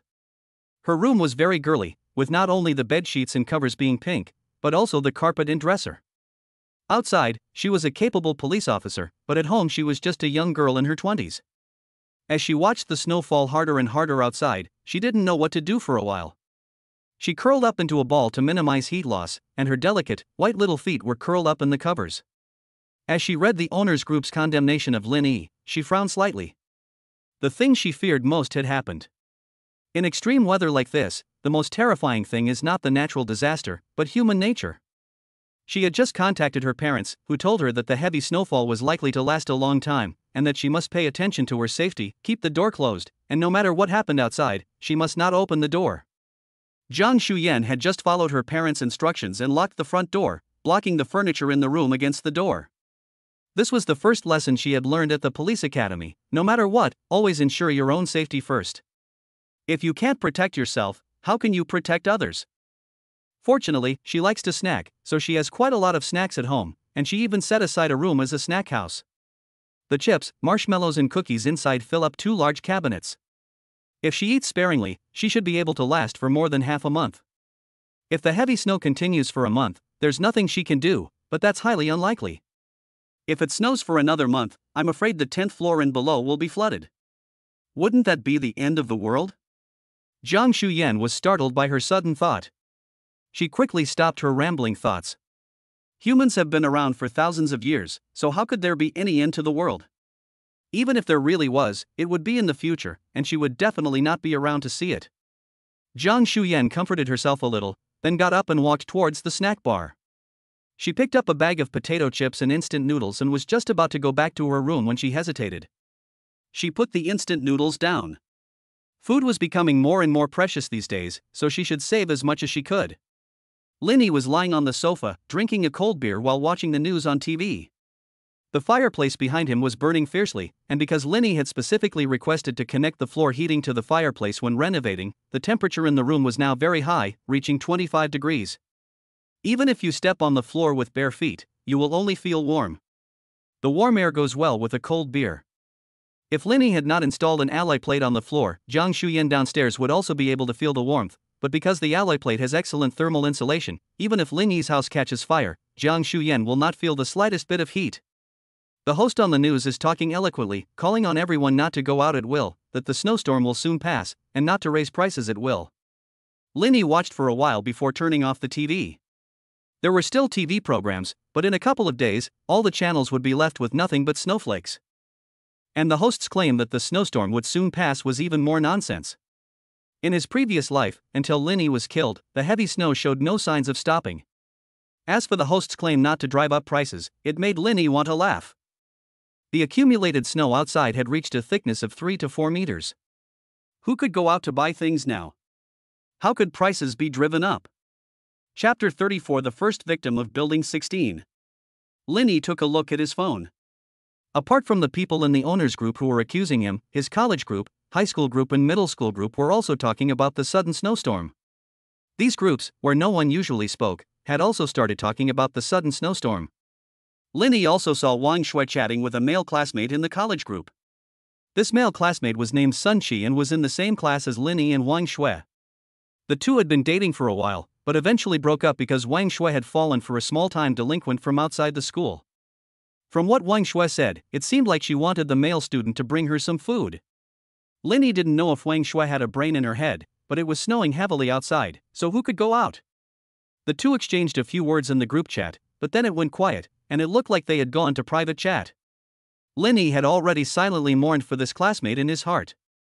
If he gave in to Wang Shui's temptation and really went out in the snow, the chances were that he would meet with a tragic end. Putting his phone down, Linny continued playing the game. After several days of fighting, he was about to clear the level. The people in the owners group were still accusing Linny, but no matter how much they at Linny didn't reply. After a while, no one felt like talking anymore. Fang Hu's anger subsided a little with the support of the group. But the problem of food remained unresolved. Fang Hu then had everyone in the group and began to call on all the owners of Building 16 to hand over their food so that he could manage it centrally. It would be distributed in fixed amounts each day. As soon as Fang Hu said this, there was complete silence in the group, and no one spoke again. It was as if no one had even seen it. Even the people who had just clamored for his support fell silent. Fang Hu's anger soared again. He decided to kill the chicken to warn the monkey. Linny was not the only person in Building 16 who had a conflict with him. Now that the heavy snow had blocked the roads, neither the police nor the army could get through, and everyone was on their own. No matter what they did, no one would care. Fang Hu simply bandaged his wound with gauze, and then led the men out the door with their tools. After arriving at a household on the 7th floor, Fang Hu knocked on the door forcefully. After a while, a middle-aged man's voice came from behind the door. "Fang Hu, what are you doing at my house?" The man's name was Zhao Jun, and he was the manager of a nightclub in Haijing City. Previously, he had had a little conflict with Fang Hu over the payment of property fees. Later, Zhao Jun directly found more than 10 people to fix Fang Hu up, leaving Fang Hu in the hospital for more than a month. After witnessing Zhao Jun's prowess, Fang Hu didn't dare to call the police at all, and after being discharged from the hospital, he deliberately avoided Zhao Jun. But today is different, his men are all here, and Zhao Jun's men are all outside. No matter what he does today, they are out of reach. "Zhao Jun, weren't you very arrogant when you hit me before? Get the hell out here." After Fang Hu finished speaking, he kicked the door forcefully. A few of the younger men behind him also started banging on the door with machetes and iron bars. Zhao Jun held the door shut with both hands, holding a sharp knife in his hand. His wife had died of illness the year before, and he had been raising his daughter alone for the past 2 years. When Fang Hu had just smashed on the door, he had hidden his daughter in the bedroom. He knew Fang Hu very well, and if he broke in, he was afraid that his whole family would suffer. Fang Hu smashed the door for a while, and when he found that the door was intact, he immediately told one of his men to go home and get the tools to break down the door. He was determined to take revenge today. The neighbors heard the commotion outside and looked outside through the cracks in the doors.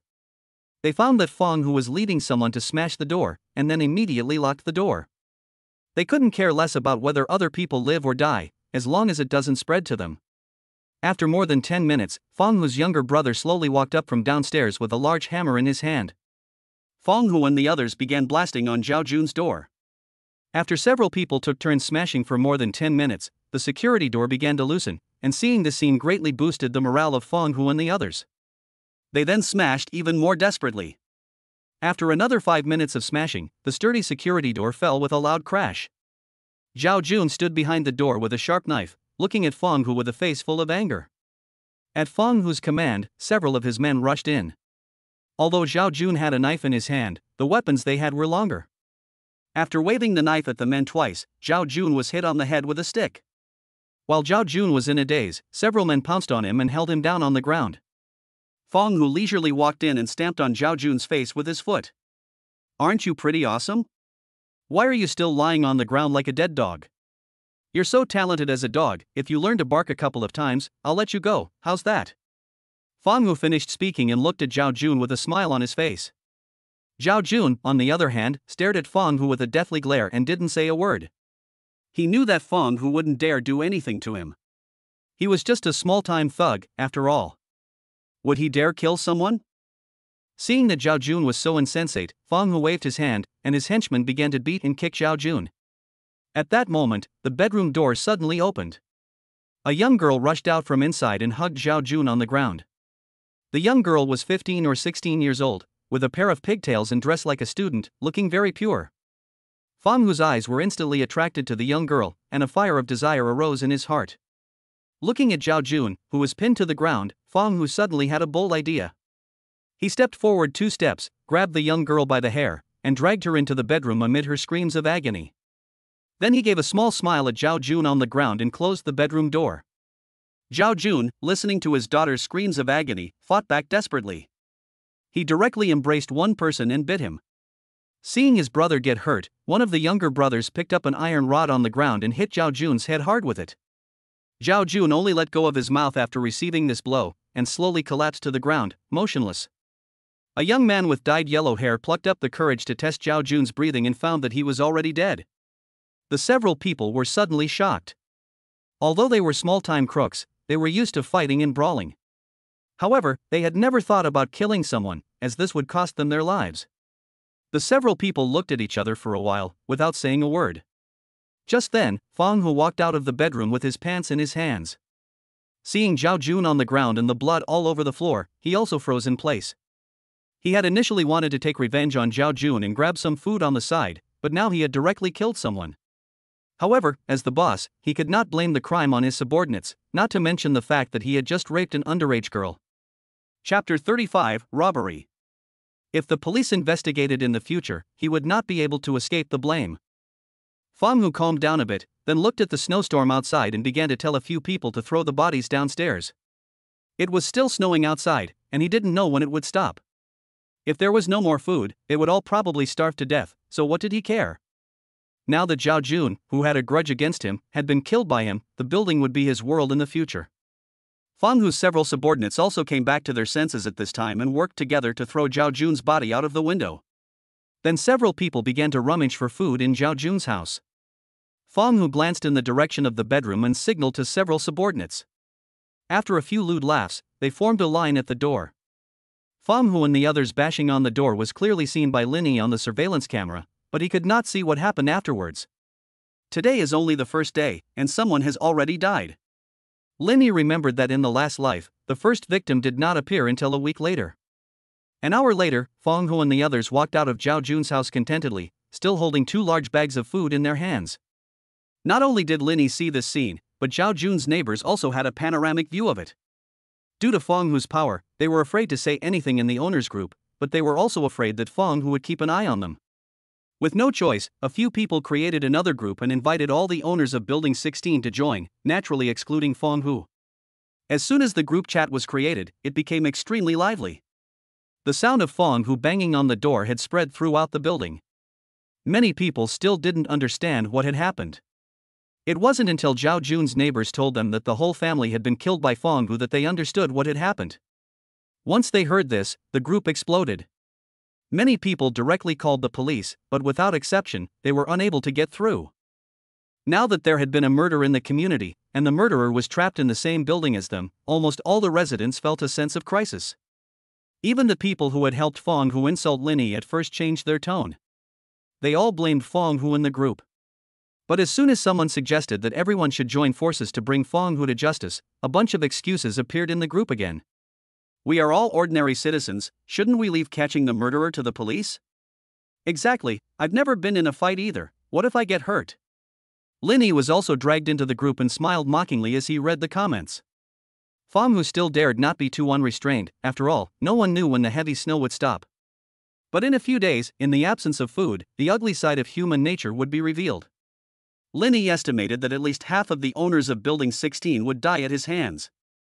Although Fang Hu only had 5 or 6 people under his command, and there were at least more than 200 owners in the entire building, they adopted the method of breaking them up one by one. As long as Fang Hu doesn't rob them, they will just mind their own business. By the time they react, it will be too late to regret. Lin Yi also found Wang Shue's speech in it. This is all your men's business, and we women will not get involved. A tongue-in-cheek expression was added at the end. But as soon as Wang Shui finished speaking, many single men immediately responded to her. Now you say it's men's business? Haven't you always advocated gender equality? Exactly. Fang Hu might be the next one to visit your home. After all, there are only 3 delicate women in your family, but he has many men under his command. You'd better be careful. This remark immediately ignited Wang Shui's powder keg. Are you telling us women to go and fight to the death with Fang Hu? Are you still men? No wonder you're single. With guys like you, which woman would want to be with you? Lin Yi watched the verbal war between the men and women in the group unfold, and he couldn't stop laughing. He had to admit, it felt good to be God. After a while of arguing, the group finally quieted down. The reason was that Fang Hu had posted a message in the previous owners group.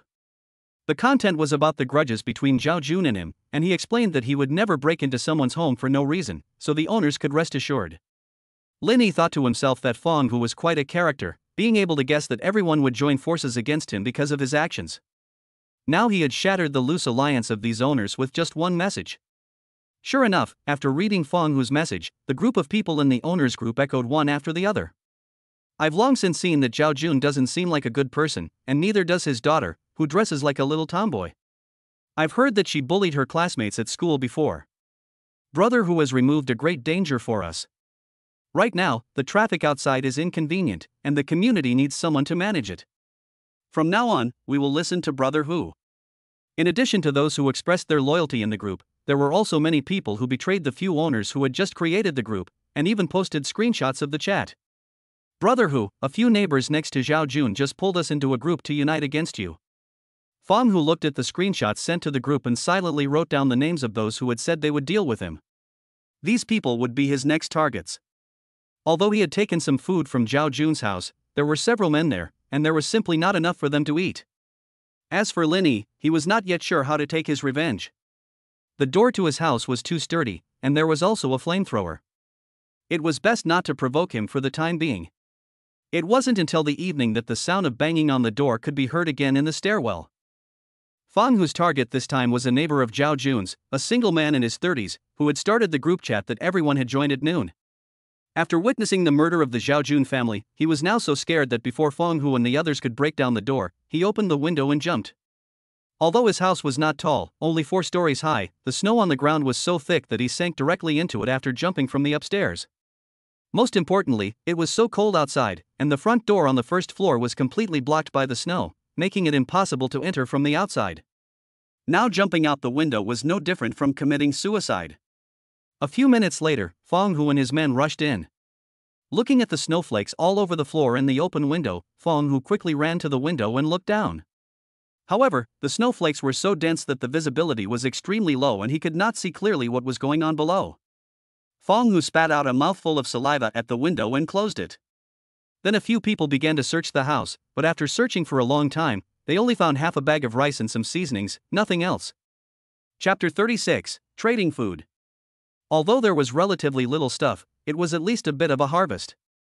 Fang Hu also didn't want to provoke the anger of the crowd, so after robbing a house, he took the people there directly back. He then sent a notice to the group, claiming that he was only retaliating against those who wanted to do him harm, and that he would not harm those who were unrelated. Since Zhao Jun died at the hands of Fang Hu and the others, Fang Hu's mentality had also been changing little by little. There was only one time to kill someone and countless times. Now that the floodgates have been opened, and there will be no legal repercussions, Fang Hu is becoming more and more unrestrained. Over the next 2 days, Fang Hu and his men robbed several more households. Without exception, all those who were robbed were thrown from the upper floors. As for the women, naturally they were not spared either. Although he would explain to the owners group after each robbery, over time, the owners finally began to rebel.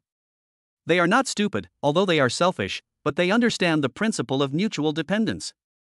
If they do not take action, I am afraid that it will not be long before Fang Hu turns his butcher's knife on them. The group chat that had been set up to fight against Fang Hu became active again. Although the group leader had been killed by Fang Hu, it did not affect their enthusiasm for discussion in the slightest. In the end, everyone unanimously decided to work together to pressure Fang Hu, not allowing him to attack anyone else, or else all the owners of Building 16 would rise up against them. Immediately, everyone began to tag Fang Hu in the owners group. Everyone spoke at once, with only one thing on their minds: no more robbery and murder. Fang Hu watched as the group denounced him, and he understood that he had already touched their bottom line. In order not to arouse the anger of the crowd, he had no choice but to agree. However, he had several underlings, and the daily consumption of food was really too high. If they didn't continue to rob, they would go hungry. Then he thought of a way to kill 2 birds with 1 stone. He planned to divert the attention of the crowd from him. Due to the soaring prices of some time ago, many families did not have much food in storage. Now, 3 days had passed since the end of the world, and the food supplies in every household were running low. Some people in the owners' group were even buying food at high prices. The price of a bag of instant noodles has skyrocketed to 2,000 yuan, an increase of 1,000 times. But even so, only a few people who are greedy for money are willing to sell the food they have. They believe that it won't be long before the heavy snow stops. Linny looked at the news in the group and thought to himself, I'm afraid that in a few days, those who sell their food will start to regret it, and it won't be easy to buy it back then. Just then, Fong Hu suddenly added Linny in the group. Linny, you have the most food at home. The 3 large trucks that were previously delivered to your house were all loaded with seafood, and we all saw it. Now that everyone is running out of food and is about to go hungry, we are all neighbors, and you don't want to see us all starve to death, do you? Hurry up and contribute all the food and share it with us. As soon as Fong Hu said this, everyone in the group suddenly remembered the seafood at Lin Yi's house. They also began to persuade Linny, but compared to last time, their tone was much gentler. Many people also offered to pay him for the food. Linny, you have so much food at home that you can't even finish eating it all yourself. Sell me some, I'll give you 5,000 yuan, just give me 2 king crabs and 3 lobsters. This person is quite calculating, even in normal times, 5,000 yuan wouldn't be enough to buy all this seafood. Moreover, the price of a pack of instant noodles had just soared to 2,000 yuan, and now he was asking for so much just by opening his mouth. Linny simply ignored him. There were quite a few people who offered higher prices, wanting to pay 20,000 yuan for a lobster. But Linny only replied with 2 words. Not for sale. The social order is about to collapse, so what good is money to me? It's too hard to wipe my butt with it. Linny then sent 50 red envelopes in the group, each containing 5,000 yuan, and more than 200,000 yuan was spent directly. This money was left over from when he bought things, and now it was just a bunch of numbers. The 50-odd red envelopes were snatched up in a second. Everyone also knew that Linny was not short of money at all, so no one mentioned buying food from him again. Fong Hu originally wanted to draw everyone's attention to Linny. After all, the fact that he had several carts of supplies was a fact. Now they were starving outside, and maybe Linny was feasting on meat and fish in his house. And last time, Linny actually dared to set himself on fire, and he must take revenge for this. But his subordinates are all loyal to him. If something goes wrong, it would be bad to lose soldiers and horses. So he wants to use someone else's hand to deal with Linny. If he can drown him in his own saliva, it would be best if he could hand over the goods himself. If that doesn't work, he can incite the crowd to attack his house. Even if he is very powerful, he can't deal with so many people, right? As for him, he will naturally be the last one to benefit. But he didn't expect Linny to be so rich, throwing away hundreds of thousands of dollars without blinking an eye. Naturally, those who had received the money were no longer embarrassed to let him take out food. Wang Shui and the other 2 women were lying on the same bed. Although they had had some conflicts the previous 2 days, Wang Shui had no choice but to take the initiative to apologize to them in the absence of food. After hearing Wang Shui say that Lin Yi's house had countless food and a warm fireplace, the 2 women also readily forgave her. After all, Linny had been Wang Shui's lapdog, and if Linny accepted Wang Shui, the 2 of them could also move in. Since their room was really cold, they simply moved in together, and it was usually more convenient to communicate. The 3 women looked at the balance in their phones and saw that they had all received the red envelopes that Linny had just sent. They were also stunned by Lin Yi's wealth. Wang Shui was even more remorseful, and if she had known that Linny was so rich, she would have agreed to his advances in the first place. If she had become Lin Yi's girlfriend, she would not only have been rich, but Linny would definitely have let her move into his house.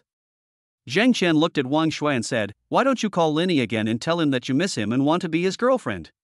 Wang Shui shook her head and said, "I already said that before, but he wasn't interested at all and just hung up on me."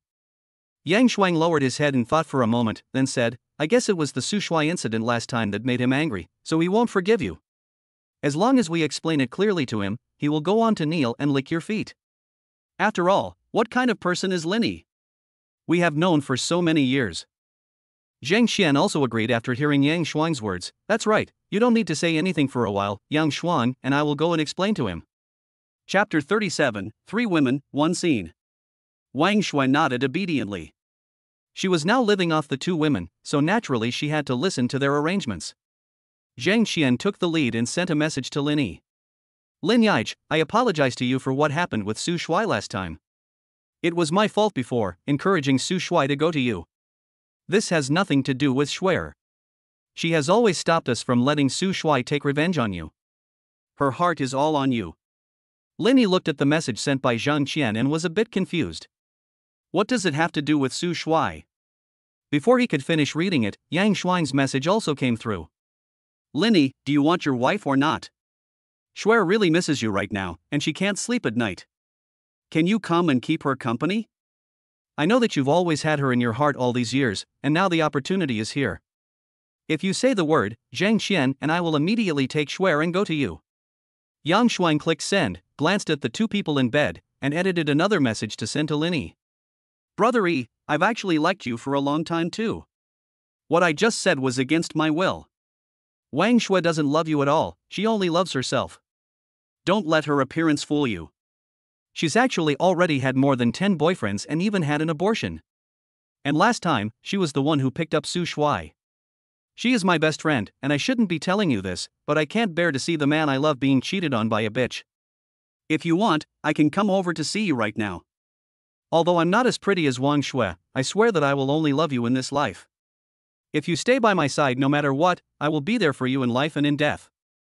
Linny couldn't stop laughing as he looked at his phone, which was being bombarded with text messages. In particular, Yang Shuang's last non-mainstream statement made him laugh so hard that he almost passed out. He never expected that the three sisters, who appeared to be on such good terms, would actually stab each other in the back. Linny took a screenshot of Yang Shuang's message and sent it directly to Wang Shuai, then turned off his phone. Although it was a pity that he couldn't see the three of them tearing each other apart, he could already imagine what a tragic battle it would be.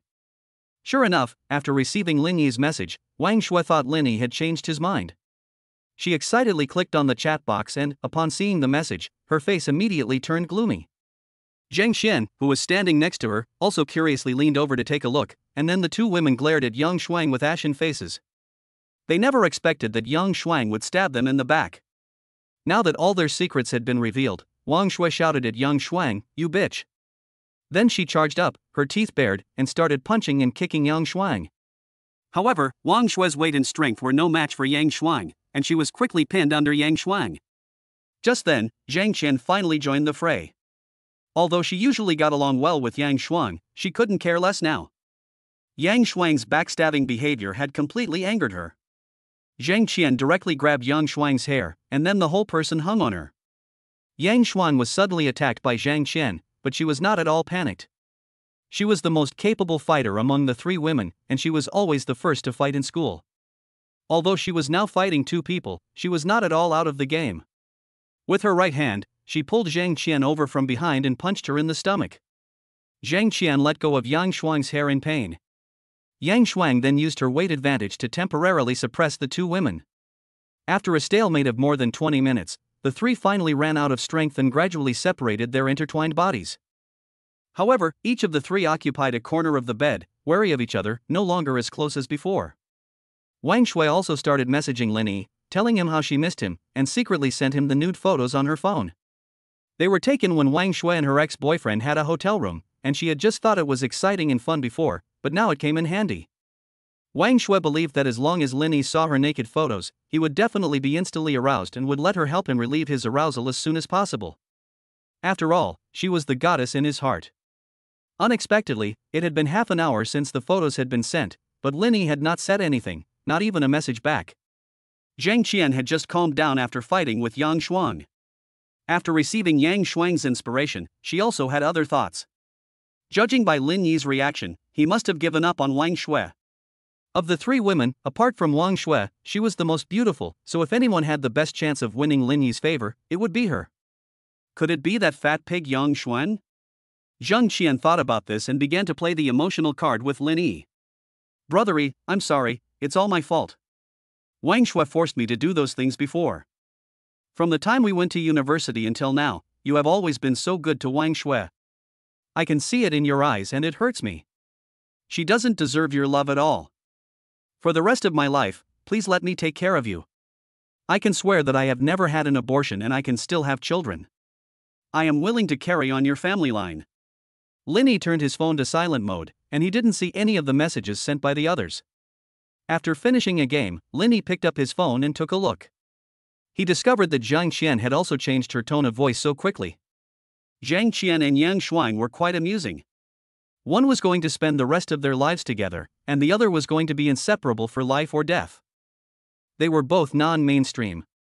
It wasn't until he clicked on Wang Shue's chat box that he realized what it meant to have no boundaries. The other two were just paying lip service, but Wang Shue was thorough, and had directly posted the picture. Was she trying to get him to comment on the picture? Lin Yi looked at Wang Shue's photo, but in his mind he thought of Jiang Shuyan downstairs. Compared to Jiang Shuyan's appearance, Wang Shue, the prettiest of the three, was just a piece of tofu. And Jiang Shuyan is also a police officer, and I don't know if she keeps her uniform at home. Lin Yi found that the more he thought about it, the weirder it got, so he quickly dismissed it from his mind. He had already played games all day, took some time to exercise at noon, and it was now 6 o'clock in the afternoon, and his stomach was starting to growl. Lin Yi went to the kitchen to prepare some food to eat by himself. He was getting a little tired of always eating ready-made food, and he felt that cooking occasionally himself would give his life some flavor. Lin Yi had prepared a lot of meat and vegetables, but his cooking skills were very average. He could only say that he barely cooked the food well, let alone make it delicious. But he still insisted on eating the food on his plate clean. Although the taste of this dish was not good, if he took it out, I'm afraid it would be immediately snapped up. Chapter 38: Preparing for an Offensive. Let's see what they are eating now. A pack of instant noodles a day is considered a luxury. A hard steamed bun a day is also a comfortable life. Most people can only turn their homes upside down, and all the edible things they can find have been turned out. Even a bowl of water with some salt and soy sauce can be used as a meal. Fortunately, the power system has not yet collapsed. Even if there is no food, they can use the water from the snow to boil and drink. Otherwise, without food and water, they will really be desperate. Now their only entertainment is to share the misery of their families with each other. Many people started contacting their relatives and friends a few days ago, and learned that their situation was the same as theirs. Now it is snowing heavily outside, and the entire city is frozen. They are still relatively lucky, trapped in the community. Many people were still working overtime at the company when the heavy snow came.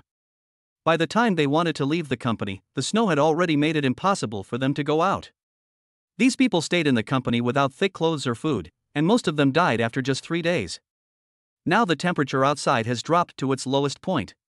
During the day, the temperature is slightly higher, at around -80 degrees Celsius, but at night, the temperature will drop another 10 degrees, reaching a terrifying -90 degrees Celsius. It is said that in some northern cities in the Dragon Kingdom, the temperature at night has reached more than -100 degrees Celsius.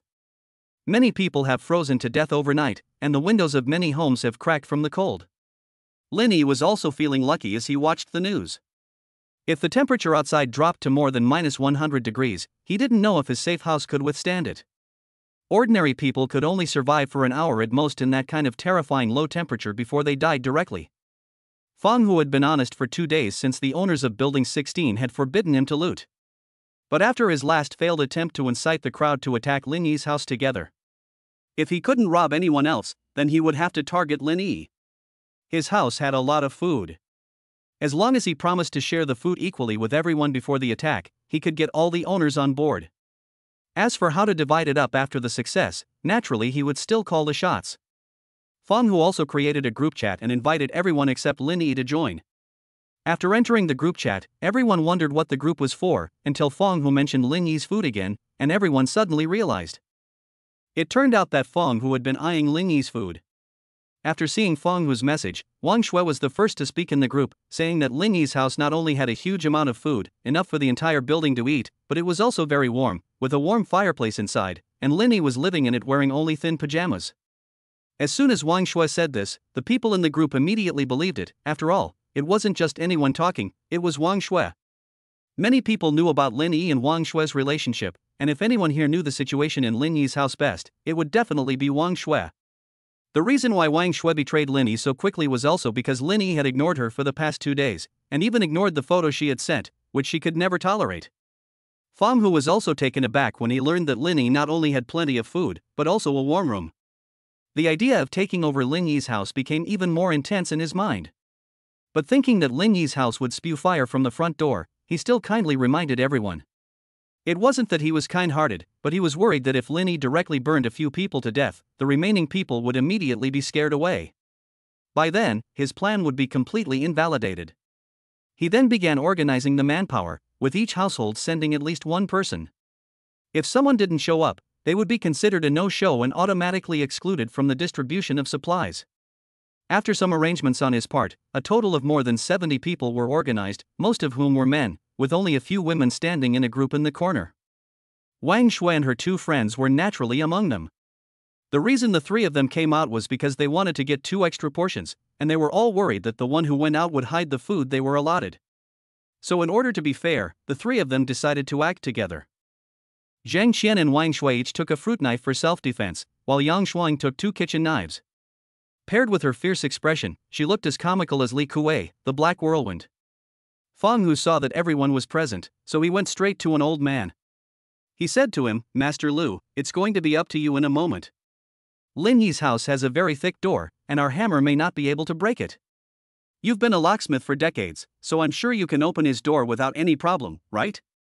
This old man was Master Lu, who had often played chess with Lin Yi before. Lin Yi had also reminded him to stock up on food, but he hadn't taken him seriously at the time, and now he was regretting it. But his family still has grandchildren, so he can go without food, but he can't let his grandchildren go hungry.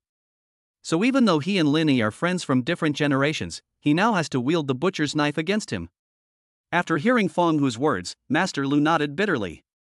Before coming, Fang Hu had contacted him in private and asked him to be responsible for opening Lin Yi's house. Although he also felt bad, looking at his grandchildren with empty stomachs. After some preparations, the group set off towards Lin Yi's house.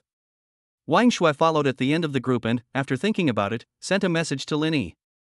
She had to be prepared for both eventualities. If Lin Yi won, she would naturally gain his favor by lending him a helping hand in the snow, and she might even be able to move straight into his house. And if Fang Hu won, she would lose nothing, as she would still get her share of supplies and food. As for whether Lin Yi lives or dies, she doesn't care. Without these supplies, Lin Yi is just a nobody, and she won't have to coax him anymore. Maybe she can even stab him a couple of times to get some revenge. Who let him be so cold to her all this time? He only has himself to blame. When Lin Yi received Wang Shui's text message, he had already seen Fang Hu's large group of people on his surveillance monitor. His surveillance was spread throughout the entire Building 16, and as long as they weren't in their rooms, they couldn't escape his eyes. But what surprised Lin Yi the most was that Jiang Shuyan had also sent a message. The content was very simple, just telling him that Fang Hu had taken someone to find him, and to be careful. After all, she was a cop, and although she was now trapped in the community, her sense of justice still prompted her to give Lin Yi a warning. Chapter 39: Unlocking the Door. As for letting her administer justice, she definitely wouldn't be so stupid. The current order had long since been chaotic. Fang Hu had the audacity to kill blatantly, so naturally he would not take a little police officer like her seriously. The most important thing was that she did not have a gun on her. Although she was a police officer, she could not bring a gun home casually except when on duty. Therefore, her combat effectiveness was only slightly stronger than an ordinary woman, and she could not defeat even slightly stronger men. Lin Yi ignored Wang Shui and replied to Jiang Shuyan alone, thanking her. Then Lin Yi put away his phone and looked at the surveillance footage on the TV. They gathered in the stairwell on the 3rd floor because the 1st and 2nd floors had been flooded with snow. It was a full 20-odd floors up from below. The young adults like Fang Hu were fine, but Wang Shui and Lu Dejia and the others were exhausted after walking for a while. They were also wearing too much clothing, which made walking especially inconvenient. Fang Hu waited for Mr. Lu for a while, but finally, losing patience, he directly told his 2 subordinates to carry Mr. Lu upstairs. After gathering at the entrance of Lin Yi's house, the group did not rush out.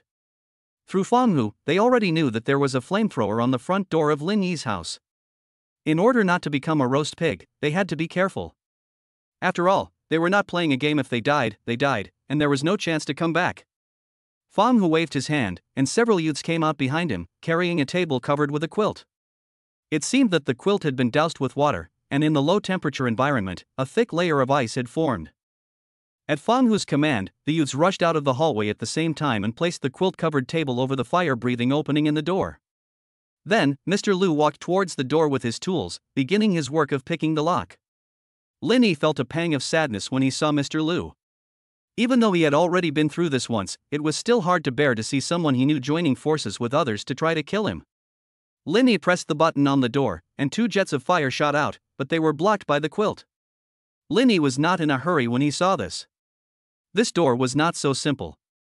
Although Mr. Lu had been unlocking locks for his whole life, the most crucial part of this door was its mortise and tenon structure. As long as he doesn't open the door from inside, no one can get in, even if they have the key. The older the lock, the safer it is. Grandpa Lu has been working on the lock for a long time. It's very cold outside, but he's sweating with anxiety. Ice crystals have formed on his gray hair. Fang Hu is hiding in the stairwell and shouts at Grandpa Lu, "Are you okay? Why isn't it done yet?" Grandpa Lu was still busy and did not say anything. The fire on the door was still erupting, and it looked like the quilt was about to be burned through.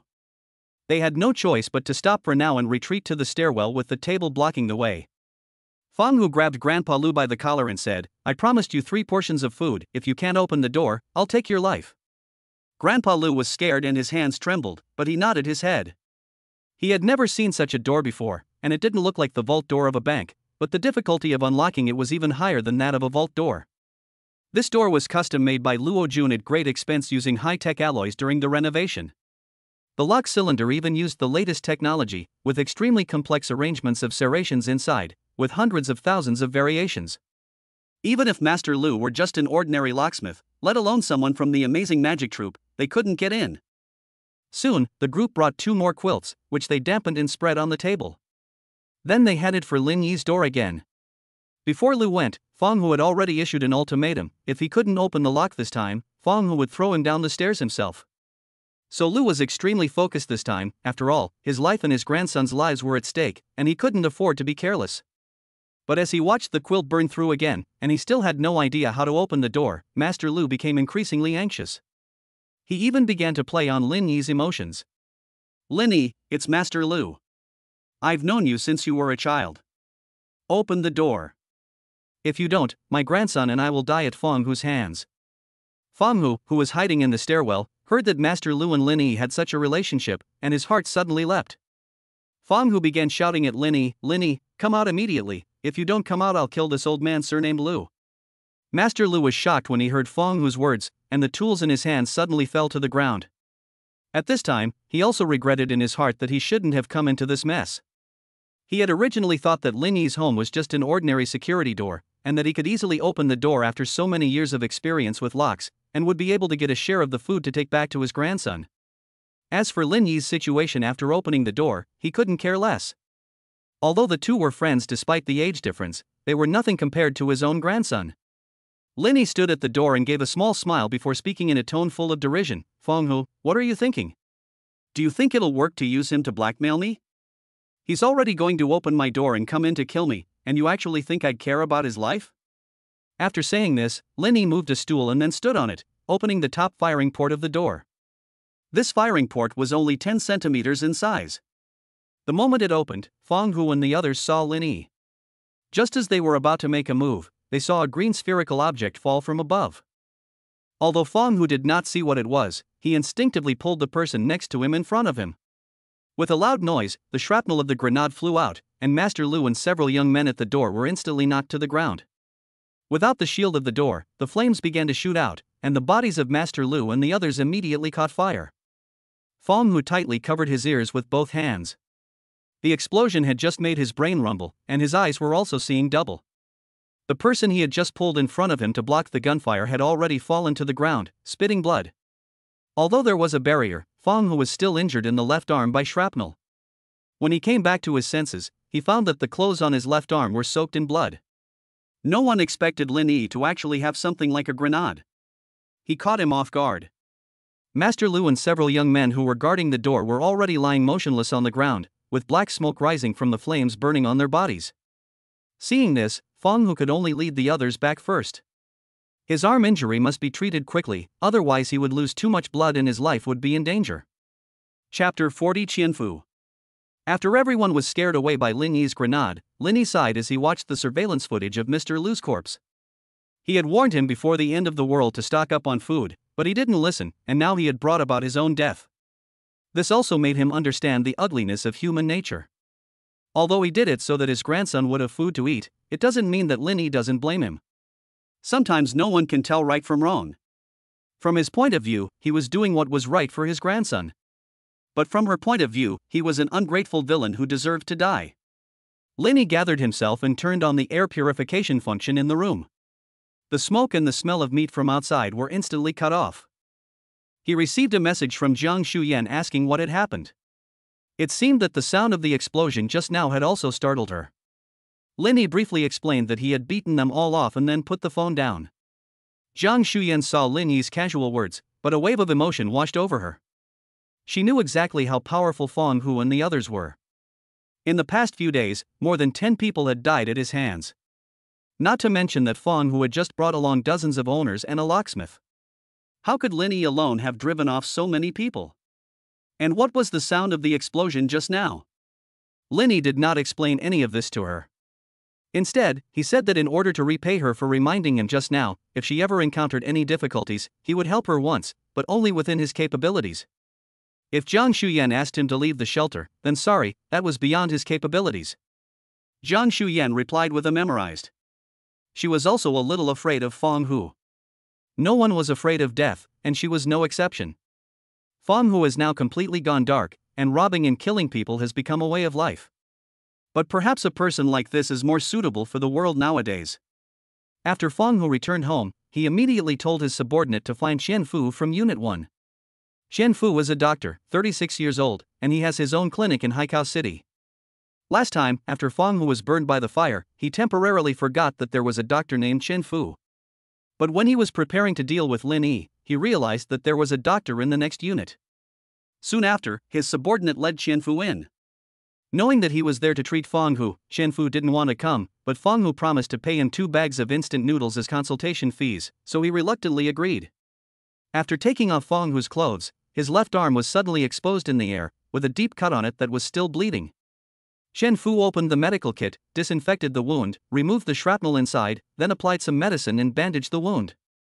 Qian Fu said to Fang Hu, "This arm cannot exert any force for now. Change the medicine every 3 days, and it will heal in half a month." Fang Hu thanked him and asked someone to give Qian Fu 2 bags of instant noodles. Qian Fu quickly accepted the noodles and quickly fled. One of Fang Hu's henchmen looked at Qian Fu's departing back and said to Fang Hu, "Brother, why did you give him food? Wouldn't it have been cheaper to just kill him?" Fang Hu gave him a hard knock on the head and said, "He's the only doctor here. If he dies, who will treat you in the future if you get hurt again?" The beaten henchman nodded in agreement. Fang Hu then used the only hand he had left to open his phone and sent a message in the owner's group. Lin Yi ignored the safety of others and was selfish. Not only did he not help us get through the difficult times together, but he also planted explosives, causing the deaths of countless owners. His crimes are countless, and I call on all owners to unite and punish this demon together. After Fang Hu sent the message, he began to wait for the group's response. Soon, the families of the young men killed by Lin Yi began to shout abuse at Lin Yi in the group. "Lin Yi, you devil, you actually dare to kill people, you will not die a good death. Just wait until you are executed. As soon as the snow stops, I will immediately call the police to arrest you." Lin Yi could also read the messages in the group clearly. These people only mentioned the fact that Lin Yi had killed their loved ones, but none of them mentioned the fact that they had come to rob Lin Yi's supplies. Although Lin Yi had killed far fewer people than Fang Hu, everyone was even more hostile towards Lin Yi. The reason for this is that Fang Hu would always wipe out an entire family, so naturally he would not have so many enemies. The mood in the group had now been completely mobilized, and Lin Yi had replaced Fang Hu as the new scapegoat. Wang Shui and the other 2 women were also shocked when they returned home. They had never imagined that Lin Yi, who had always been so honest and obedient, would have killed so many people. Fortunately, they had been standing relatively far away, and the shockwave from the explosion had not reached them. Zhang Qian looked at the 2 women who were panting and said, "Do you guys feel strange? Why does Lin Yi suddenly seem like a different person? And he has modified his house to be so sturdy and stockpiled so much food, as if he knew in advance that there would be a snowstorm." As soon as Zhang Qian said this, Wang Shui and Yang Shuang also fell into deep thought. Combining Lin Yi's changes over this period of time, they also sensed that something was wrong. Could it be that Lin Yi really knew something in advance? This bastard, since he knew in advance that there would be a snowstorm, he actually didn't tell us, which is really selfish. Yang Shuang said angrily, "When he was renovating, I felt strange, Who would spend so much money to renovate the house into a fortress? I didn't expect it to be for our protection? This despicable villain. Zhang Xian also agreed, yes, I heard that it cost tens of millions to renovate his house. I'm afraid it's not something Feng Hu and those people can easily break through. Wang Shui listened to the two women's words, but in her heart she was grateful that she had just made 2 preparations and tipped Lin Yi off in advance. Even if he didn't pay attention to her, her impression on his mind would definitely be softened a lot. Wang Shui sent Lin Yi a message again. Brother Yi, you're amazing, you actually drove so many people away, you're practically a hero in my heart. I was just worried about you, if something happened to you, I wouldn't know what to do. It's too dangerous out there right now, can I stay in your house? You've always wanted me to be your girlfriend, I said yes, so it's fine. Lin Yi looked at the message Wang Shui sent, his heart stirred, and he replied. Actually, I've been thinking about you too, afraid that you might be in danger. But Feng Hu has been eyeing my house, and if I let you move in and they end up breaking in, I'd be doing you a disservice.